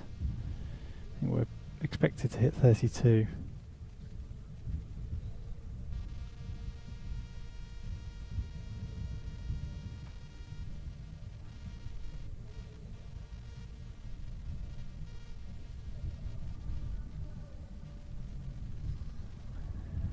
So a decent crowd here in the Frecce enclosure, all enjoying arrivals and rehearsals. PC7's from the right. Okay, here we go. And they'll be using the runway rather than the display axis, probably for this brake to land, or what I expect to be a brake to land. So making it quite challenging as a camera operator to follow them, which you'd normally be able to do if they were on the display axis, which would be further away if I'm not being clear. And at this stage of the day, how many hours into a live stream? 5 hours in? 5 hours in? Halfway? Crikey.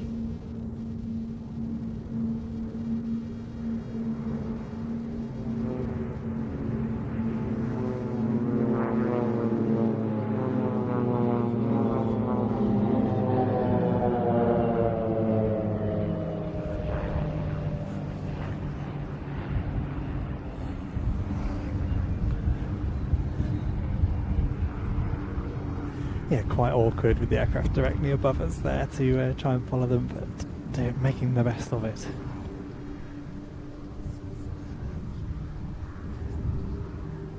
We've got really good variety in the display teams that we're seeing here this weekend. The PC-17, another of my favourites. In fact, yeah, if I was to hand pick a bunch of display teams, I don't think you'd get much better than those that we're going to see this weekend.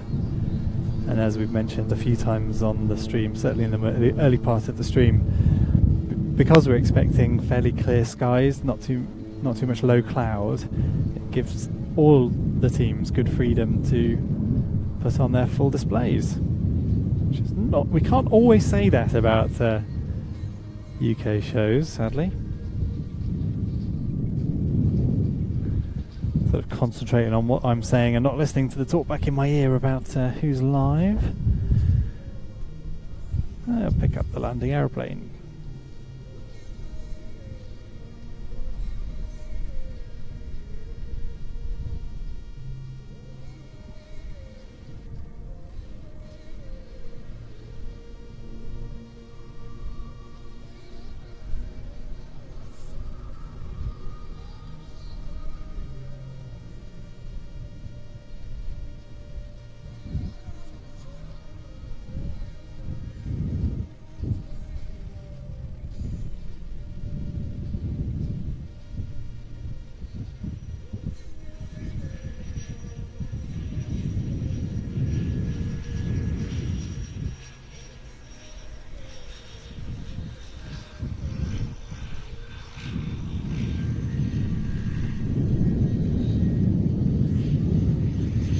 Quite a few Pilates products on display this weekend.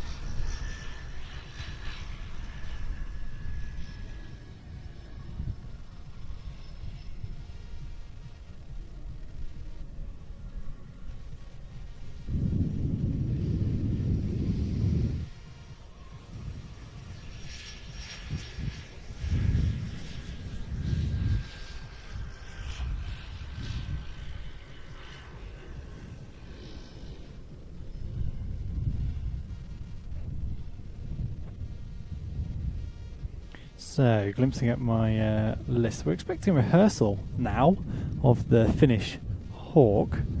Can't see him immediately on the deck anywhere. Possibly coming. Do you remember which end he headed to, Adam? He's not down the end there, is he? Zoom in and have a look. Yeah. So he may just appear in that shot there in a moment, assuming we're running to time, which generally we do around rehearsals, those slots being fairly stuck to fairly well.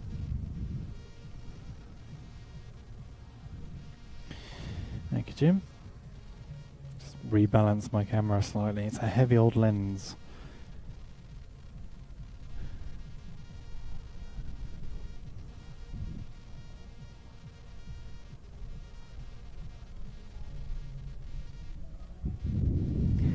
Yeah, gorgeous weather here. You really can't complain. Wind fairly light as well. High clouds.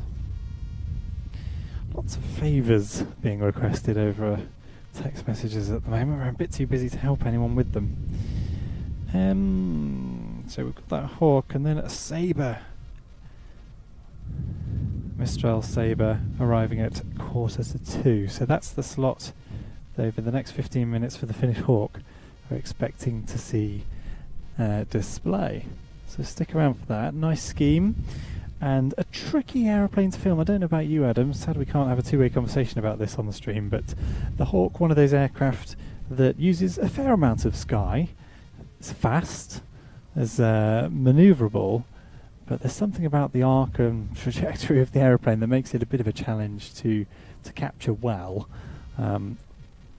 Prefer sort of trying to think what sort of aircraft are slightly easier. It's odd that aircraft had that kind of characteristic or sense in my mind of being difficult or easier to follow, but something like the T50 where they're pulling a bit more G, which means things are a bit tighter, which means things are a little bit easier often. Actually, might sound odd, but if you're covering less sky as a camera operator, it tends to be a little bit more straightforward. So I see something out to the east, slightly high. Put my phone away. Could be the Sabre early, potentially. No, longer wings than that. Okay, this looks like a 135 to me. Bit blurry at the moment. Could be rivet joint or a 135. Adam's back on talkback, so he can tell me how far off I am.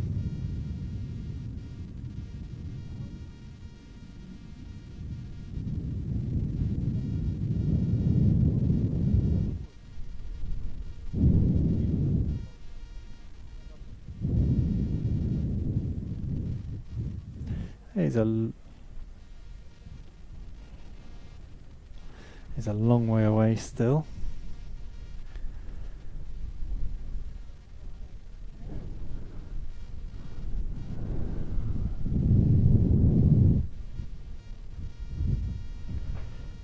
I can see lots of aircraft on flight radar around and about. There's an Italian 346 Mustang. It's interesting.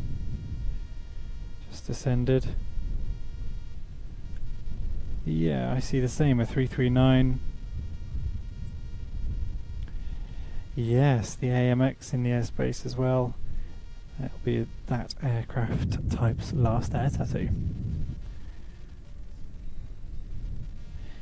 Ah, the Brazilians still fly them. We do need Adam on the stream, don't we? I didn't realise that. That's interesting. Was it a joint effort between the two? Got it. Brazilian, Italian. I think of them as Italian aircraft only. We're not. Yeah, okay. Brazilians call them something else. Adam's saying. Of course, not fairly rare. We get to see Brazilian aircraft over here, and I haven't had the pleasure of travelling to that great nation for an air show. Should do one day though. They do. You know, they have their own team and big aviation country. Manufacturers.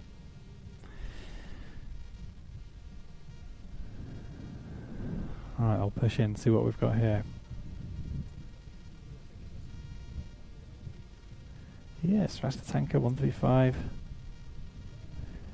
I'll see the nose art, I'll tell you if it's the one I went playing with F-15s over the North Sea last year in.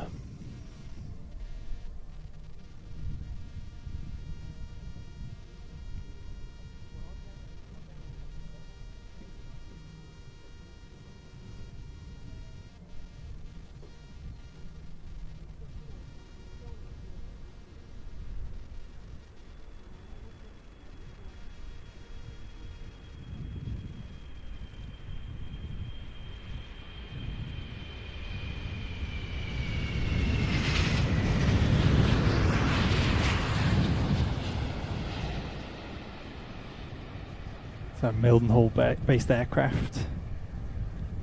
Nice to see them supporting air tattoo.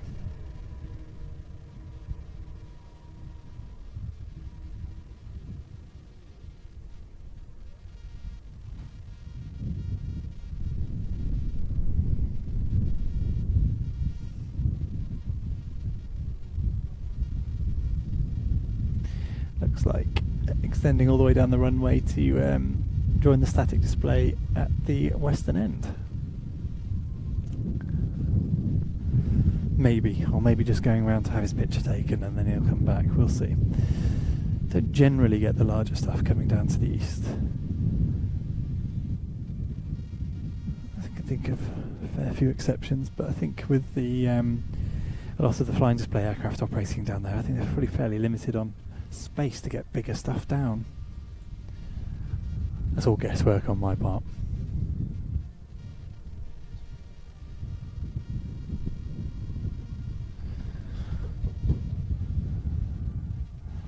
Yeah, tucking himself in. So, if I'm not still live, I think I am live though. I'll just swing round just in case we get anything surprising us from the east. Wouldn't be the first time this week. There's a nice advert for Boeing in my shot as well. The flags gradually going up in the various chalets down the chalet line.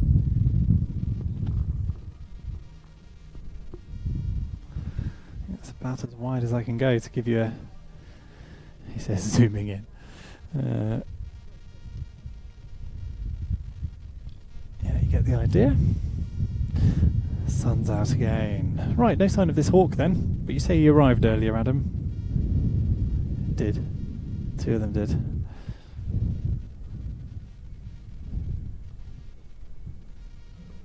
So the Italian's up over Sean Maffitt's house at the moment.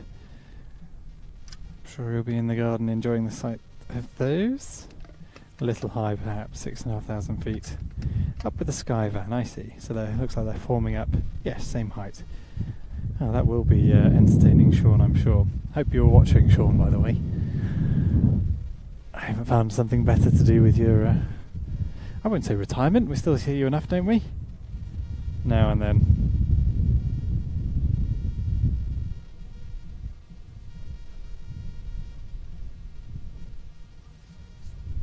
Yeah, that's about all I can see on flight radar, so we sit and wait and enjoy ourselves while we're at it.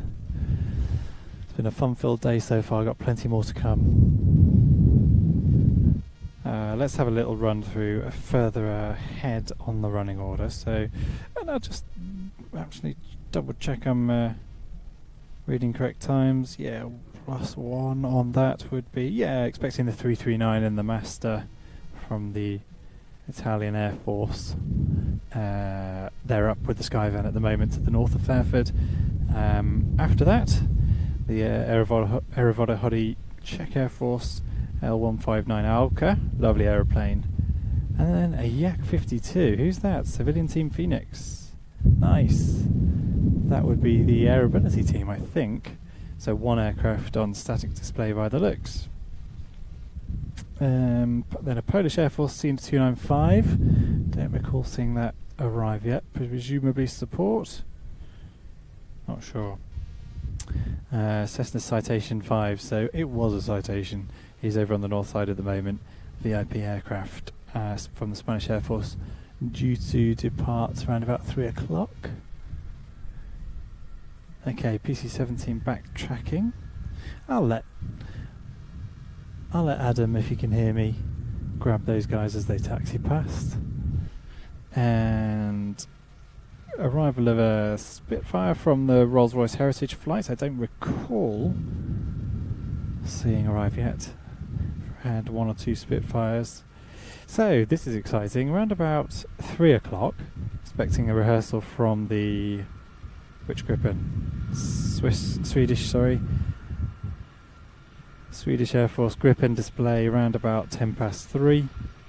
Arrival of another German Army NH90 after that. And then a few exciting rehearsals. So we'll have the Belgian Air Components F-16 display rehearsal at 3:25, hopefully. Followed by the Swiss Air Force F-18, presumably combining drawing elements of that display. We've seen that in the past, hopefully so. Hello, hello. Caught out. That's a shame.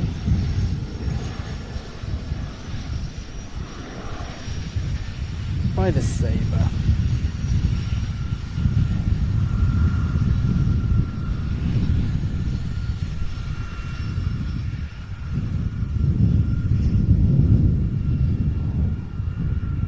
So the Mistral Sabre arriving, sneaking in. Again, Adam quite rightly fixated on the PC-17 backtracking and me chatting to you. I'll focus on my the job at hand, shall I?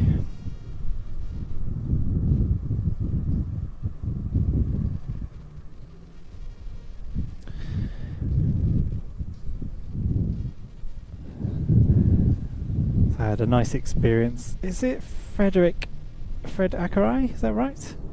The pilot operator, I believe, and certainly pilot of the aircraft. I spent an enjoyable hour, and it wasn't an hour, chatting to him on a call prior to the first Airability Armchair Air Show. That was a live stream we did from the charity Airability's headquarters at Blackbush, but we pre-recorded quite a few talkthroughs of displays.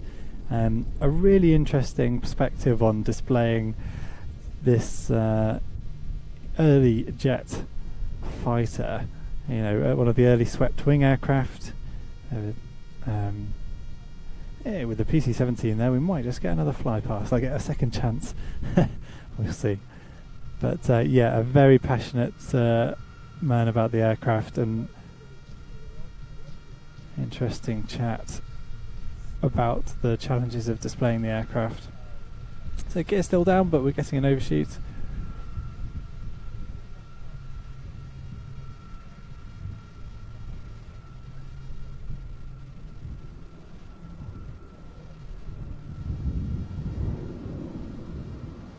Gear going back up, nice.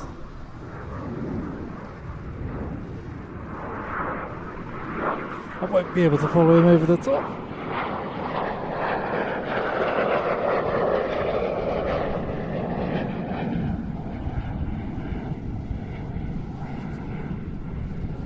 Very nearly managed to follow him right directly over top. It's a bit too much of a stretch though.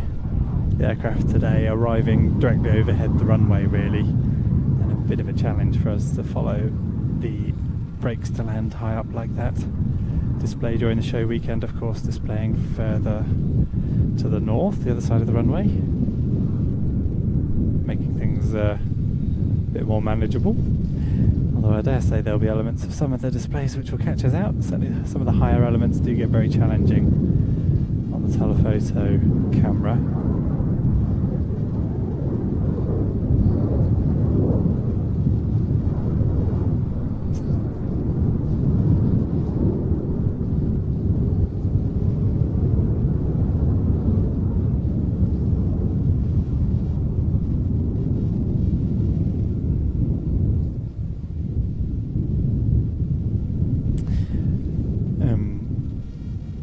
Excuse the fact that I'm wearing two microphones quite a lot on the live stream, but it hasn't been a while. I'll explain that I'm using one of them as part of the talkback system, communicating with other members of the outside broadcast team.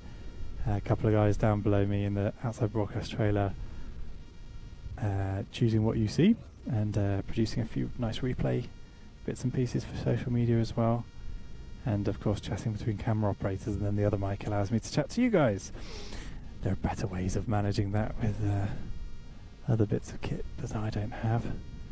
But yeah, my easy way is to use two microphones. Bit of an odd thing, I know, but gets the job done. And I'll use that left-hand microphone now to ask for someone to bring me some water up. I could do with a drink, please.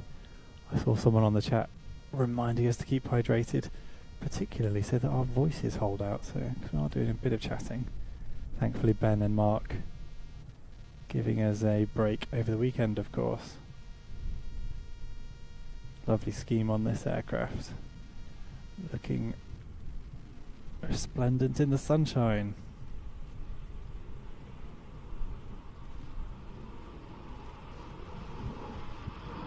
Something in the overhead, Adam.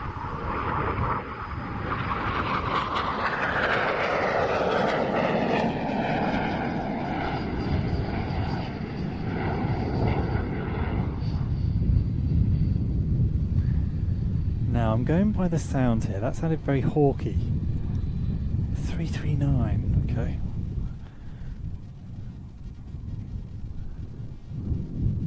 You're a legend, thank you.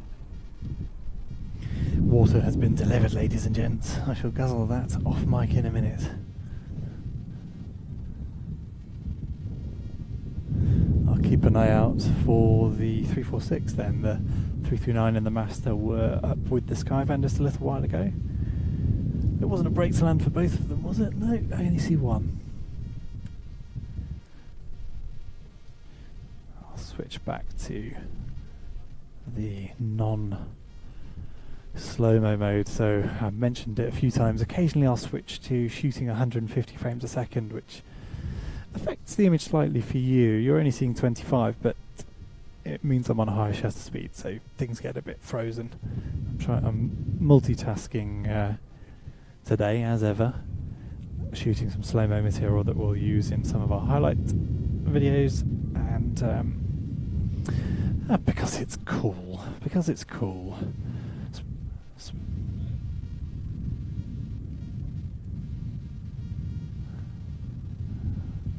Roger, roger. Yeah, Adam's suggesting I pick up the landing aircraft and free him up to pick up anything else that might come in.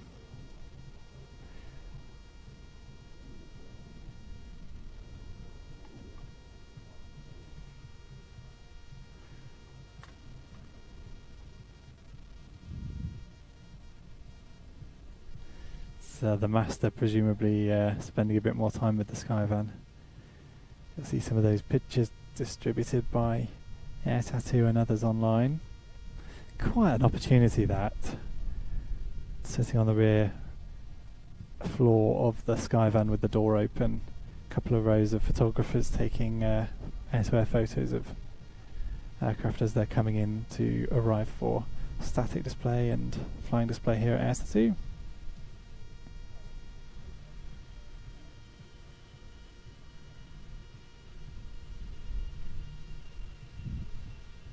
Nice tail on this one. So yes, on this rollout, this is where we're going to get caught out by his Italian brethren arriving in the Master or the AMX potentially.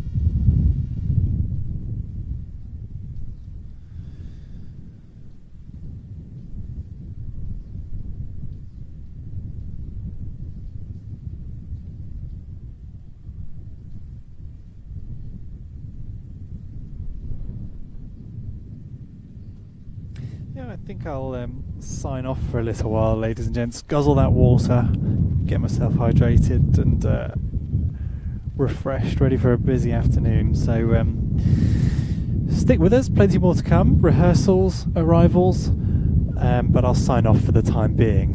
Just one more reminder that we are free to view here for the arrivals for the rest of the day, and of course for departures on Monday. But the air show proper on Friday, tomorrow, Saturday and Sunday will go out on our streaming service at watch.planestv.com, and you can sign up there, and if you do by midnight tonight UK time using the offer code REAT2022, that's capital R, capital I, capital A, capital T 2022, you'll get 20% off your first 3 months. You can cancel any time, but stick around for the 3 months and you'll get access to all of the extended highlights and exciting in-cockpit special features, etc., that we'll be releasing in due course. And of course our future live broadcasts on. There's the 346. Come on, Adam, you're doing the job, aren't you?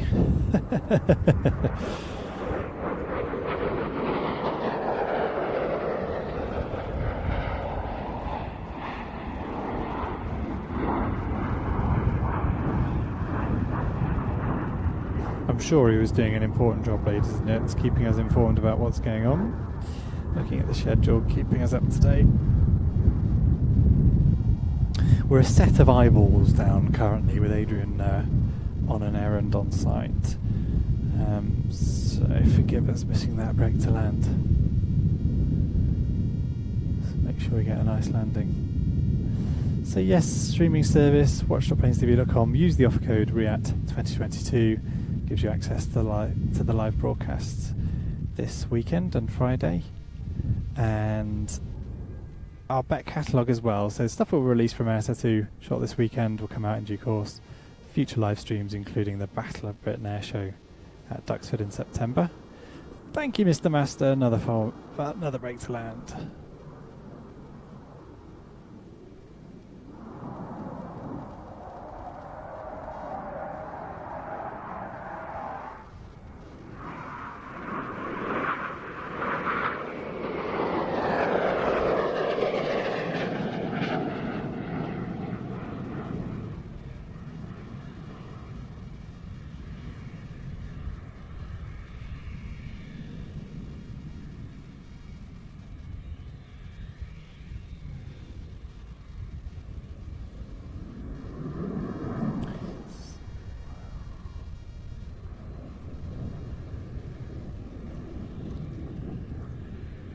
So that web address again for the streaming service is watch.plainstv.com.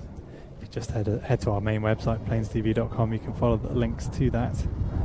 Sign up to the streaming service. It's normally £10 a month. With that coupon code REAT2022, you get 20% off your first 3 months. So £8 for the weekend's flying action from AirSat2 if you should be interested. Also supports Plains TV and what we're doing here, free to view on YouTube. Other air shows and aviation things, if I can put it like that. We'd like to do a lot more, and we'll be doing in due course. But air shows are our main focus, and this the biggest that we cover, certainly in terms of participants. We expect to be out at NATO Days in the Czech Republic in September, producing part of their live broadcast offering.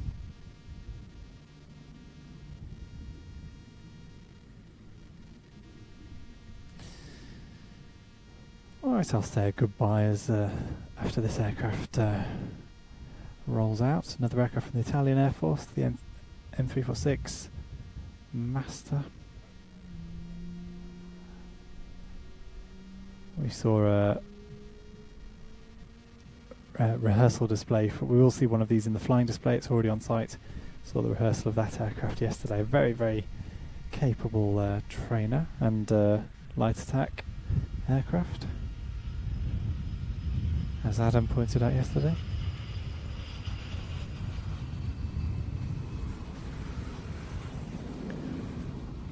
So Adam telling me designed specifically around doing some of the capabilities of Typhoon at 1/10 of the cost per flying hour. That is quite a saving. Sorry BAE, we love you really.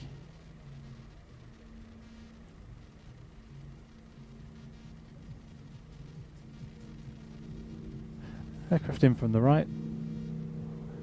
Spitfire Rolls-Royce.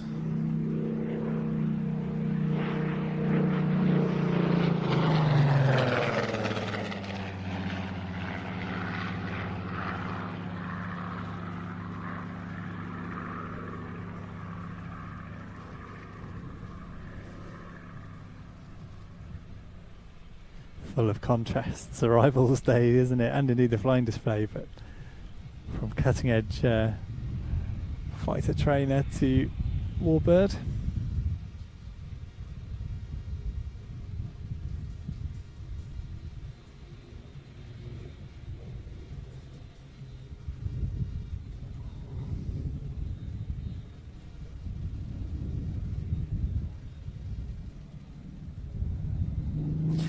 I said I'd say goodbye, didn't I? So I will sign off for the time being. I'm going to hop on the chat and have a look at what everyone's saying on there. So say hello and let me know where you're watching from. I know we've got people spotted earlier from Uganda, from Canada, from Australia. Fantastic thinking. We're bringing together a like-minded aviation enthusiast audience on the stream. Thank you for tuning in. I hope you're enjoying it. If you are, do give it a like. Make sure to subscribe to the YouTube channel. We'll be live again on YouTube on Monday for departures. And yes, I hope you join us for that. And of course, I hope you join us on the streaming service at watch.planestv.com for the airshow proper. Right, I'll sign off for the time being. Grab a glass of water. Focus on keeping my eyes peeled for aircraft arrivals.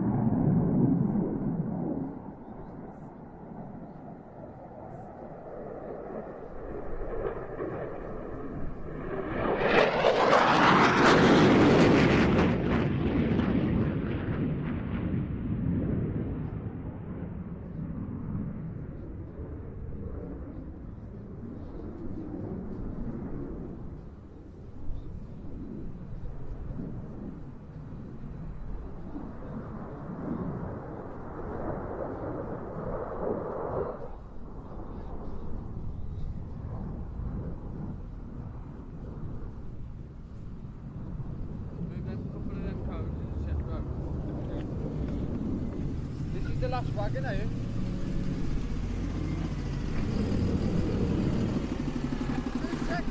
Okay.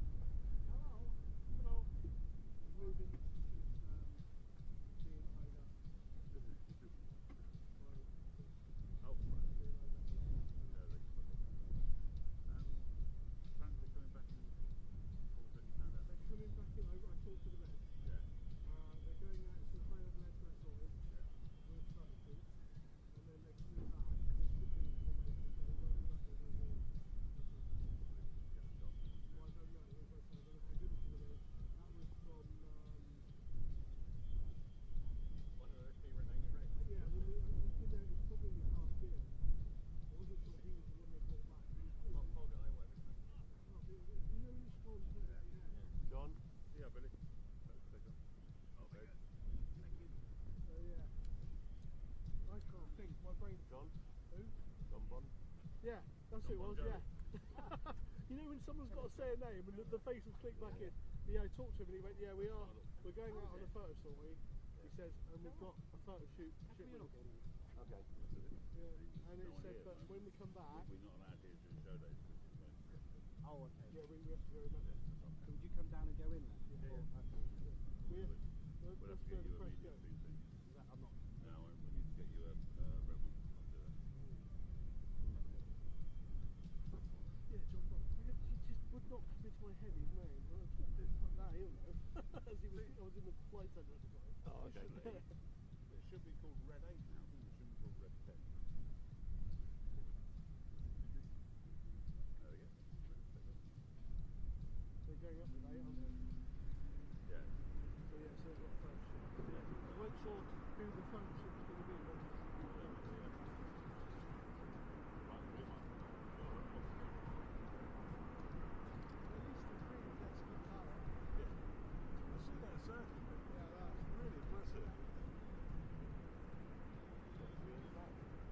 Well, the Yangs are Korean flag, and then the bomb burst into the circle.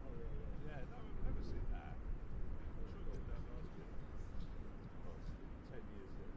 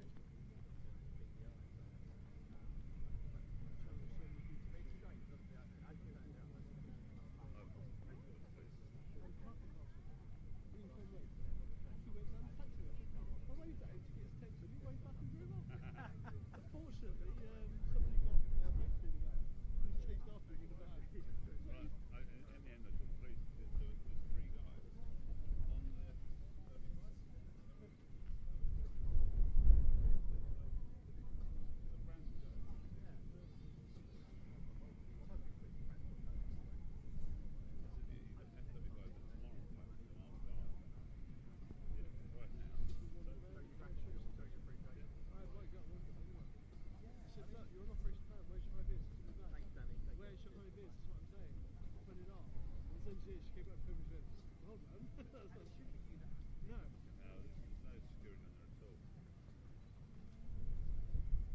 Yeah, I couldn't believe when the car went past with the screen hanging from his front G green, and he went down the taxiway. I was like, whoa.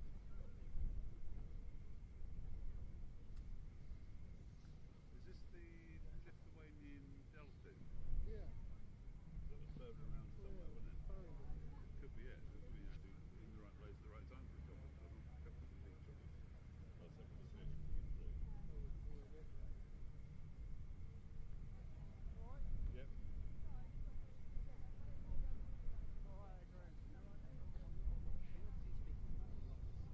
Yeah. Up there or down here. Or This is the Lithuanian Air Force Dolphin. It's come all the way from here. but he's got his sandwiches, so he's going backwards. I didn't realise there was a Lithuanian Dolphin. Exhibit A. Lithuanian Dolphin?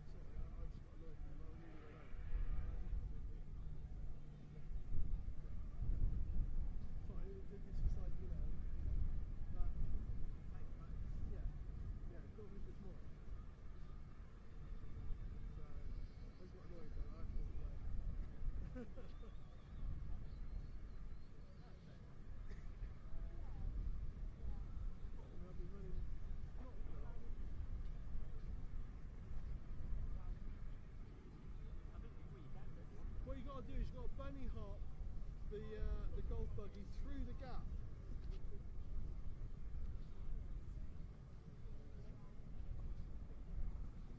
But they're going to come over in formation so fucking high, isn't it? Say up. I thought I was there, like, I got the Korean team, and the Reds still came in behind me. I went, right, one of you can tell me what's going to happen with what to do. And I thought, yeah, you're the one that seems more human out of all of them, John Bond, but I'm going to talk to you. Right, so what they're kind of... Oh, no, it's part of the interview process, so you're now going to come. Yeah, but John's right. That was why I picked him out of the crowd. I'm like,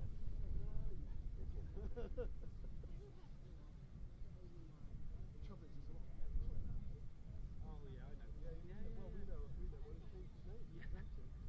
But yeah, who don't ever lose. We all know who that is.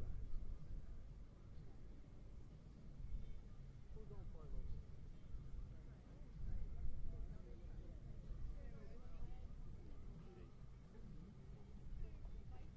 Oh, actually, no, I was doing it on my phone. You know that map? I've been doing it all day. But yeah, my sheet's on the ground. Actually, hold on, I got a copy of it. It's because you've got no signal when you stop using your phone. You can't do anything anyway. You forget that stuff's on there.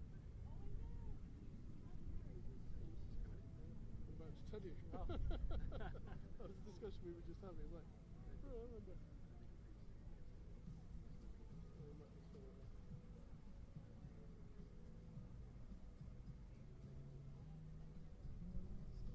Caravan. Oh, right, we got a stinger. Run down first. Dropping. Okay. It's 5 now.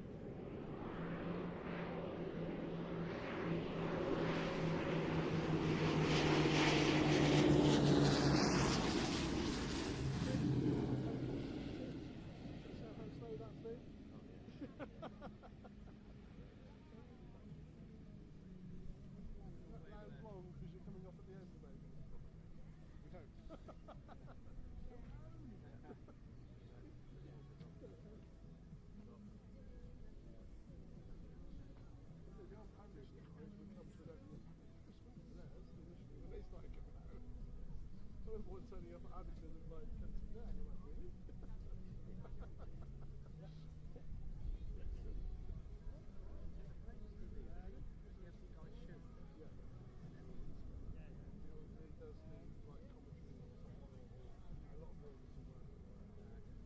They used to do DVDs, but that obviously, as you know, I can't remember last time I turned my DVD player on. I know it's there. I wonder actually, I don't think it is anymore. I think when I moved to Taylor before that, I think my DVD was my Blu-ray. It was one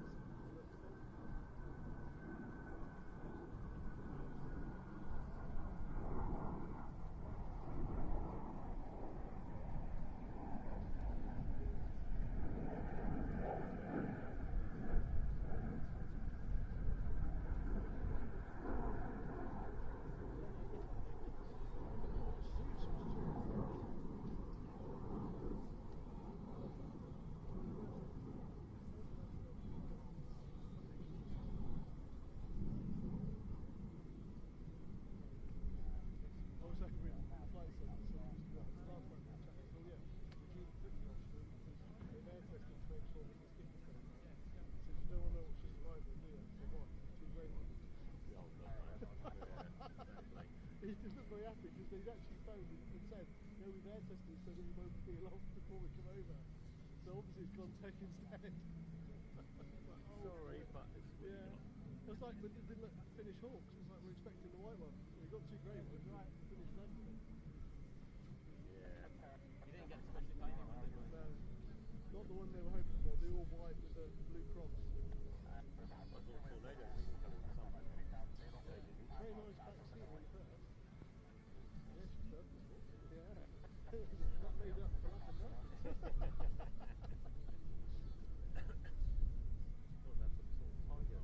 Yeah. The hair was hanging out of the back of the helmet and she had to go down the back and slide off the deck. I was like, hello. Portuguese. Which place? They must be due to humidities because the Portuguese only ever sunset when they're back in 1938. Never saw them ever. The last couple of years they were every bloody air show going. Just used up a little bit Yeah, more. it was. You know that German tornado going? Yeah. We took things over one thing, Yeah. not Frecce, Yeah. Glen, not Frecce. Yeah, well, And it's slightly infatuated, right? Yeah. Can I have a picture? I'll give you my number. I'll take pictures. He said, no, give me your email address. No, she always loved me. Yeah, She was really approachable as well. She's great. It's great. That's Oh, her name is against T8 somewhere. Oh, right, yeah. Great parent. So the parents told me it was solid. She's a goddess, basically. That's what you're saying. The Greek bit was just become her personal. So, there was a bit of rumour going on. Was the enforcement right?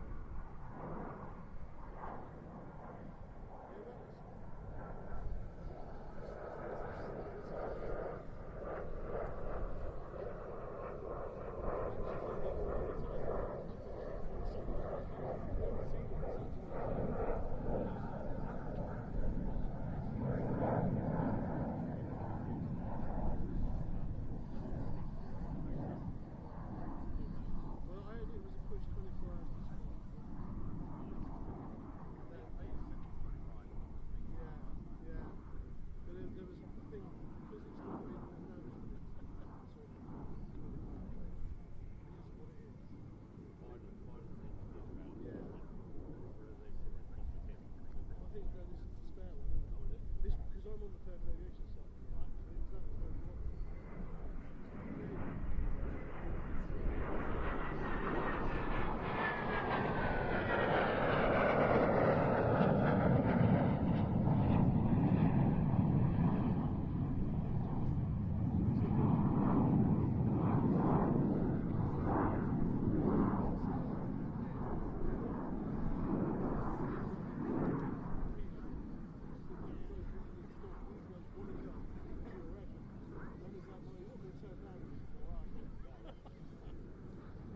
It's not like they turn up at every episode. But yeah, he was really, really. It was interesting to talk to him.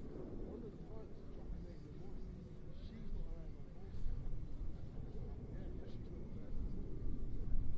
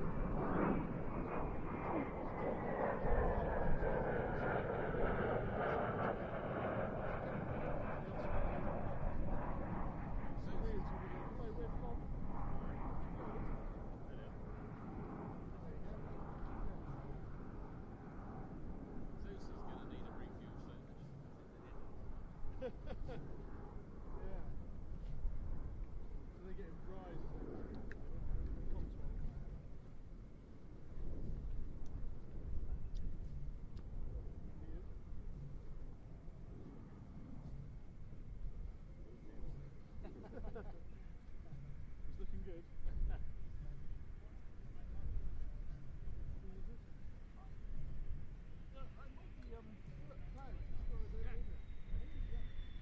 Oh, is it the, yeah.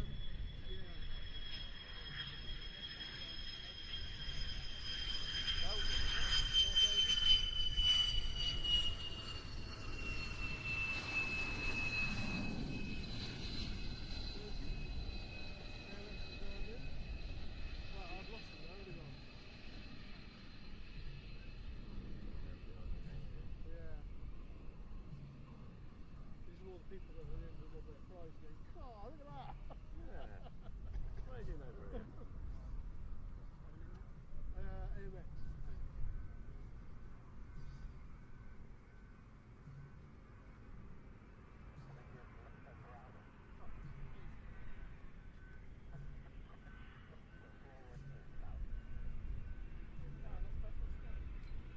Yeah.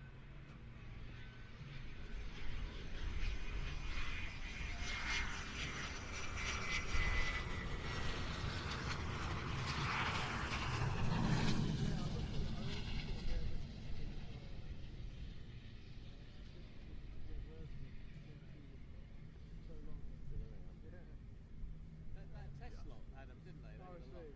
yeah, they were the Yeah. last ones to appear here. Yeah. But then for probably about 3 or 4 years, you see it. Yeah. And it's got, it's like what we Stand to did with the attention. Jag, you just stand it. Colin, here comes the twist guy. No, it's not over there. The twist bloke.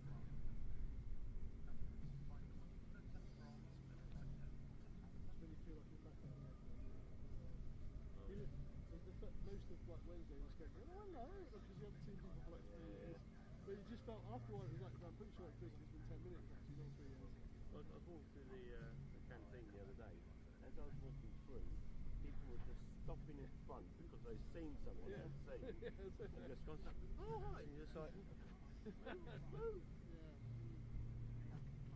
There's still when this morning. The dog people said that. That's it, isn't it? Is you've gradually got people that where teams have gradually built up to the number of what they normally are by Yeah, now. there's 3 info teams now. That's the Spanish, isn't it? But there's a delay in the racing thing, so I'm going to take that. Huh?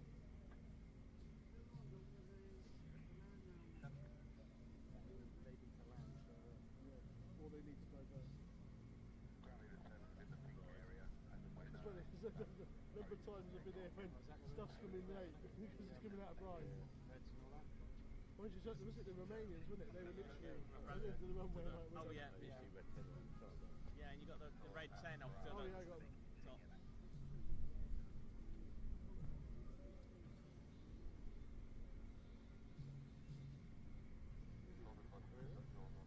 They're going that way.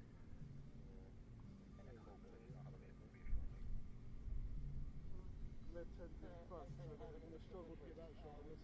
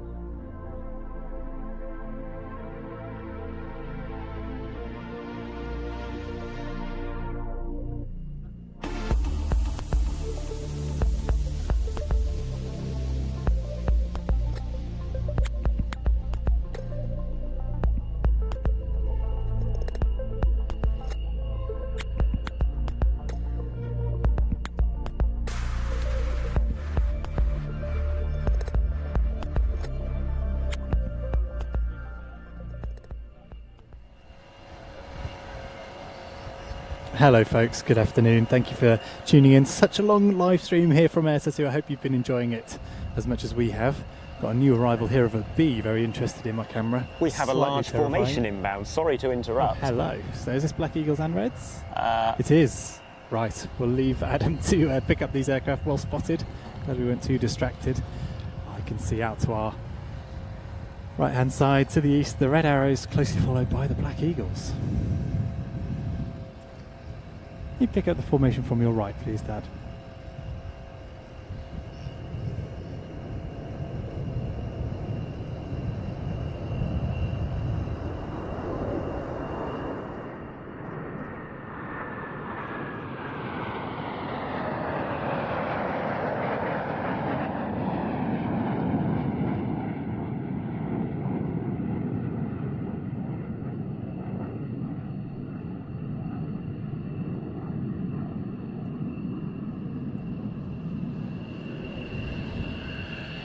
I can assure you I had my best camera smile on for that. The extra red arrow there taking some photos of both teams overhead Fairford ahead of their joint. We're all going to see that over the weekend, aren't Yes, we? on Sunday only.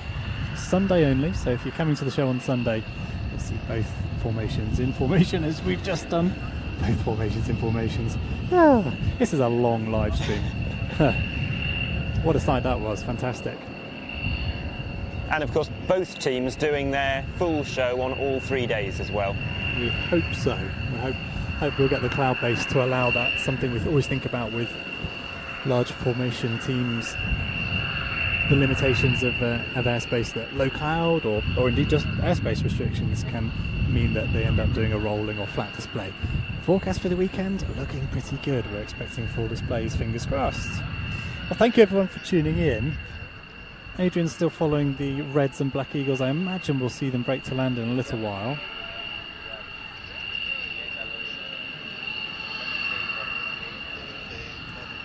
Just got an F-16 down the northern taxiway there. And we've had some interesting arrivals. Came in during quite a busy period of landings. Can't see the Reds and Black Eagles. I think probably relying on the professionalism of the other aircraft and the camera person, no doubt, in the back of the extra Hawk, taking photographs on and getting it right on the first go. They will do, won't they? They don't need 2 goes. No. So they're probably off to separate, and we'll probably see both formations break to land in due course, I think. We were anticipating Hind Yes. rehearsal. And I noticed the Zeus demo team waiting to Patiently. practice, which I didn't notice on the schedule earlier. I'm just But staring at it now. A nice surprise to see that taxiing So I do down. see it. So 06, minute 06. So we're Oh, he's entering the runway. entering the runway.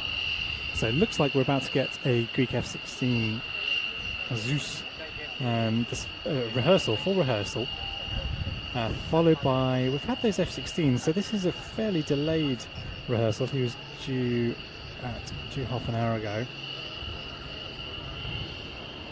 I can hear something overhead. Okay, we've got a 3-ship of Black Eagles overhead. So I don't think they're Black Eagles. no, they're not F-18s. They look like Hornets, don't they? It's similar wing shape, you must give me that. But a much longer nose. But I think your Greek F-16... Yes, I've got my friend is camera on the so F-16. He looks like is he actually rolling, or is he just bringing himself down a little bit? Announcing his presence by a short taxi and reducing his takeoff roll. The Swedish Gripen earlier started its takeoff roll almost directly in front of us, and it was off the ground within just a few hundred metres. The landing equally impressive, but then they're designed to go off highway strips and the like.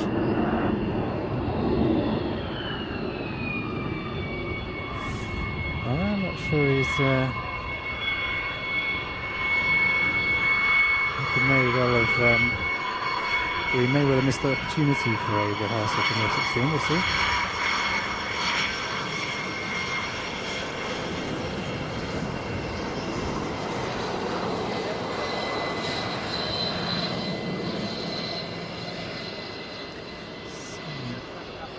See the Reds and Black Eagles way out to the west.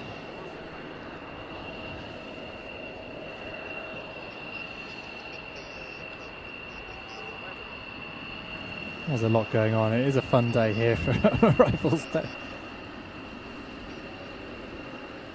It's difficult to judge what we're going to see next. Well, we do have Jim downstairs listening in on the radio, picking up tidbits of what's expected.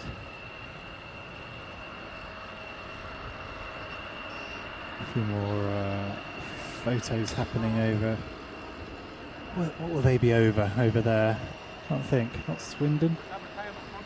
Would you use Swindon as a backdrop for the two formations of? I wouldn't like to disparage the fine city of Swindon. Right, yeah.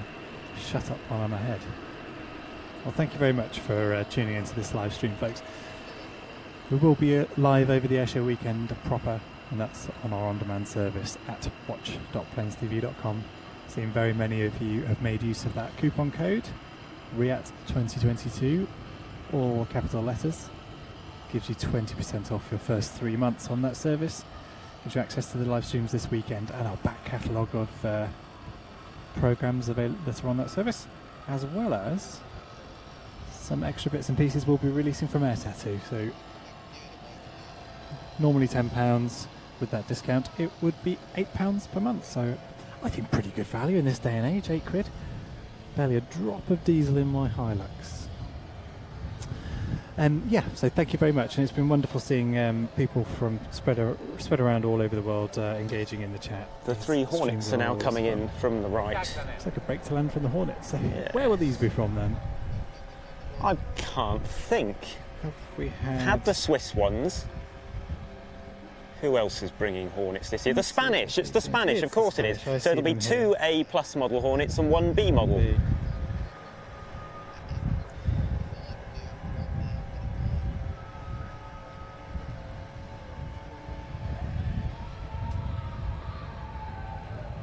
And the aircraft not using the display axis, but straight down the runway, making it a nice challenge for Adam and Adrian to pick them up. Rate my camera work now.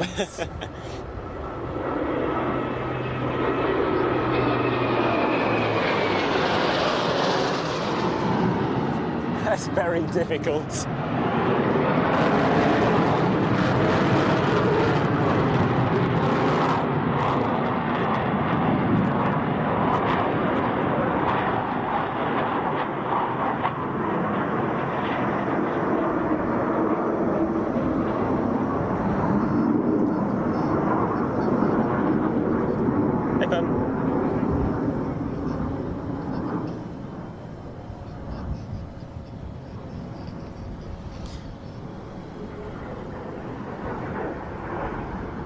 And while we're watching some aircraft from Spain land, this gives me an opportunity to mention an aircraft from its neighbouring country, Portugal, which dropped in about half an hour ago now, which I may have perhaps gone unnoticed because it looks rather unassuming, but we had a duo of TB30 Epsilons, their first visit to the Air Tattoo in Portuguese hands in 20 years, and they're the only Epsilon operator in Europe now, so that's a bit of a coup for this year's static display, especially given the training theme.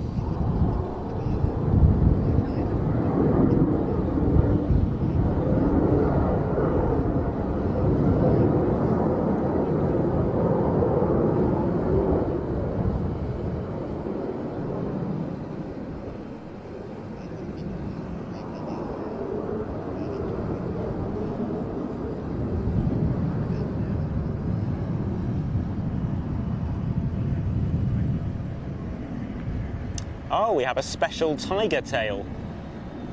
Is it a tiger tail? It looks like it. And tiger drop tanks.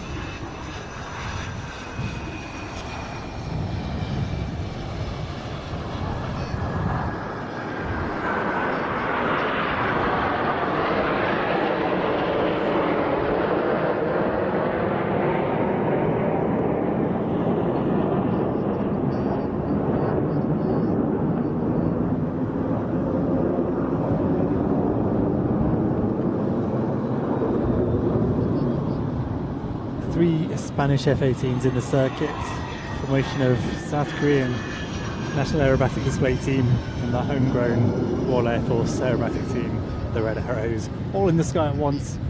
It could only be REACT, couldn't it? That's quite something. Quite something. All very neatly coordinated by the often forgotten poor folks in the ATC in the control tower, organising all of this, squeezing an awful lot into a day, doing it very professionally, very safely, and we're indebted to their efforts over the show, the entire week of the show. And this being probably as busy as it gets, you know, you think of a normal air show, you know, it's one display after the other, it's all very controlled, very staged, as indeed this is. I don't know if you spotted that just now, but we're filming that B model Hornet come in, and they were filming us from the back seat. Very nice. I hope you were waving.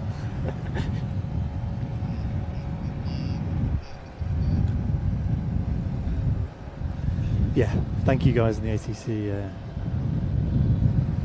for seeing us through a busy afternoon of flying. So we've had 3 Hornets land, and anticipating, I wouldn't be surprised to see a hind appear from somewhere, spookily, from over our shoulder. And the hip indeed. So one of each from the Czech Air Force, expected to rehearse. It was 8 minutes ago.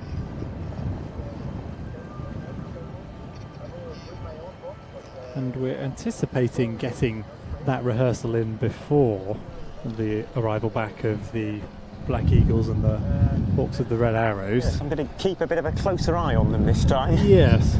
Well, and then where are they now? The Black Eagles are over the Lockheed Martin hangar. I see.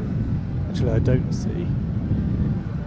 Can you see them, or they're just... I could until about 10 seconds ago. Yeah, okay. Yeah, sneaking around. And we've got another couple of hours, so the final arrival due at, actually not too, well, it is too bad actually. Just after 7 o'clock. Yes, actually that's a departure, so we might bring things to a close after the rehearsal at 10:27 of Mustang X-Ray. Other rehearsals we've got to come with the Silver Swallows. Silver Swallows, yes. The Irish Air Corps, the PC9 team, due on at 6:10-ish. And lots more arrivals. We've got the PC7 team still to rehearse? We have. I think that's fairly imminent on the schedule at least. And I'm just going to zoom in on what's happening down by Park and View West. East, sorry. +5. Because there is a propeller of some kind spinning about. That's a rotor of a hind, sir. So it is. Yeah, okay. So it looks like we're squeezing these guys in for rehearsal prior to this one. Sure. Because I've got written down on my phone an interesting story I found about Hungarian hinds. Hungarian? The Czech one would be more we've got the appropriate. Czech CSAR demo, haven't we? Yes. You can tell us the Hungarian I can story tell you the Hungarian story. There's a Hungarian hind here, so there's my link. We saw them arrive earlier. We did. We did. And did I see a validation for them on the schedule? Maybe I'm imagining it. Are we getting a display? I thought it was Yeah, static. yeah, we're getting a display. Oh, wonderful. I've lost track completely. Yeah, so my Hungarian hind story is in 2008. They participated in an exercise in Hungary with US Air Force F-15s, and it was intended to gauge how useful a battlefield helicopter could be against fighter aircraft. What, in an air-to-air contest? An air-to-air contest. With what, sidewinders or something? Goodness. I have not written that detail down. But, oh no, armed with cannons, only with cannons. Goodness. 2 Mi-24s armed with cannons up against 10 F-15s with sidewinders. Well, I'd be sat on the deck between some trees if I was the hind. Over the course of the exercise, the Mi-24s managed to score 2 simulated kills against the F-15s while remaining entirely undetected by the fighter crews. No. How on earth? And that was only in 2008, so we're not going back into the dim and distant past before the days of some of these modern radars and avionics packages and so on. Yes. So these are not, they're relatively old airframes, but they are not by any means obsolete. No, of course not.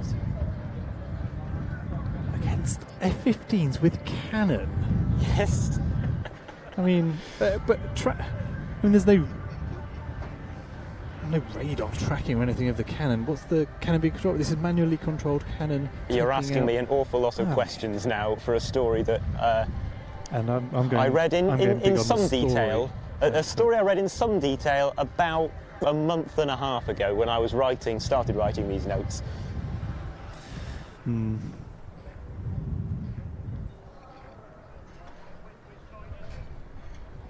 So an aircraft on approach, so that's what we're waiting for prior to it getting these guys up in the air for their rehearsal.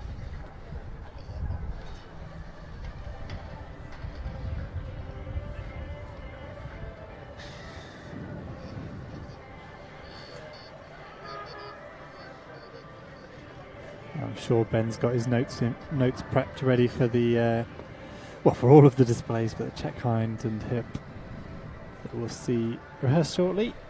Ben and Mark Van Waring providing commentary over the airshow weekend. Adam and I are, we're aviation videographers, I suppose you'd say. My name's Ian, I run Planes TV. If you've only just joined us recently, a bit of context is always helpful. So our focus here is on capturing. Is this aircraft arrivals and it's a rehearsals. TBM. My favourite aeroplane of all. 700, and I've stolen the camera off you. It's an odd favourite, Adam, I must say. You just like the They idea are of fantastic. cruising around. It's the performance of a small business jet, but in a single pilot turboprop. So this is a French. French Air Force TBM 700. I think it's Air Force. Yeah. Because I something think the Navy Navy operate about them as that. well. So this is the oldest version of the TBM in its current form. The new ones have winglets, for example, and glass cockpits, which this won't have unless it's been retrofitted.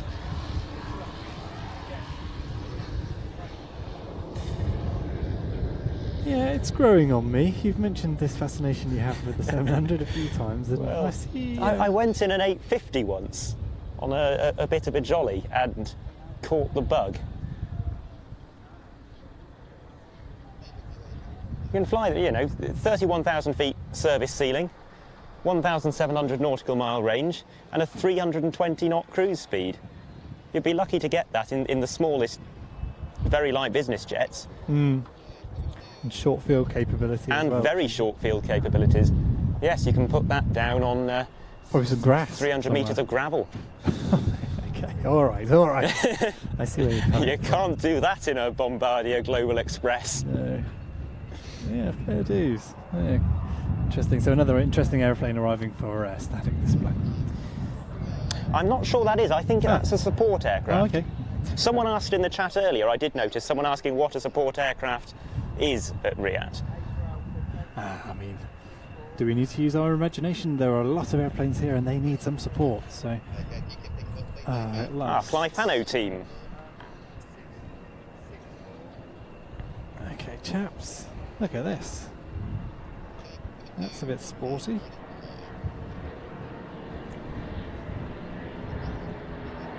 This is a very interesting formation.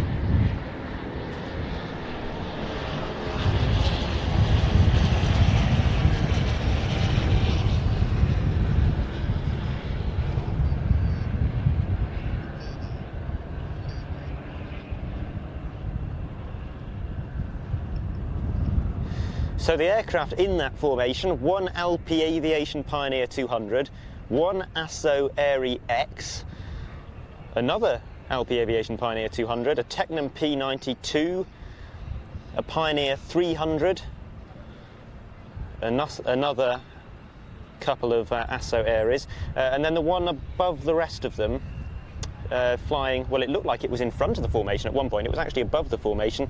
That is a Cessna 172 RG Cutlass, the flying programme informs me. Because I wouldn't have had much luck identifying and those. Me neither, and like you, I felt like he was in front, but in fact above the formation there. Interesting approach, and yeah, what a way to arrive at Airset, hey?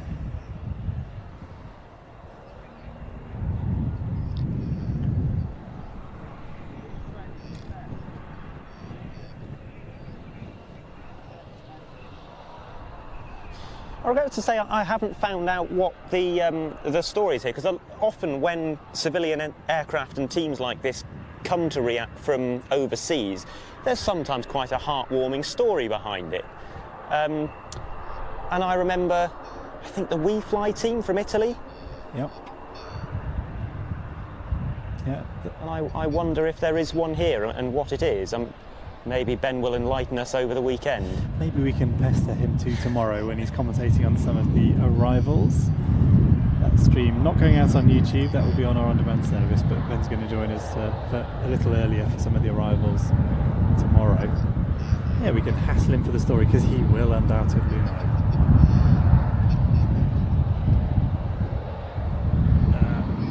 I'm getting told off by Andy in my ear because I'm concentrating on talking to you guys rather than what I'm supposed to be doing, which is picking up the next aircraft in this series to land.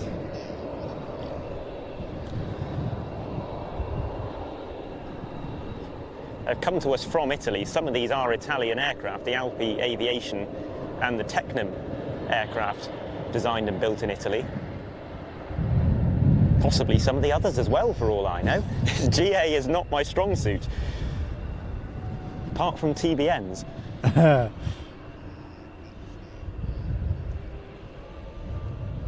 Oh, we won't hold it against them, will we? We can't all know everything.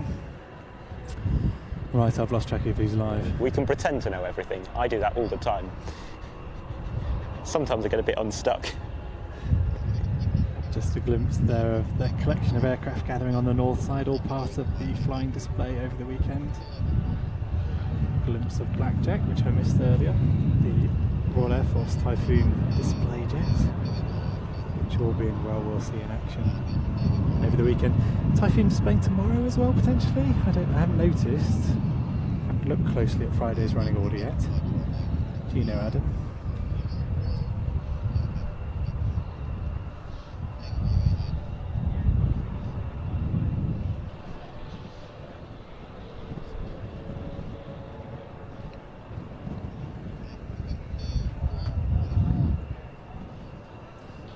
The Hind's still patiently waiting over at the eastern end.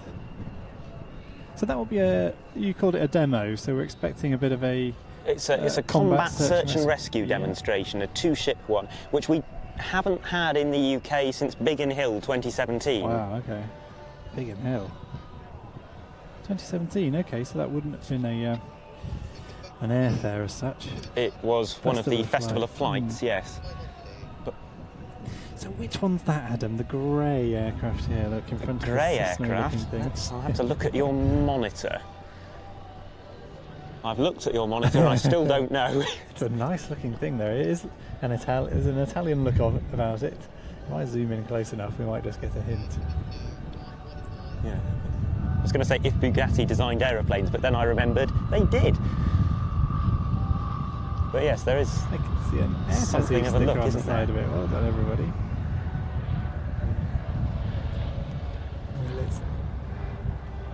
It's number 6 of something.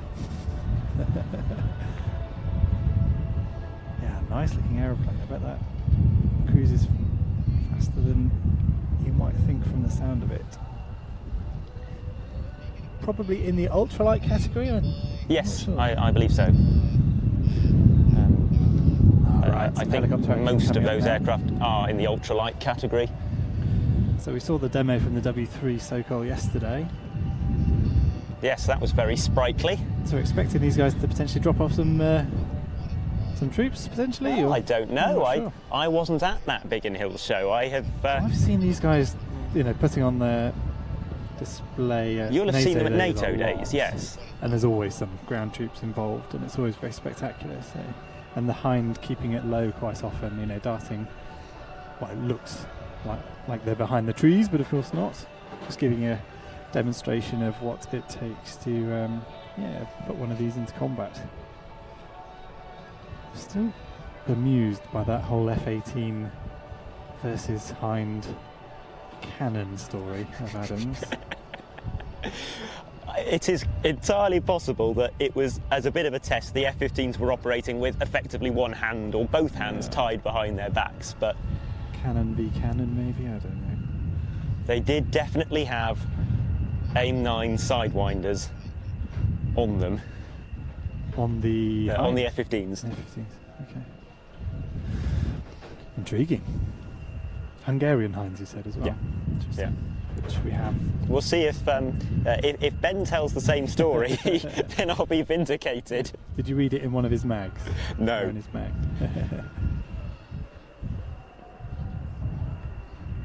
No, I'd gone about 3 rabbit holes deep during my note writing exercises. I can't even remember where I found it. I've got a feeling it was somewhere reputable. Just a bit of a hold while the guys clear the runway, presumably. We're not expecting them to backtrack the whole way, are we? No, they had them extend out to the end, so they're still on the end of the runway there. Yeah, last one just coming off by the look of it.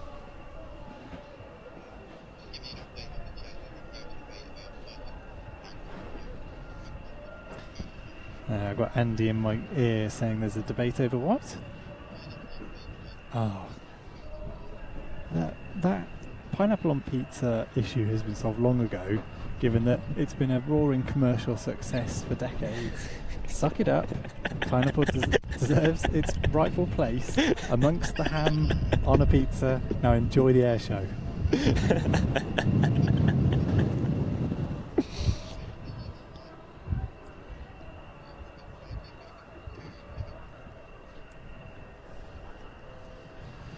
A favourite in my household with the little ones anyway. Pineapple on pizza. I'll let it go now. Okay.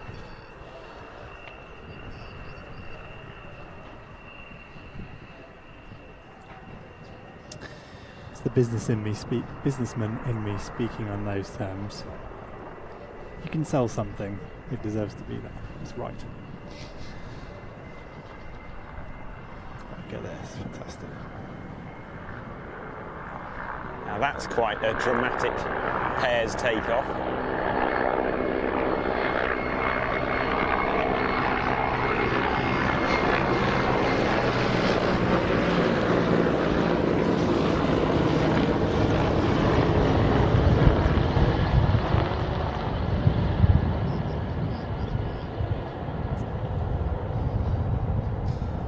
For anyone who is as confused as I am about the designations of some of these helicopter designs, the Mi-8, Mi-17 and Mi-171 are very closely related. Some of them are just export versions of the other. This is a version optimised for hot and high operations based on the Mi-8. And we should say that's the second aircraft in the formation for anyone really not sure what we're looking at.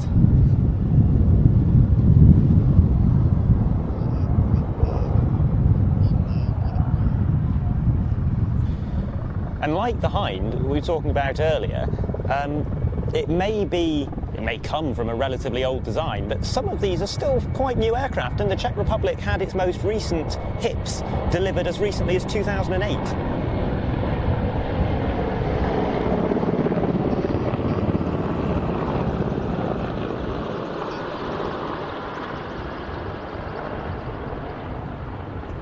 Some of those having been fitted with specialised loading ramps at the back, which allows them to carry small SUVs in the cabin and then offload them directly without the need for special equipment.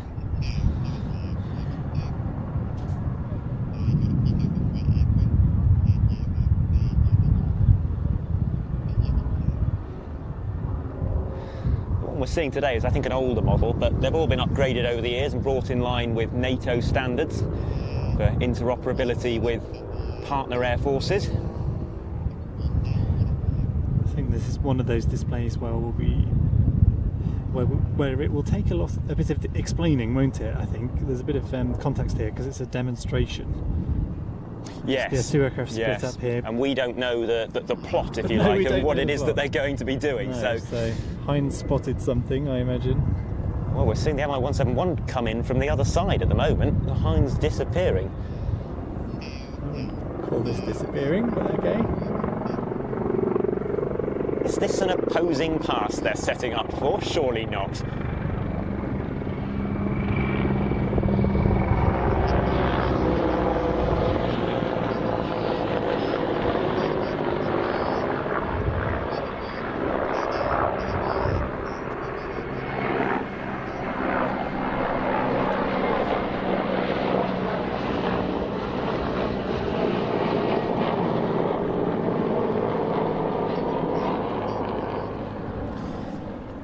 suppose there's plenty of energy here in these aircraft, and they're able to fill the quite large display line here at Fairford.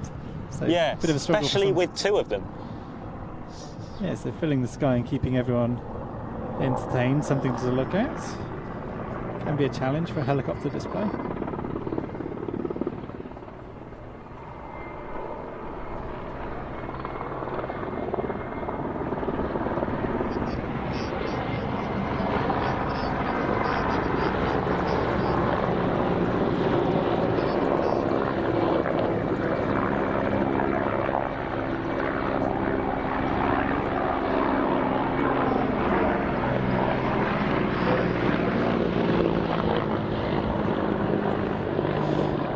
Really enjoying the fact that at RIAT this year there's quite a few acts like this where I don't really know what's going on and what to expect because I haven't seen it before, and that to me is one of the things that makes RIAT really special. It's the number of times that I think, oh, I've never seen that, or I never thought I would see that, and this year is delivering that in spades.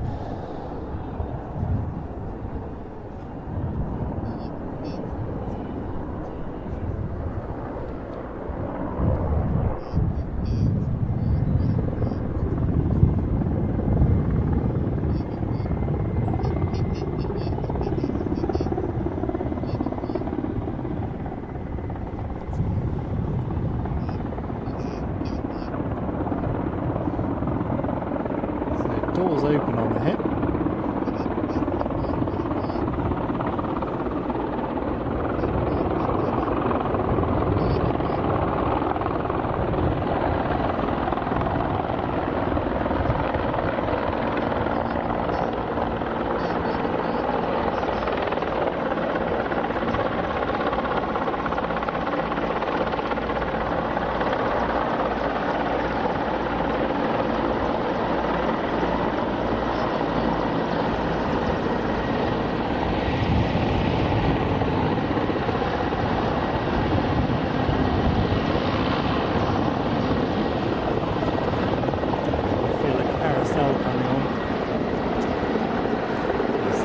I feel a carousel coming on.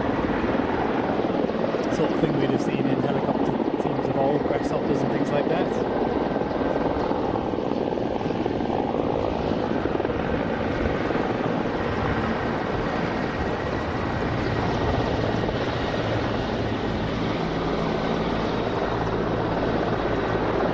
I don't know what I expected, but it wasn't this. This is almost like a two-ship aerobatic team, display team. I'm not saying aerobatics as such, but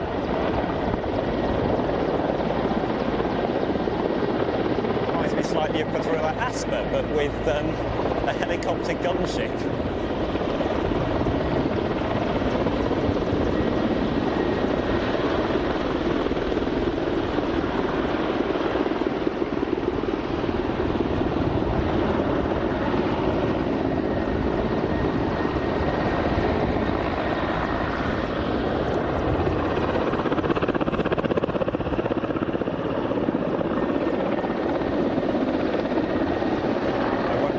To see the hind accelerating past the hip.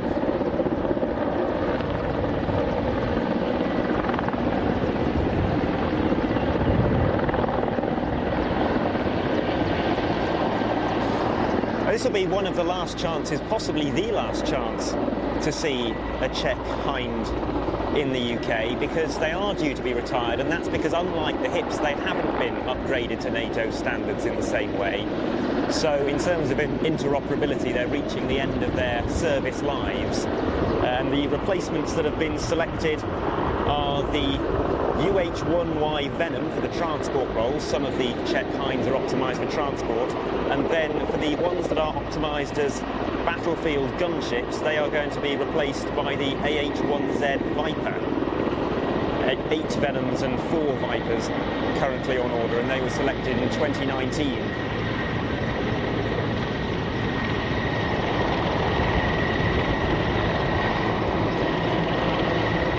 I think the hips might be with us for a little longer, having been more recent acquisitions.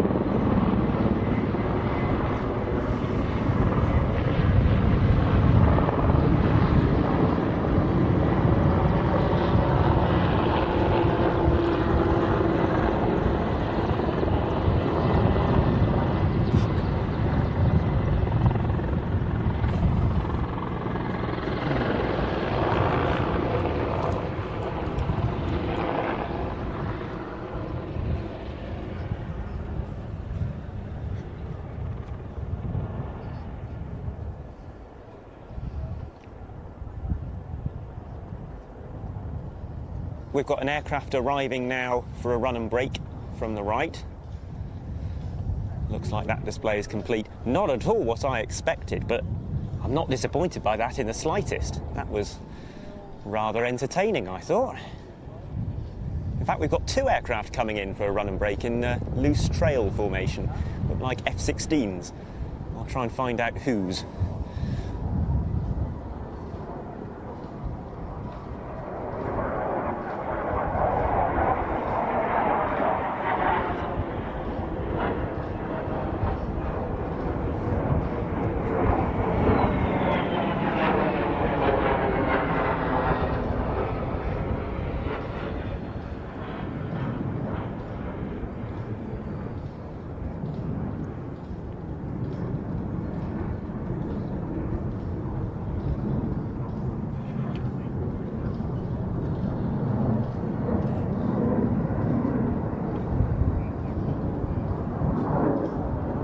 Any idea whose F-16s they were? Oh, I don't know. Are we expecting any American? Well, I was just looking at the schedule. I couldn't see any. Perhaps something that was missed earlier in the day. I'm losing track of what we have and haven't seen at this So point. We've definitely got our Belgian friend. Have we had any We've Dutch definitely had the F-16s? Belgians. I don't know if we have had the Dutch, so perhaps it is the Dutch F-16 AMs, I think they're contributing. Or perhaps 1 AM and 1 BM for the training theme.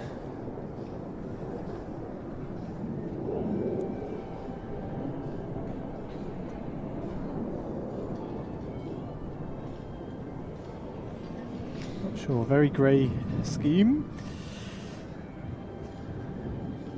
Brain's saying American, but I wouldn't hold myself to it.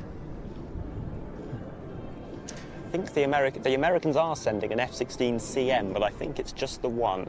So,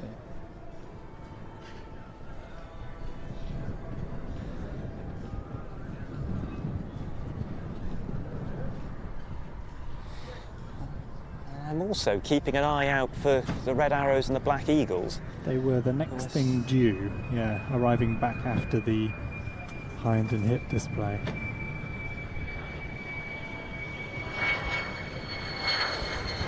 Aviano. Ah, they are American F-16s from Aviano in Italy. I don't know what's funny, isn't it, when you just feel like you recognise the paint scheme.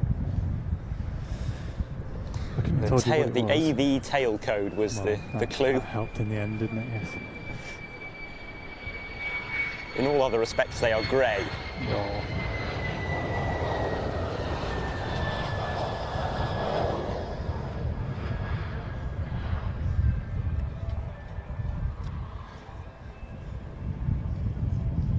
And the Czech helicopters now returning to land.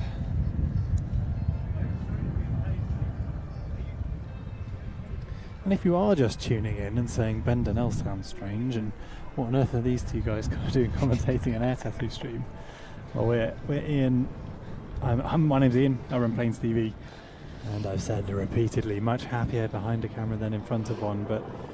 And our focus today is on capturing the video of aircraft arrivals for your viewing pleasure, but the viewing pleasure of other subscribers of our on-demand service at watch.planestv.com. But thinking, we really do need to give it a bit of context, and it's nice to acknowledge all the people in the conversation on the chat. So we've tried to do a little bit of that as well. And talking to you, I'm currently on the tight camera, so the telephoto camera. So juggling a few things, and as you can tell, Adam is a fountain of knowledge himself on very many of these aircraft. And trying to do our best to give you a bit of context. Aviano-based F-16, says Charles Sierra on the...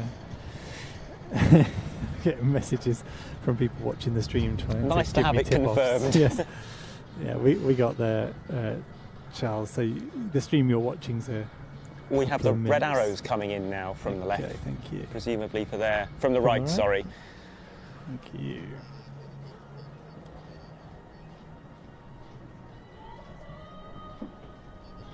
quite some time now since we saw their big mixed formation, but that was quite a sight with the Black Eagles. Yeah. Something worth going back to if you missed it.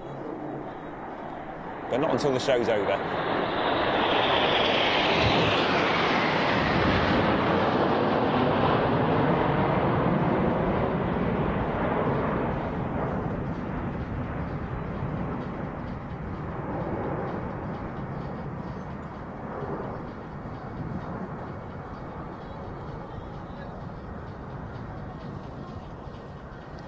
I'm certainly looking forward to seeing hopefully a full Red Arrows display over the weekend. Some good clear skies forecast, and I haven't seen one this year. I can't recall seeing one very recently. In recent Cosford years was a even. full show, wasn't Was it? Yes, or perhaps it was full except for one loop that was just turned into a flypast. I think that the Lightning loop became the Lightning Present, but otherwise that was a full show. A bit of an old one, Cosford. We've covered that air show for what, 15 years or so, producing DVD and in more recent years live broadcasts, but not doing anything this year, sadly. And we were there off the back of producing a live broadcast for RAFA, Royal Air Forces Association, and let's just say I was a little on the tired side at Cosford, so if my memory hasn't served me very well, I think we all were a use that as an little on the excuse. tired side because we've been doing a few 5 a.m. starts Yeah, not unusually. that day but and the 2 days beforehand. yes. But all good fun, we should not complain. It's very good to be busy after a few years semi-hiatus.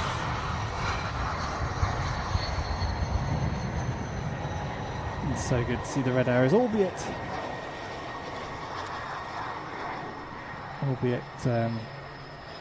well, 8 aircraft here, but 7 aircraft in the display.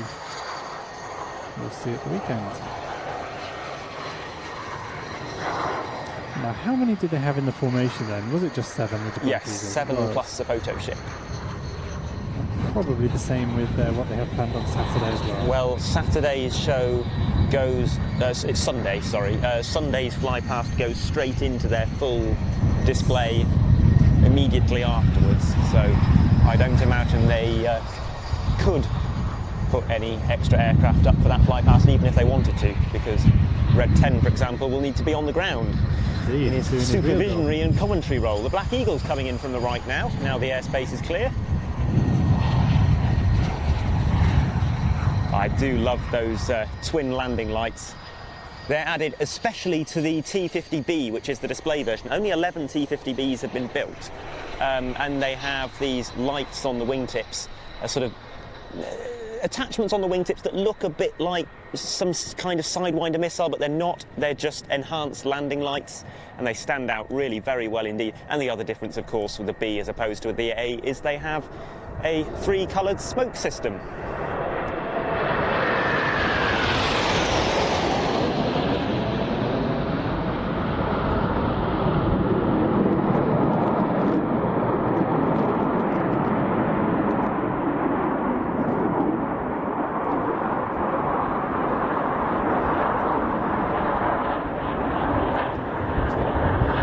Just a standard run and break this time, but when we saw them practice this morning, gosh, was it today?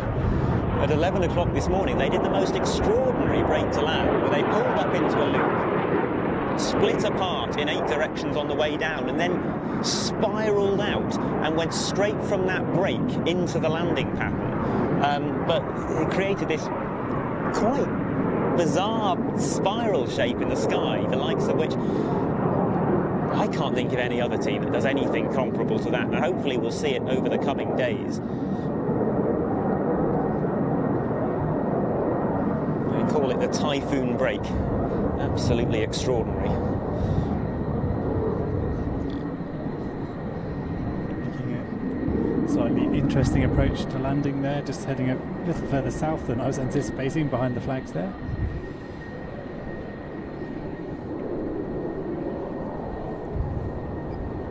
Looks like a helicopter off to the south, and we're seeing them go round again.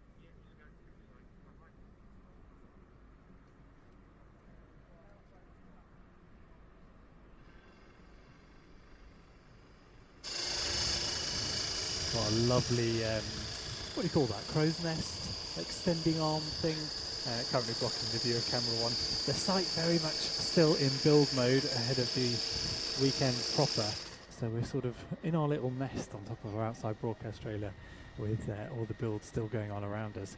Our build having been pretty well all completed on Tuesday, although any of you who were watching the early start on Wednesday will maybe question that. A couple of elements that we're still ironing out at the start. Of course, the focus being the flying display proper over the weekend. So these 2 days offering us an opportunity to get into the swing of things, get a sense of some of the displays we're maybe not familiar with, and a couple of bits of kit that we don't use day to day at events, rented in for special occasions. And this weekend is one of those. The return of our tattoo after a hiatus of 3 years, or 2 years, I suppose it's been hiated for. Yes. We're going to get pedantic about it, and someone will. So PC9 team, we can see. I'm going to get pedantic about it now. You can do better than that, Ian. So PC9 team lining up on the eastern end there. PC7s. Oh, sorry. Literally called the PC7 team as well. Yes. Well, it's been a long old day. We did 10 hours yesterday, and what are we up to now? Probably on about 7.5. Gosh, we've still got a few hours to go. Oh yeah, plenty still to go. Well, we've got. I am enjoying this. I should say I am enjoying this. We've got an hour having and a a half to wonderful go. time. Well, we are. You know, fabulous conditions. I can see a Chinook hiding behind us there, hovering behind the big wheel. Something on approach, twin-engine high wing. Another C295. C295. Had quite a lot of those going in and out. You said we were expecting a Finnish one at some point. We were. We've got another one waiting to take off, a Polish C295 waiting to go. Aircraft all supporting others, I believe. Spares and maybe personnel supporting other aeroplanes. It's a serious operation for all of the aircraft supporting Air Tattoo. Perhaps the most significant undertaking being that of the Black Eagles, dismantling all those aircraft and flying them in pieces to the UK, building them down at Boscombe, and in fairly short order getting them back in the air and available for rehearsal displays a couple of weeks ago, one of which, if you're a YouTube subscriber, you might have watched live here on Planes TV. Yes, and I thought we had a pretty good view at the time, but it doesn't compare to the view that we had of this morning's practice here, which really couldn't have been any better. No,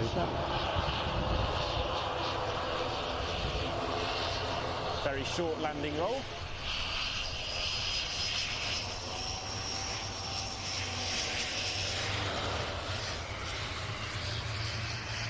And the PC-17 heading out into the runway. I'll probably stop over with Adam here and film these guys. And one of my roles here is, okay, we are feeding. Oh, I am very well aware we're feeding a live stream with lots of viewers, and we're trying to make it entertaining. But we're also shooting little bits and pieces of slow motion, which is quite useful post-show in things like highlight videos and used for promotional purposes by Air Tattoo. So you might see the image sort of go a bit. I'm trying to describe it. So we use a slightly higher shutter speed. It's just a slightly jittery motion, isn't it? And I know I've mentioned it lots of times. I think if you hadn't mentioned it, most people probably wouldn't notice. I'm sure that's the case, and I just feel the need to sort of apologise a bit. Yes. And over the weekend proper, we're unlikely to use that quite so much, unless I get very carried away. But yeah, these rehearsals and arrivals and things, an opportunity to record a bit of that for later use. Worth just explaining, these PC7s aren't going straight into their display. They will go to the hold for 5 minutes or so. Now, what makes you so confident? They always do. I suspect, I noticed in the flying programme that they're always flying back-to-back with the F-18. F-18, yes. So I do suspect we might see a formation between the two teams. We have done in the past, certainly 2018 we did. Possibly 2019 as well, I can't recall.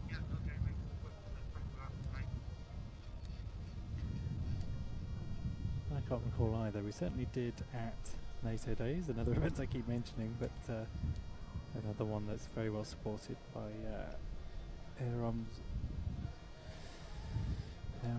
far and wide. I can see why.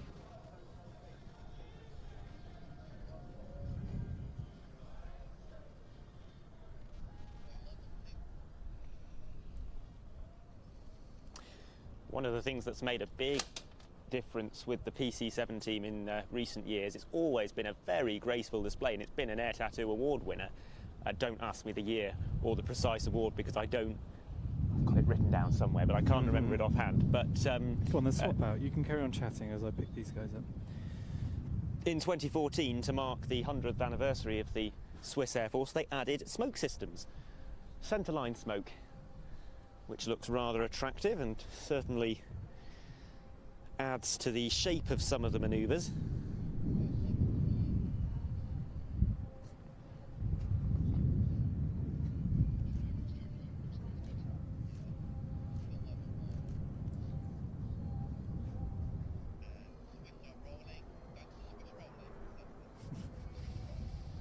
Thank you, Andy, on swap back.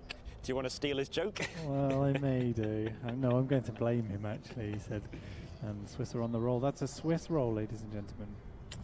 You can judge the sort of character we're dealing with downstairs, ladies and gents.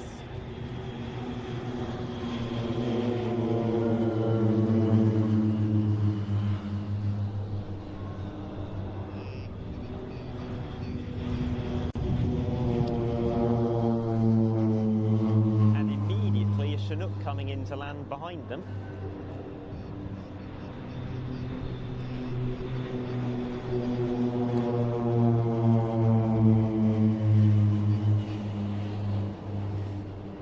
Well, that's given me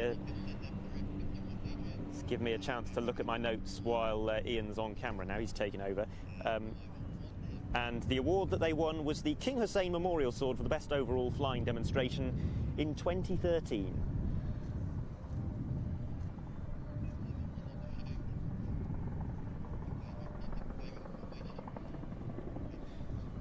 King Hussein Memorial Sword being named after the late King Hussein of Jordan, who was a great patron of the Air Tattoo, and it was on his request that the Royal Jordanian Falcons were formed. So we enthusiasts have much to be grateful to him for.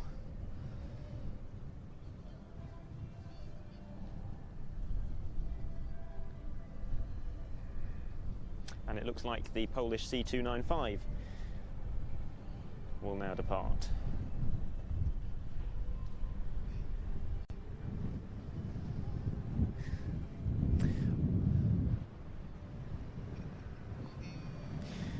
We actually have a C295 derived debut in the Riyadh static display. We've got the Persuader from the Royal Air Force of Oman, which is the very rare maritime patrol version. Never visited Riyadh before. Aesthetically, it looks fairly similar, although, as you pointed out as it came in, it seems to be wearing a hat. You caught that, did you? Yeah, it did look like that. Sure, I'm not the first person to... it's only what my 6-year-old would have said, so in his absence.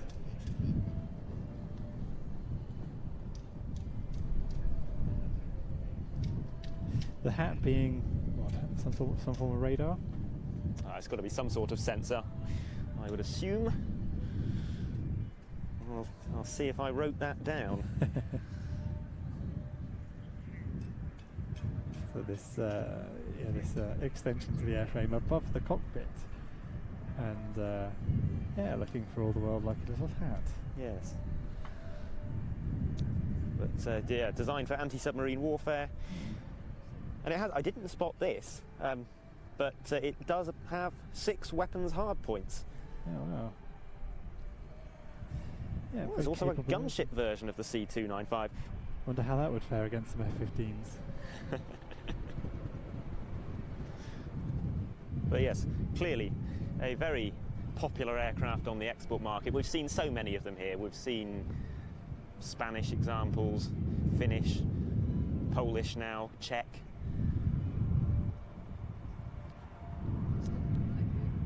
Got the Black Eagles taxiing back in from the left.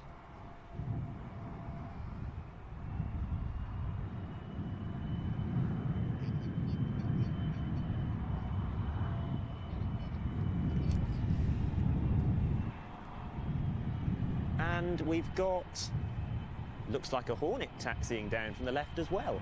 One of the Spanish maybe that's been sat waiting patiently. Yes, perhaps.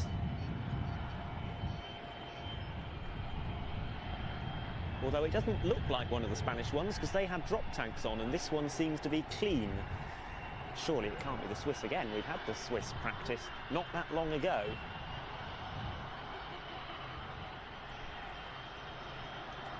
In Andy's terminology, we now have a Polish roll. A bit more cold meat involved.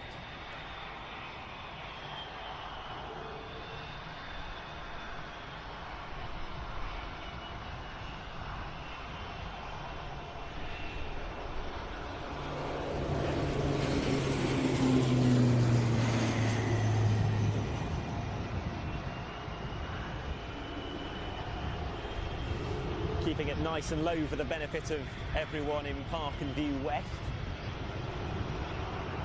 Oh, they will have enjoyed that. Yes. Bit of a wing rock as well.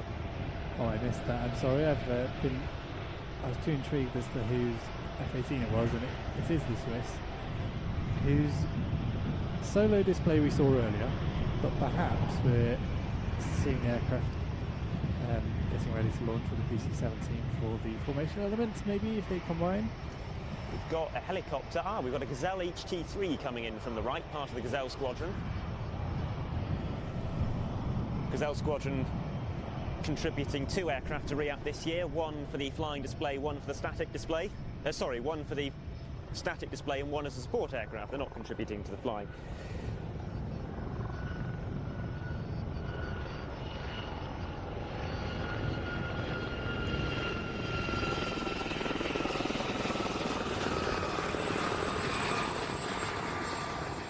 They've just debuted their new 4-ship display, the Gazelle Squadron, a couple of weeks ago. After many years in the making.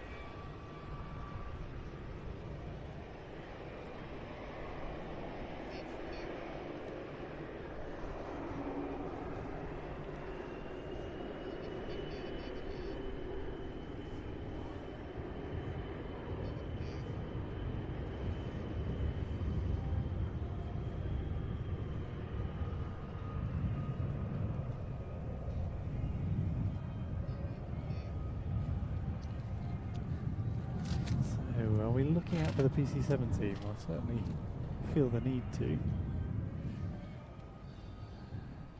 I am scanning the horizon.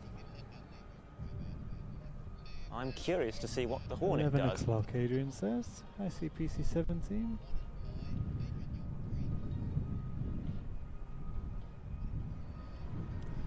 Yeah, PC-17 having fun somewhere over Swindon. Further north than that, aren't they?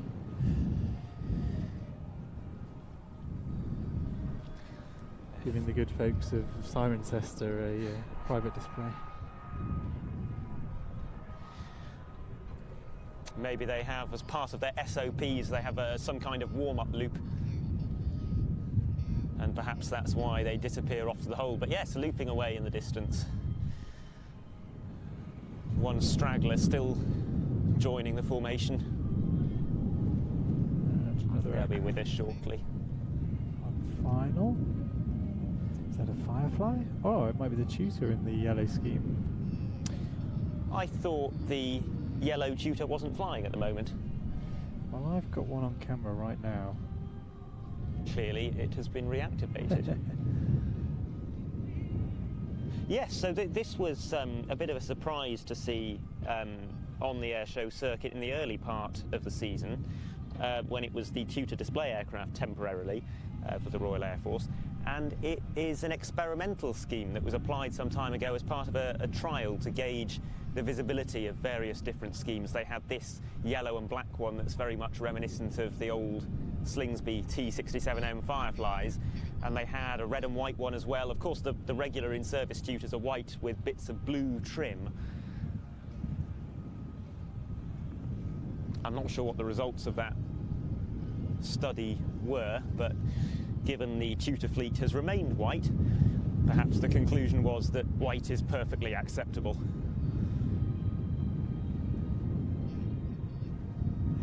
backtracking to take the taxiway opposite us, I believe.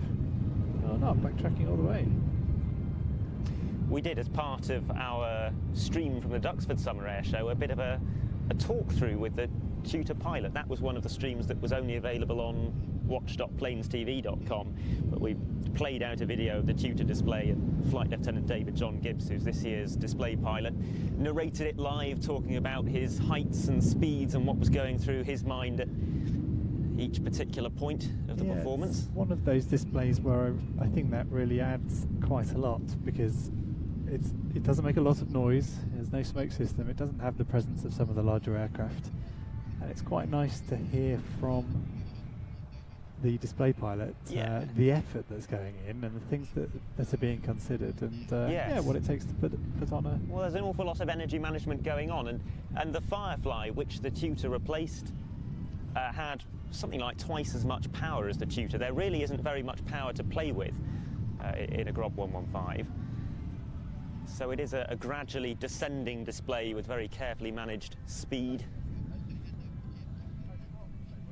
A very important thing to have on the airshow circuit, because there aren't many display aircraft where the commentator can say to the assembled masses, you can fly one of those, you join the Air Cadets or a University Air Squadron, and you could be flying that within a few weeks, doing the manoeuvres that you're seeing right now.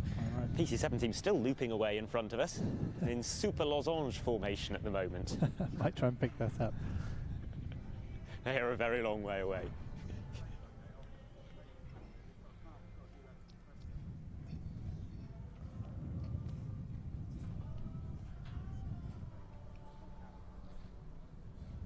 There's something else on approach.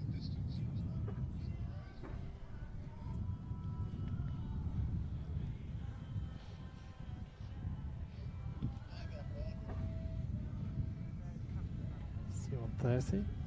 Lots of extra bits under the wings. Is that an American? Could it be the MC-130 from Mildenhall? Yes, it could. Big fuel tanks under the wing. And I suppose are they air-to-air refuelling pods actually on the outer hardpoint 4? I think so. Refuelling things like Ospreys? Yes. And there are Ospreys based at Mildenhall, one of which is going to be participating in the flying display on Saturday and Sunday. Flying in from Mildenhall as it has done in the past, or are we... on balance of probability, that seems likely, doesn't it? But I don't know. If I were there, I'd come and enjoy the party, but that's me. I choose my words carefully here. You know, the festivities of the event, shall we say? Yes. Everyone wants... There's a camaraderie about the event, everyone here together.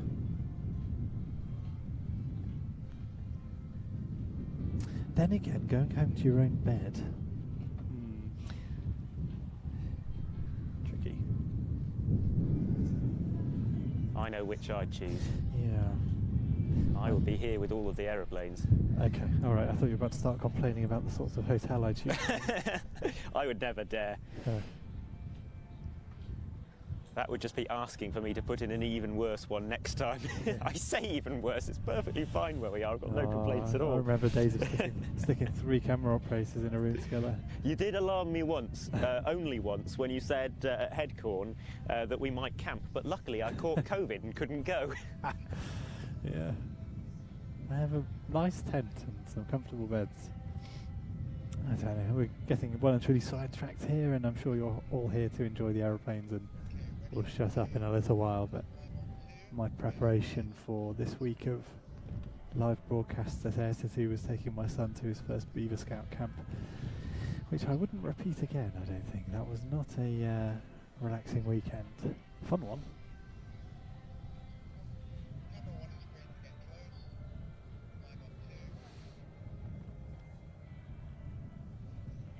But if anyone has any tips about running a Beaver Scout group, I am all ears. I don't know how I've got myself in that mess. Go on, Adam, let's talk about some airplanes. I was just going to ask whether you can see if the landing gear's down, Landing whether we gear's might get a run down. and brake. Landing gear's down. He looks too low for a run and brake now. But I too can slow hear as well. some PC-7s in front of us from time to time. I'm sure that'll start before too long. Tell me the time, Adam. It is 1750. So I just noticed a nice shadow of the Herc on the tree line there. 1750, so the sun at 1750 gives us an opportunity for an arty shot of a shadow on some trees. I'll note that one down for later.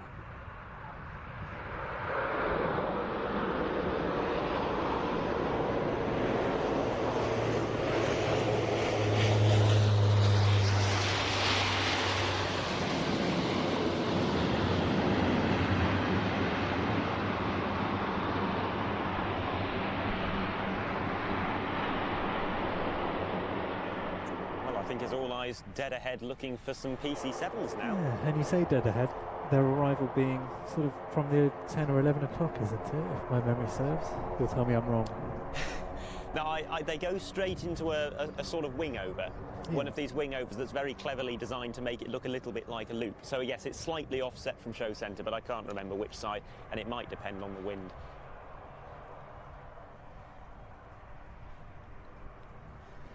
I have spotted them. They're not in. We're not in imminent danger of missing them because they are still in a rather loose formation.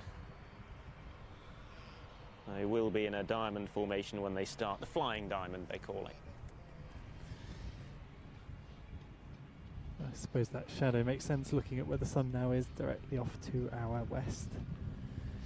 Yes, the lighting gets rather interesting at this point because rather than having everything You say interesting, I say challenging, actually. Yes, but it can be quite dynamic, having parts of the aeroplane in full sun and other parts in shadow. Mm.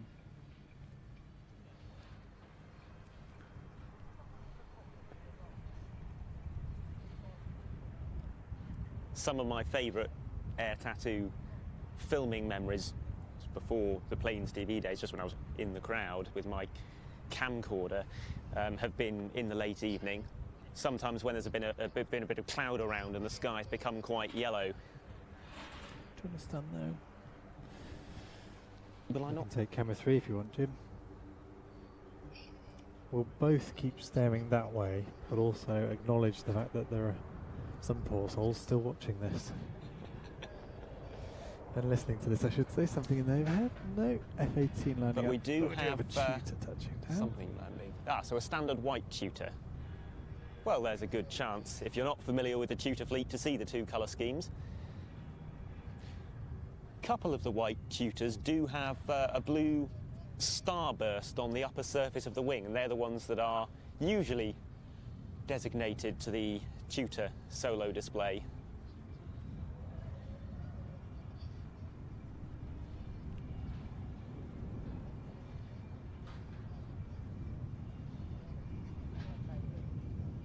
Yeah, Hornet lined up as well, so it looks to me like we are going to get a rehearsal of that combined formation of dissimilar types, very dissimilar types, the F-18 and the PC-7 team. It's quite remarkable, isn't it, that this is not an air show day, this is an arrivals day and validations, and yet there's still more action, more air show action packed into it than you would get at many full air shows. Yeah, it's quite a thing. We've had so many displays today and so many still to come, several still to come. PC-7s, Silver Swallows and Mustang X-Ray. Lots of turbo trainers, if they're your thing. They're definitely my thing.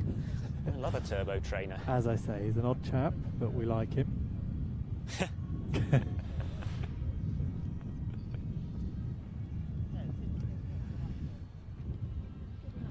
Another opportunity for me to remind you that we will have some Mark and Ben, the main commentators for our tattoo, of course, commentating tomorrow, Saturday and Sunday. I'm not apologising for Adam, or you know, he's done his research and providing us a good bit of context to what's going on. Be ashamed to just be pointing cameras at aeroplanes, although I do enjoy that bit. So, where's that tutor? Is he, poor thing, trying to taxi the full length of the runway to get out of the way, is he? No, the tutor is by the BAE Systems hangar. It's already clear, so that Hornet could... Oh, we have a team arriving. It's the PC-7 team. Right. Well, this is most non-standard. They're not in their normal formation or arriving from the normal position. It sounded like my... yeah, I'm not going there.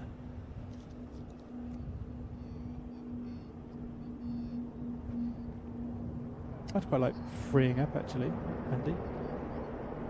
Free me up. There are also only 8 of them, and the Hornet's rolling.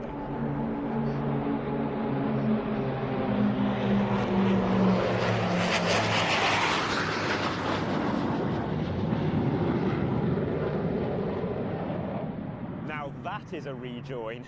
It's not a rejoin, is it? It's the initial join, but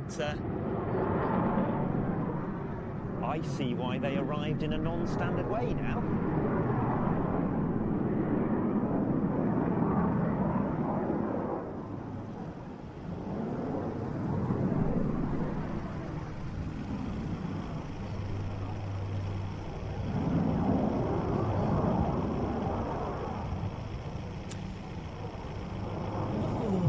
Timing for the Hornet to release its brakes, that must have taken quite some practice. Or an awful lot of maths, possibly both.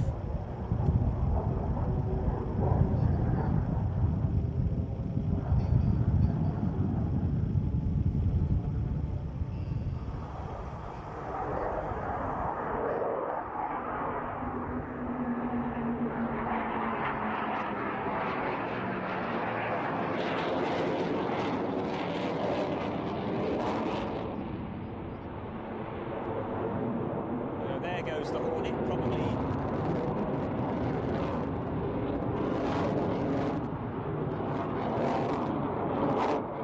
I would guess there's no need for the Hornet to practice again, but this is normally the point where it would launch into its solo display, which we saw it practice not that long ago.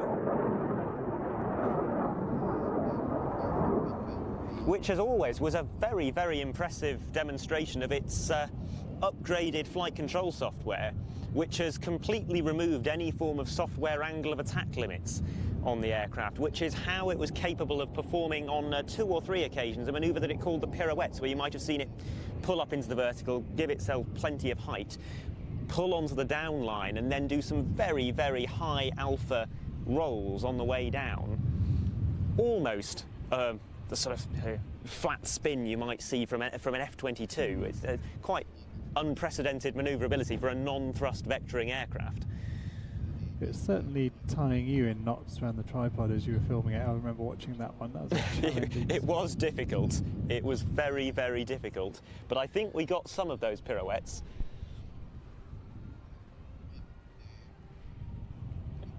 And we seem to have the PC-17 arriving from the left. I feel a goose coming on. So do I.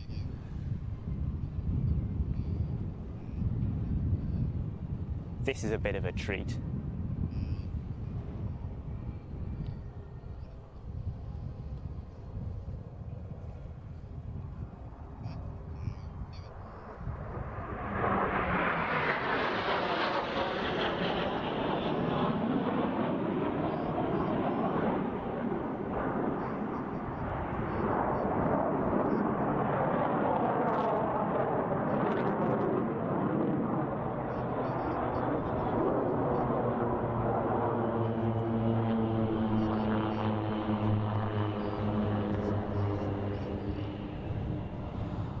I've got to say, this feels a little bit special.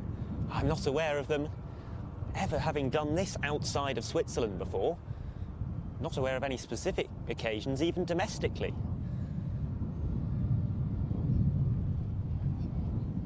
Reminds me a little bit of the Swiss Air Force 100th anniversary in 2014, when the PC-17 and the Patrie Suisse, who fly 6 F-5s, did a combined display, and they did that manoeuvre with 6 F-5s flying through the tunnel made by the 9 PC-7s. It reminds me a little bit of that.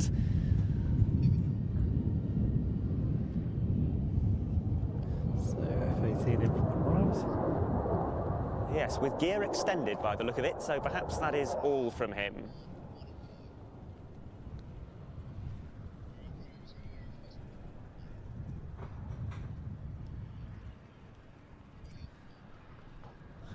So I'm sure over the coming days this is the point where he will launch into his full solo display. But instead we'll have a brief pause while he clears the runway and the PC-7s coming in, hopefully to practice their full display.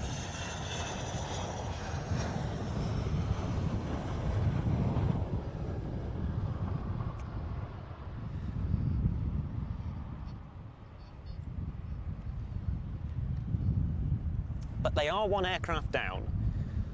Only 8 of the usual 9 PC-7s, so this would normally be flying diamond formation coming in from the front for their first wing over, but instead they are in super losange.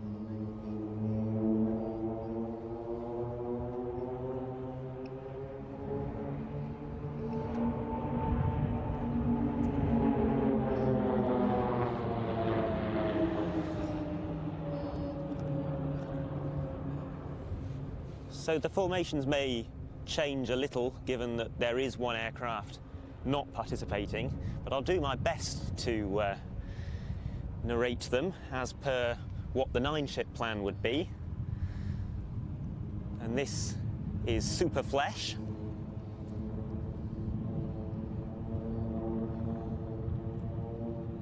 Which translates as Super Arrow.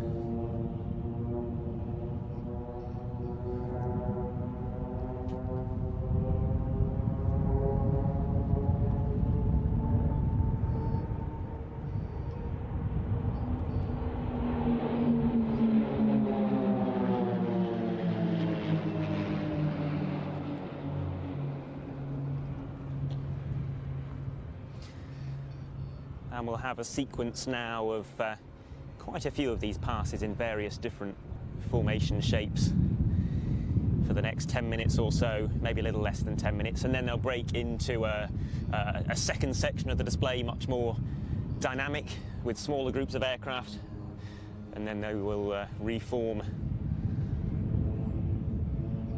into large formations for the final few manoeuvres. This is propeller formation, or rather it would be with the full 9-ship.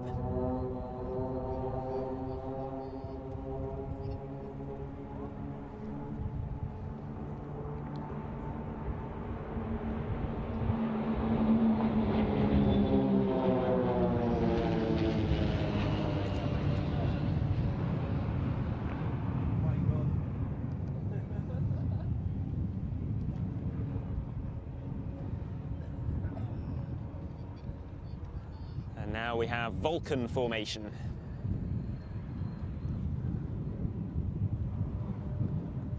This was a team that began informally with a group of PC-7 instructors flying displays, but they were founded officially to mark the 75th anniversary of the Swiss Air Force. In 1989. They displayed abroad for the first time in 1992. Initially flying the older version of the PC-7, they got upgraded with new cockpits. It was called the NC PC-7. NC for new cockpit. They upgraded to those in 2008. But now all of those aircraft have been upgraded. The NC PC-7 designation has been lost. They're all just PC-7s again, because there's no need to distinguish between two groups of aircraft. As I mentioned earlier, they added that smoke system in 2014, and that was to mark the 100th anniversary of the Swiss Air Force.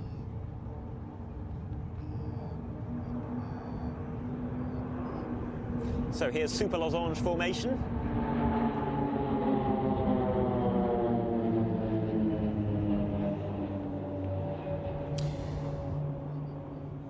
And the soloist breaks away as we start the second part of the display.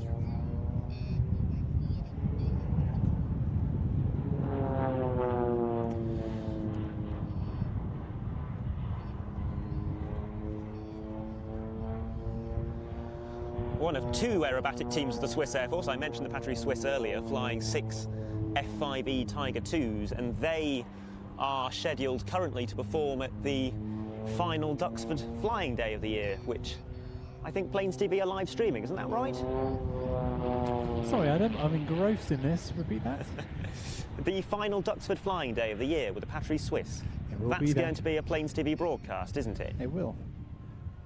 Likely live here on YouTube, so do make sure to subscribe.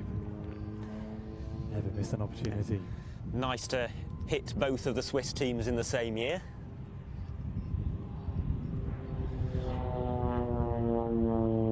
So these dirty rolls from the soloist, but the main formation coming in from the front. I've just moved my other mic down so that the camera operators can hear. They're coming in directly in front of us for the Matterhorn break.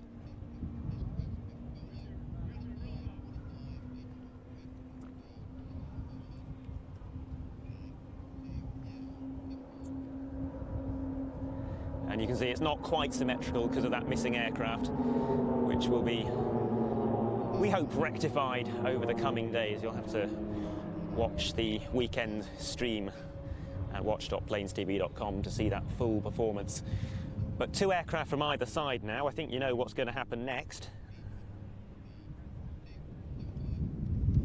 It is a 2 versus 2 opposition pass, but not quite a standard one, because 2 aircraft are indeed going to fly straight and level towards show centre. The other 2 are going to split apart just before the cross, which is why they call this manoeuvre Pac-Man.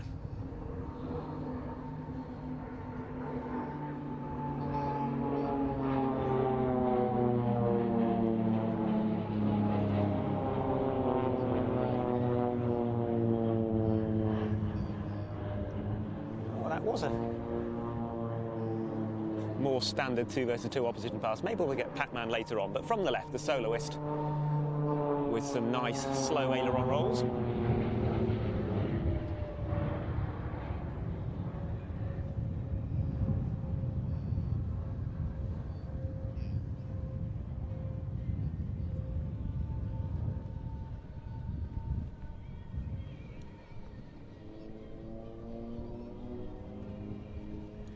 And I think what we're getting now is a very unique manoeuvre called, well, what do they call it?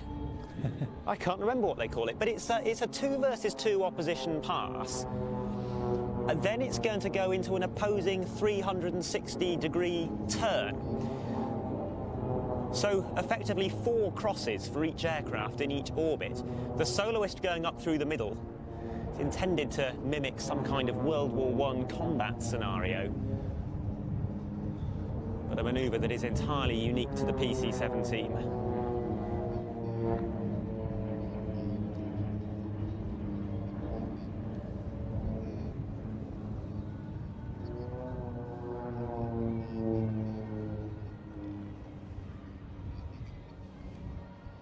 Aircraft now approaching from the left.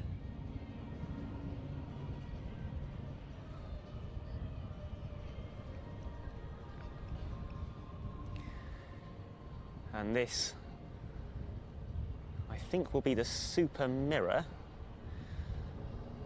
I've got the 2019 display routine noted down. It's not Super Mirror. So maybe I'll stop pre-announcing manoeuvres, given they no longer appear to be correct.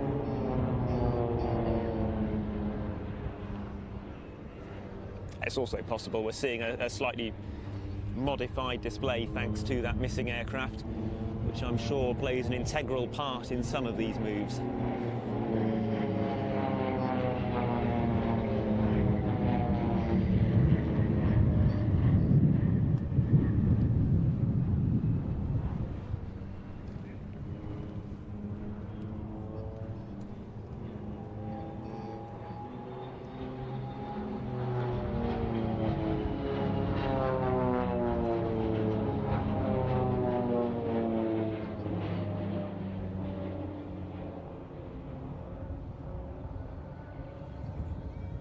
Two aircraft coming in from the right now.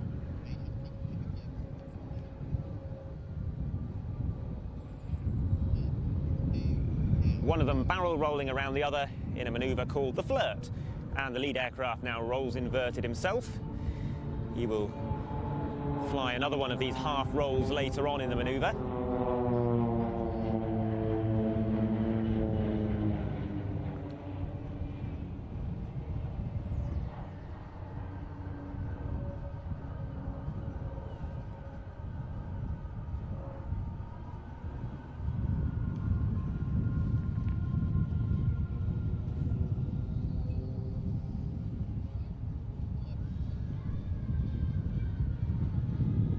And now 2 aircraft in from show centre for the heart.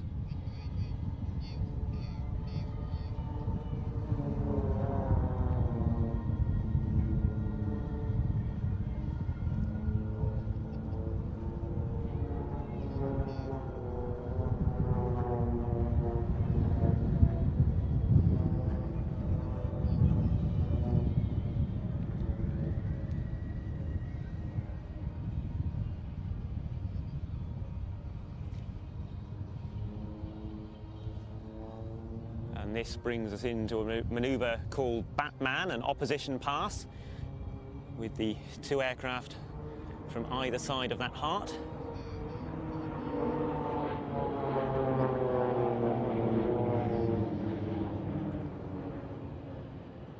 Very tight turn radius.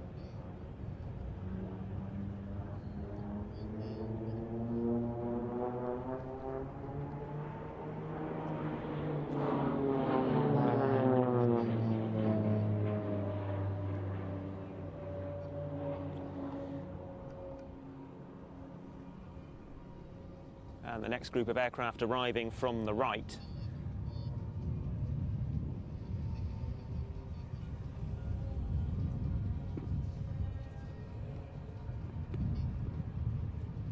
And this actually is the super mirror. Unlike the Caterpillar loops earlier that I said would be the super mirror, here we have it for real.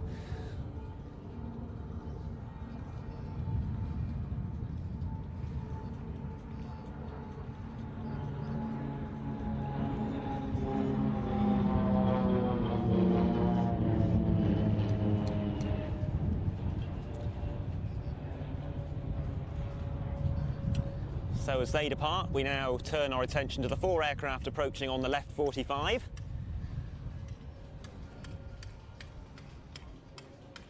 And they will come in towards us for the waterfall.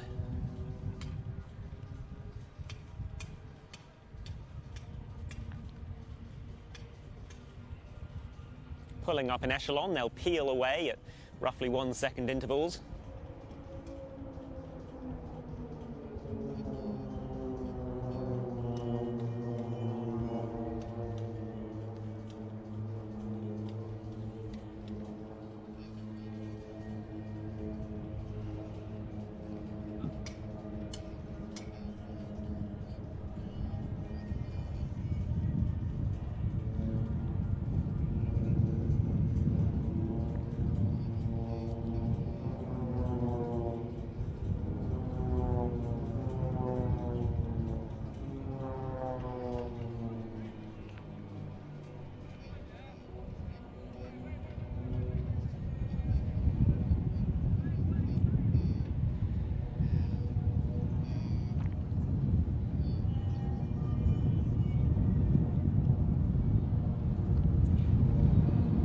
Probably worth reflecting on the success of the PC-7, which is of course a Swiss product, as we see the soloist diving in from the right for some solo aerobatics.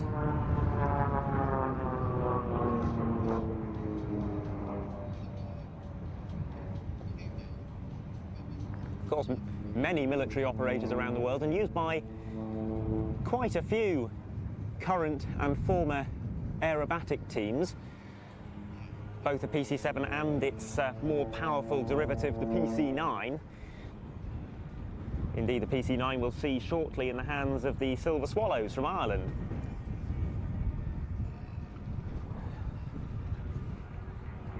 And it's built under license as well in the United States by Beechcraft, who market it as the Beechcraft T6 Texan II. The PC-9, that is, not the PC-7, but they're very closely related. One is basically just a more powerful version of the other. Now, the soloist coming in from the left, but we have a rather large formation out to the right, forming an inverted V shape, or at least they will be very shortly. There we go, the 2 aircraft at the back moving out to form that inverted V, and this is the tunnel, very much like what we saw with the Hornet just a few minutes ago. And this brings us into the 3rd and final section of the display, which is some more formation passes.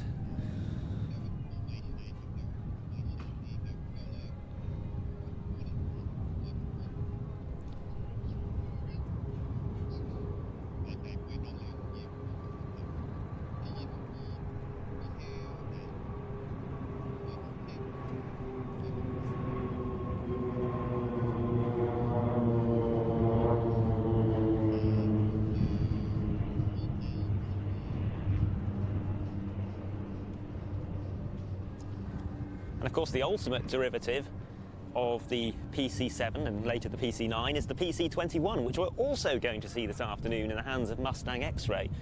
But that's an aircraft with rather more performance and power. One final display of solo aerobatics from the right.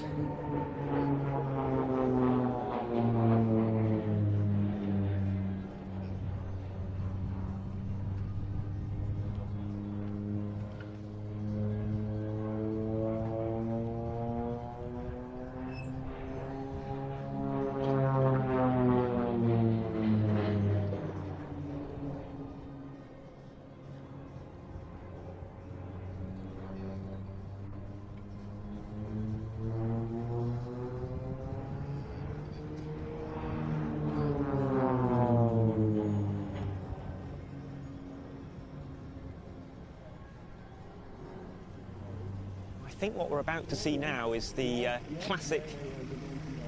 one of the classic manoeuvres of the PC-7 team solo. That was a stall turn. They also do a very dramatic downward spiral, which I don't recall seeing earlier on in the display. Perhaps I missed it, but hopefully something that's still coming up.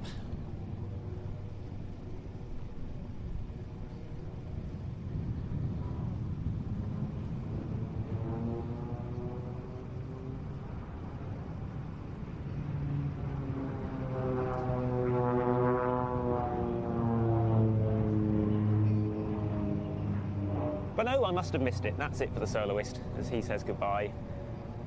And the main formation is on the left 45, but not running in just yet.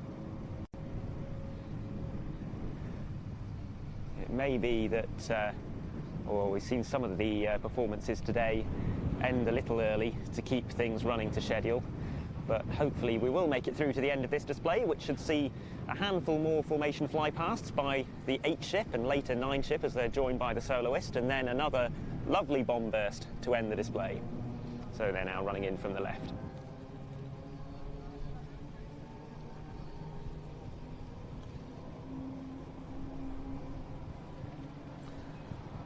So this is Pilatus formation.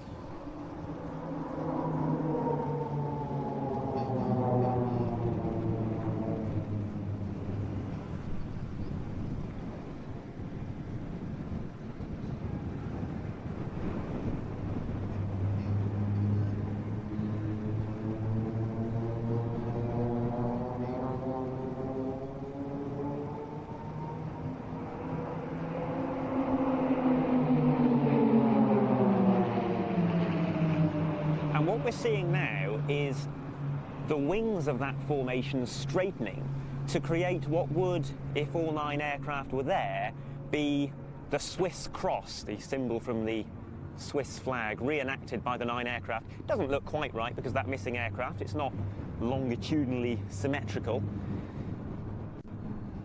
But you can certainly get an idea of what they would normally be doing.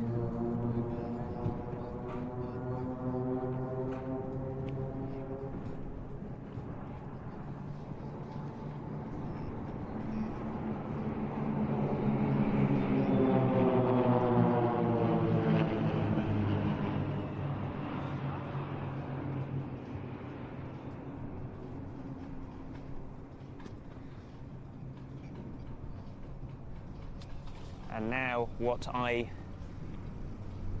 suspect may be the final formation pass, which is Sapphire formation.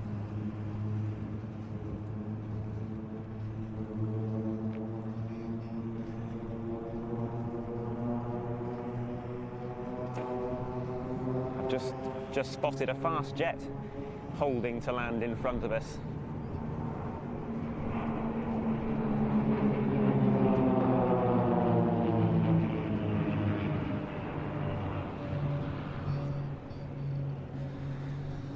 So, just one more manoeuvre to go. That was the last of the formation passes. And we have, as with most teams, a rather lovely bomb burst to end the display. So they're going to change formation into Venom formation. The soloist will join up with them, and then they'll come in from show centre for that final break.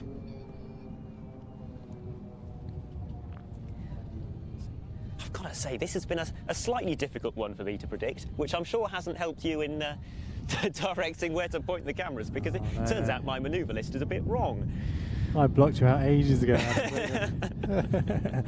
No, I've enjoyed listening to you attempt to keep up with slightly different Swiss PC7 display team, but yeah, the missing aircraft that we're anticipating potentially being, they've covered for it pretty well. You wouldn't know if I hadn't been saying there's an aircraft missing. Perhaps I shouldn't have mentioned it, but here we go with the final break, the Vixen break.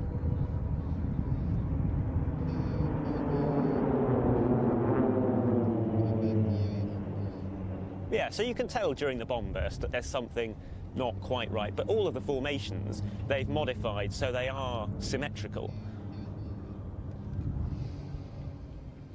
So does that form part of their break to land? It looks like it might well do. It does, yes. Yes. Staying straight into the circuit. And you said you spotted a fast mover, did you? I did. Perhaps something that's been out playing with the Skyvan, if the Skyvan is still out. Looks like there's something low over the tree line as well.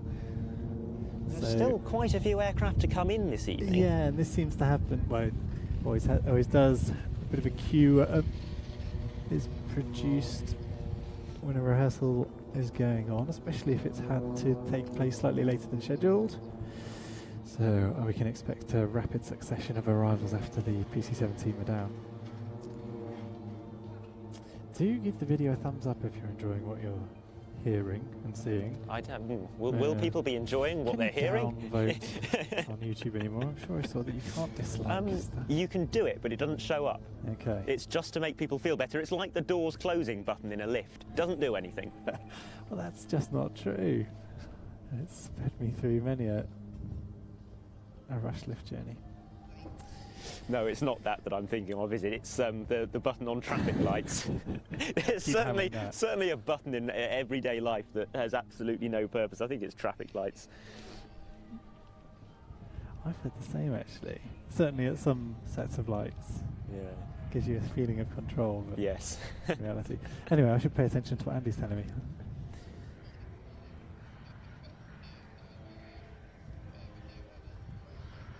Yeah, I see that. I'm trying to pick it up. So it looks like a Voyager. Could be something in surprise. Oh no, that's something more interesting, I think. Come and help me out, Adam. Yeah, I think that's a Voyager. Or it could... No, it's not a Voyager. It's the German A340 is what that is, which is due in around this sort of time. That's an aircraft that's due to be retired what I may do. Such is the challenge for me on a day like this. I've just filmed the last 2 displays and had 3 phone calls and about 24 buzzes on my phone, and then I'm not normally such a popular person, dear viewer, so I'm just going to go check what that is, because we are still in build mode, ready for the airshow weekend proper, and yeah, I'm juggling a few plates as always, so it'll be interesting to go and see what people are after me for. So I'll leave you to it. I'm even going to ask the guys to mute my mic and yeah, go and make some phone calls. Right. Over to you.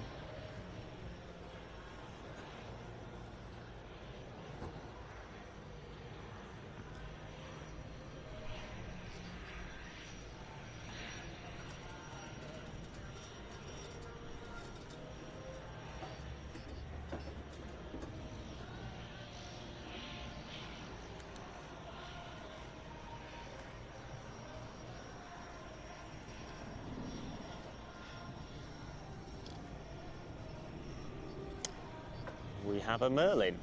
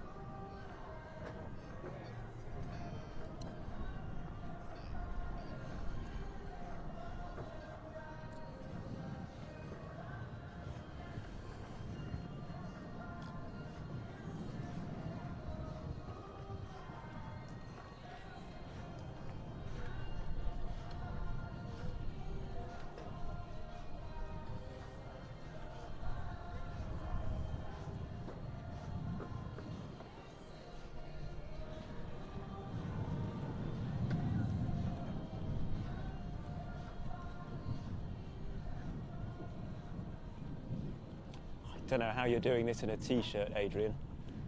I'm in.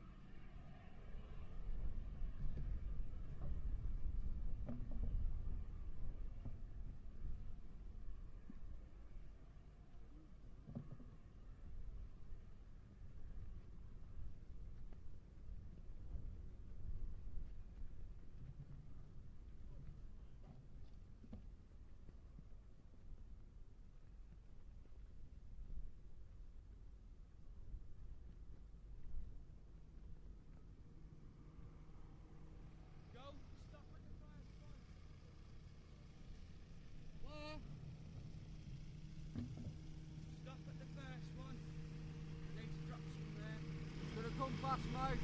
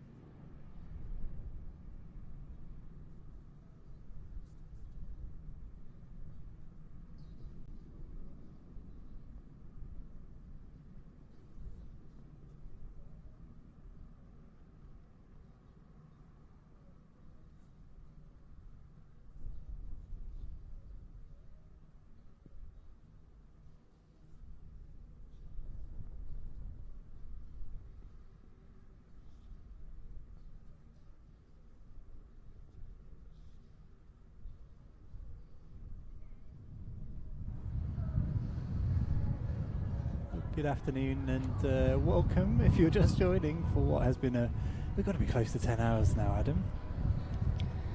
I think. Yeah, I think we're at the 10-hour mark, or just ticked over the 10-hour mark now. And, things we think running a little bit behind schedule because the Silver Swallows practice doesn't seem to have materialised, but we do still have Mustang X-Ray and the Slovenian PC-9.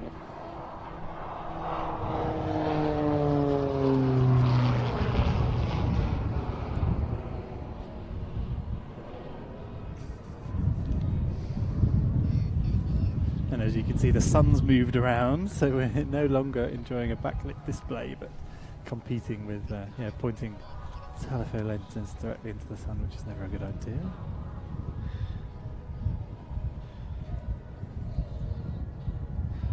Now this is a very impressive display that has won a couple of Air Tattoo awards in the past, the Lockheed Martin Canestra Trophy for the best display by an overseas participant, and the 2017 Sir Douglas Bader Trophy for the best individual flying demonstration, starting with a 4-point roll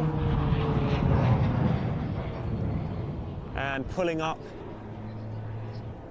half a roll and then down on the other side again for another pass. Well, I'm filming this on my knees. It's not vertical. Yes, I was doing that during the Swiss Hornet earlier. That's quite something.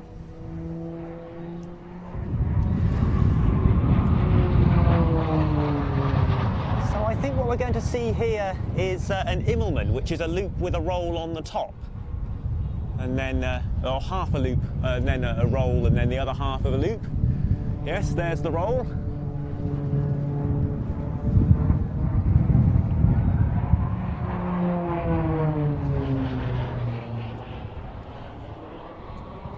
And we'll get a very good idea here of the power of the PC-9. It's with these vertical rolls, it's very similar to the PC-7 that we saw earlier, but it does have more power available. This is the PC-9M, which was introduced in 1997. It's now the standard model. Has, among other changes, a larger vertical stabilizer than the original for better stability. It has aerodynamic anti-stall devices as well, and is produced in the United States as the Beechcraft T6 Texan 2. So a half vertical 8 now, another very good demonstration of the power available to this aircraft. Half a loop, half a roll, and then another half a loop on top of that.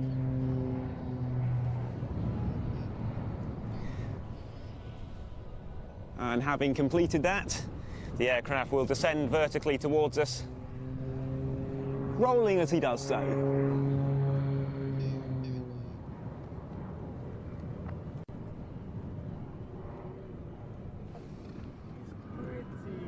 Invisible against that blue backdrop edge, dark green. I bet it's got to be difficult. So forgive me losing him. There we go, that's lovely, that spiral descent. I'll adjust my monitor in a moment to allow me not to be on my knees whilst I'm trying to chase aeroplanes around in the vertical.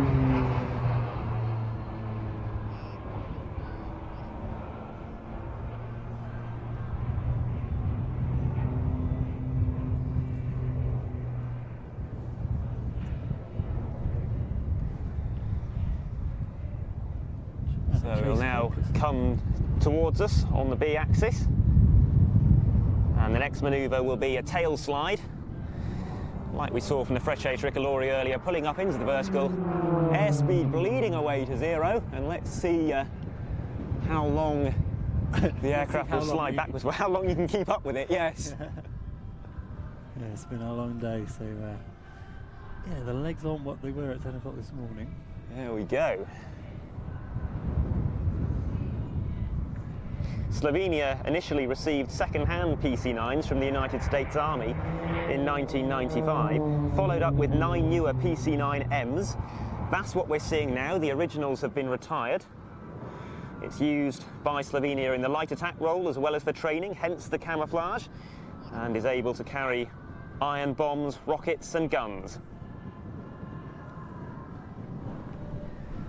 Lots of negative G manoeuvring in this display as well.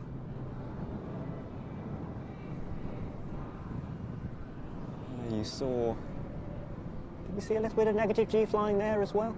It's hard to tell with the naked eye.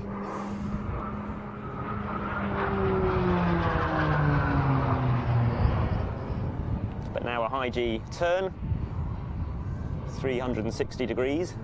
Very good turn radius, as we saw earlier from the PC7 team, with their various opposition manoeuvres.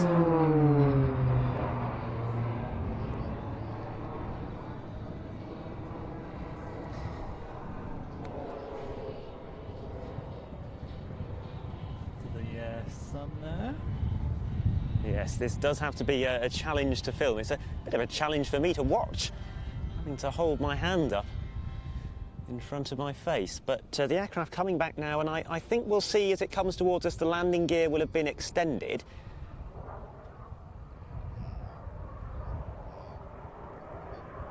And this will be for a dirty roll.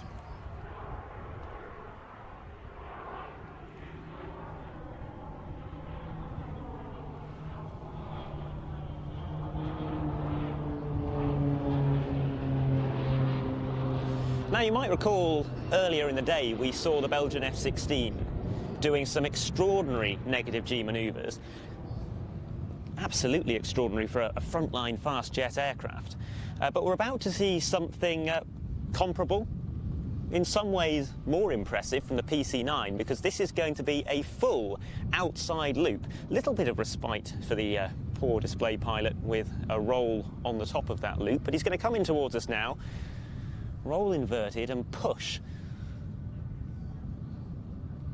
until he's flying the right way up again, then do that 360-degree roll and keep on pushing until he's inverted. This has got to be extraordinarily uncomfortable.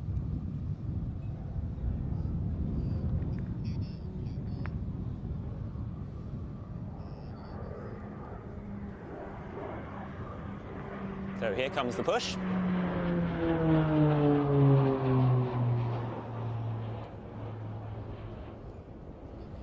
Notice that it's using a lot more height than with the positive G vertical manoeuvres.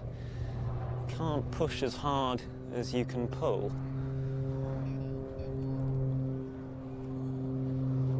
All but the purpose-built aerobatic aircraft tend to be limited to around -3, -4.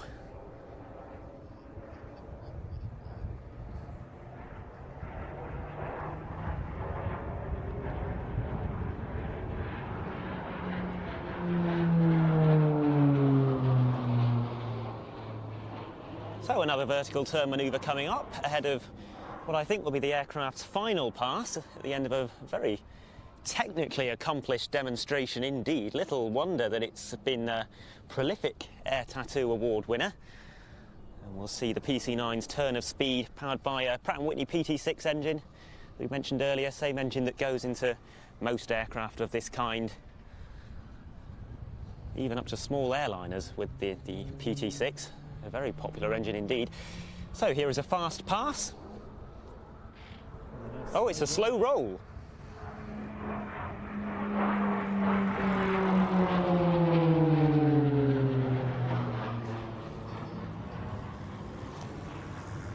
So we don't have access like Ben does to the ribbon diagrams. This is a bit of guesswork here. No, we're enjoying listening to you chase your way around this display and give a bit of guidance about what's going on. You seem to know your stuff. I'm enjoying it. I'm pleased that it's a longer display than I thought, because I'm enjoying this. We are stall turn and he's coming in again. And possibly a landing off the stall turn, maybe, or not.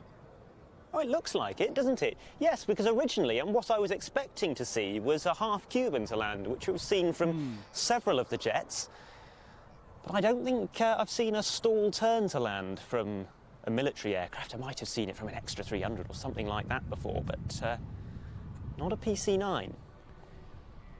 Got vague memories of a Tucano doing that in the past. Very nice. There was nothing left on the table. Is that the right phrase? He gave that everything. That was spectacular. It was. That was very good indeed. Takeoff included. It was painful to watch at times, feeling on behalf of the pilot during that outside loop. painful to try and chase around the skies, actually. That was interesting, because he was using quite a close display axis, and as high as he was, as quick as he was, made things quite challenging. Gave me memories of chasing hawks around the sky, another aircraft that's quite challenging to display, to record. Well, I think now we're looking out for Mustang X-Ray, which is pretty much the final thing of the day. There might be one or two arrivals to dribble in. I'm not sure. We'll check at some point, but I can't think that there will be, given that the airfield's supposed to be closed. No. I think probably that this coming up now will be our final rehearsal, and will mean that we can head off ourselves to get some refreshments and get ourselves refreshed, ready for the real show. Yes. Coming tomorrow and over the weekend. It feels like we've had quite got to keep a close look at here, because they are going to arrive over one of our shoulders. I see. So we might not get the best view of them, or the most warning of them running in. Understood. But not a crowd rear arrival. Not a crowd rear arrival, just a topside pass, which the French demo teams always do so well. And, seeing the likes of Kuto Delta and Ramex Delta blasting round over our shoulders. Previous air tattoos. But a chance to say thank you to everyone who's joined today and made the chat as entertaining it has been at points. Thank you for tuning in. Thanks also for subscribing. Obviously, we are back live here on YouTube on Monday for the departures, but the airshow proper, taking place tomorrow, Saturday and Sunday, will go out on our streaming service. And if you've been tuned in for the last 2 days and you've heard me say this umpteen times, I'm sorry, but I do keep seeing questions in the chat about are we streaming at the weekend? And of course we are. That's why we are here. These arrivals videos are really just getting us warmed up for the airshow proper, the full-blown air tattoo action coming to us tomorrow and Saturday and Sunday. That will go out on Planes TV On Demand from the right. Adam did try to warn us, didn't he? Oh, lovely topside. And you can see immediately that they have much more presence than the older generation of Pilatus trainers. They make a lot more noise. They have about 2.5 times the power of the PC7. Very fast roll rate. The leading edge of the wing is slightly swept. Little winglets on the end. They look like really mean machines.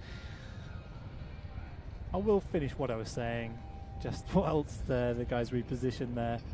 So the streaming service is at watch.planestv.com, and that's where you'll be able to watch the live stream of the Royal International Air Tattoo proper. It's a subscription service. It does cost you a bit of money, but if you use the offer code REAT2022, you'll get 20% off your first 3 months. That offer expires this evening, so do sign up this evening or now if you would like to join us, because it is going to be an excellent show. These guys are going to be a highlight of it. Yes, the first of 2 belly-up passes there.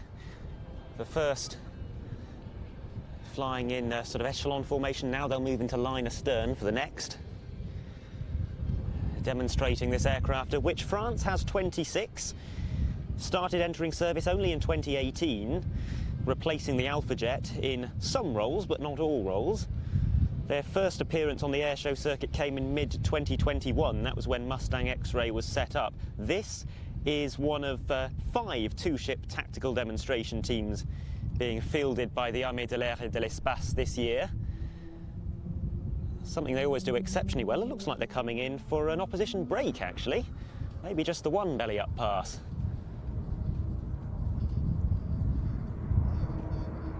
Yes, there they go.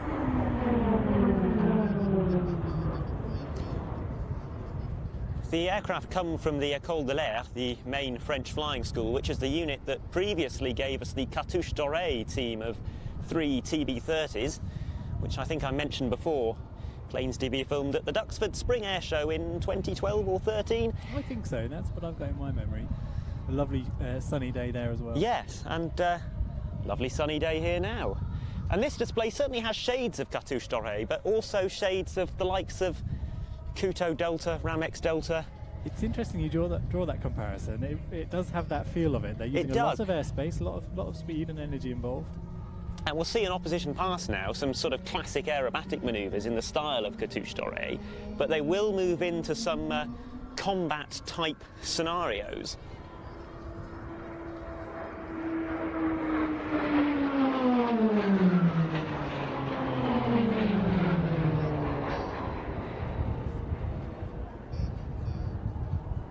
The physical performance of the PC-21 is outstanding, as you can see. Fighter jet-like roll rates and climb rates.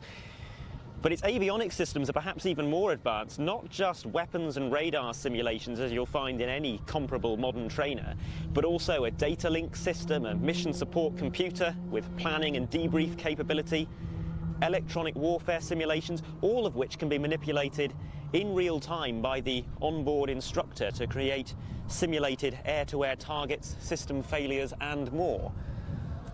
I've been on the receiving end of similar systems. We used to have an office up at Pembroke Airfield, and we had a Texan 2 use us as a target practice Oh, for nice. a few days during its whilst it was in the UK as part of a selection, I think. I think maybe using the Lightning XR-724 that's on the airfield as a target for a while. So the two aircraft approaching for another opposition break, but much further apart, and this is the start of a combat air-to-air scenario. You see a little bit of simulated dogfighting there. The aircraft on the left will turn round to chase down his opponent.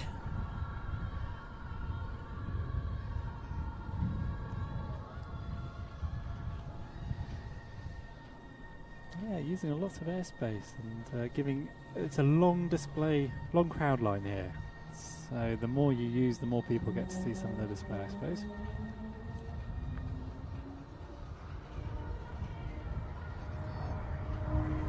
She was live on the airplane that you need to be on.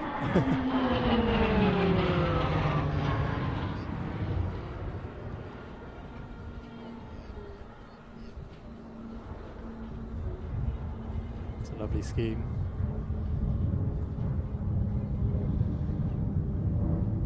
Yes, you see them starting this mock engagement now. A little wing rock as they game on.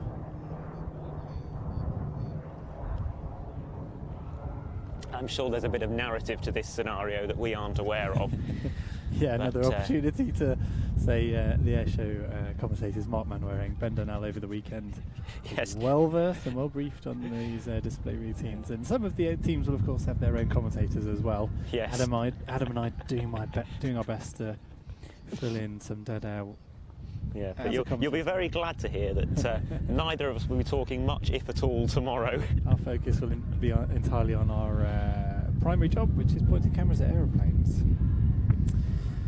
As I say, all of this just really a rehearsal and build up to the live streams proper, which will go out on our streaming service at watch.planestv.com. Even I'm bored of saying that now.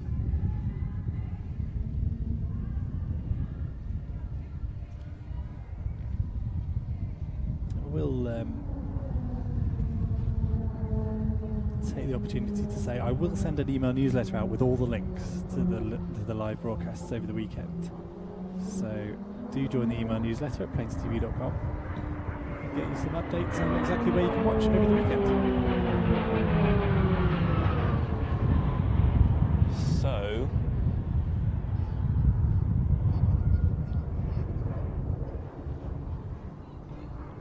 Stop going on about how challenging this is, but the lighting conditions with, pointing a camera directly into the sun at one end and clear blue sky at the other with well-lit airplanes is quite a challenge.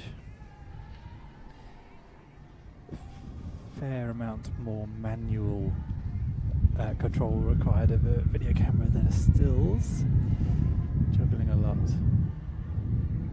Good fun though this. That was nice. Wish I was recording slow-mo. Never mind.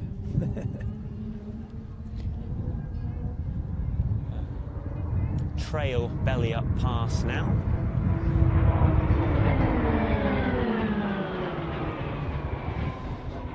And I think what they then do is that they'll go into a wing over And I'm guessing that the next pass might represent some kind of ground attack run. That is just speculation on my part. Ben will inform us fully, or the team's own commentator, should they have one. One of the big things I've learned over the past 2 days, Ian, is that I'm not really cut out for this airshow commentary. I'll never, ever, ever complain about an airshow commentator ever again, because it's difficult. Yes, it is, and I'm grateful for your efforts, though. It's nice to be able to give a little bit of information about what folks at home are seeing. We have a barrel roll. It could well be, as you say, a ground attack, roll Yes. over here, tip down. I did think that's what we were due, some kind of ground attack roll simulation. Yes, on the target that's what now. we're having. Not a barrel roll at all, but There you go. a wing over. And that is rather Kuto Delta-esque. I know I keep bringing them up.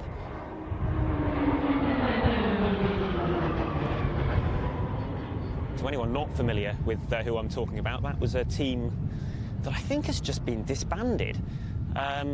Maybe not. I think, no, I'm mixing it up with one of the other Mirage 2000 teams. They're a team of 2 Mirage 2000s.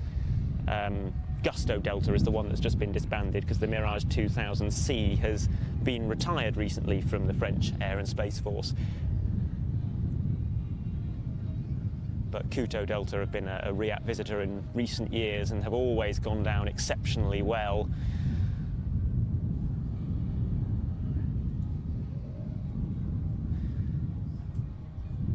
And we are coming towards the end of the display now, just 1 or 2 manoeuvres left to go. According to my list, we have a formation pass and then a run and brake to land.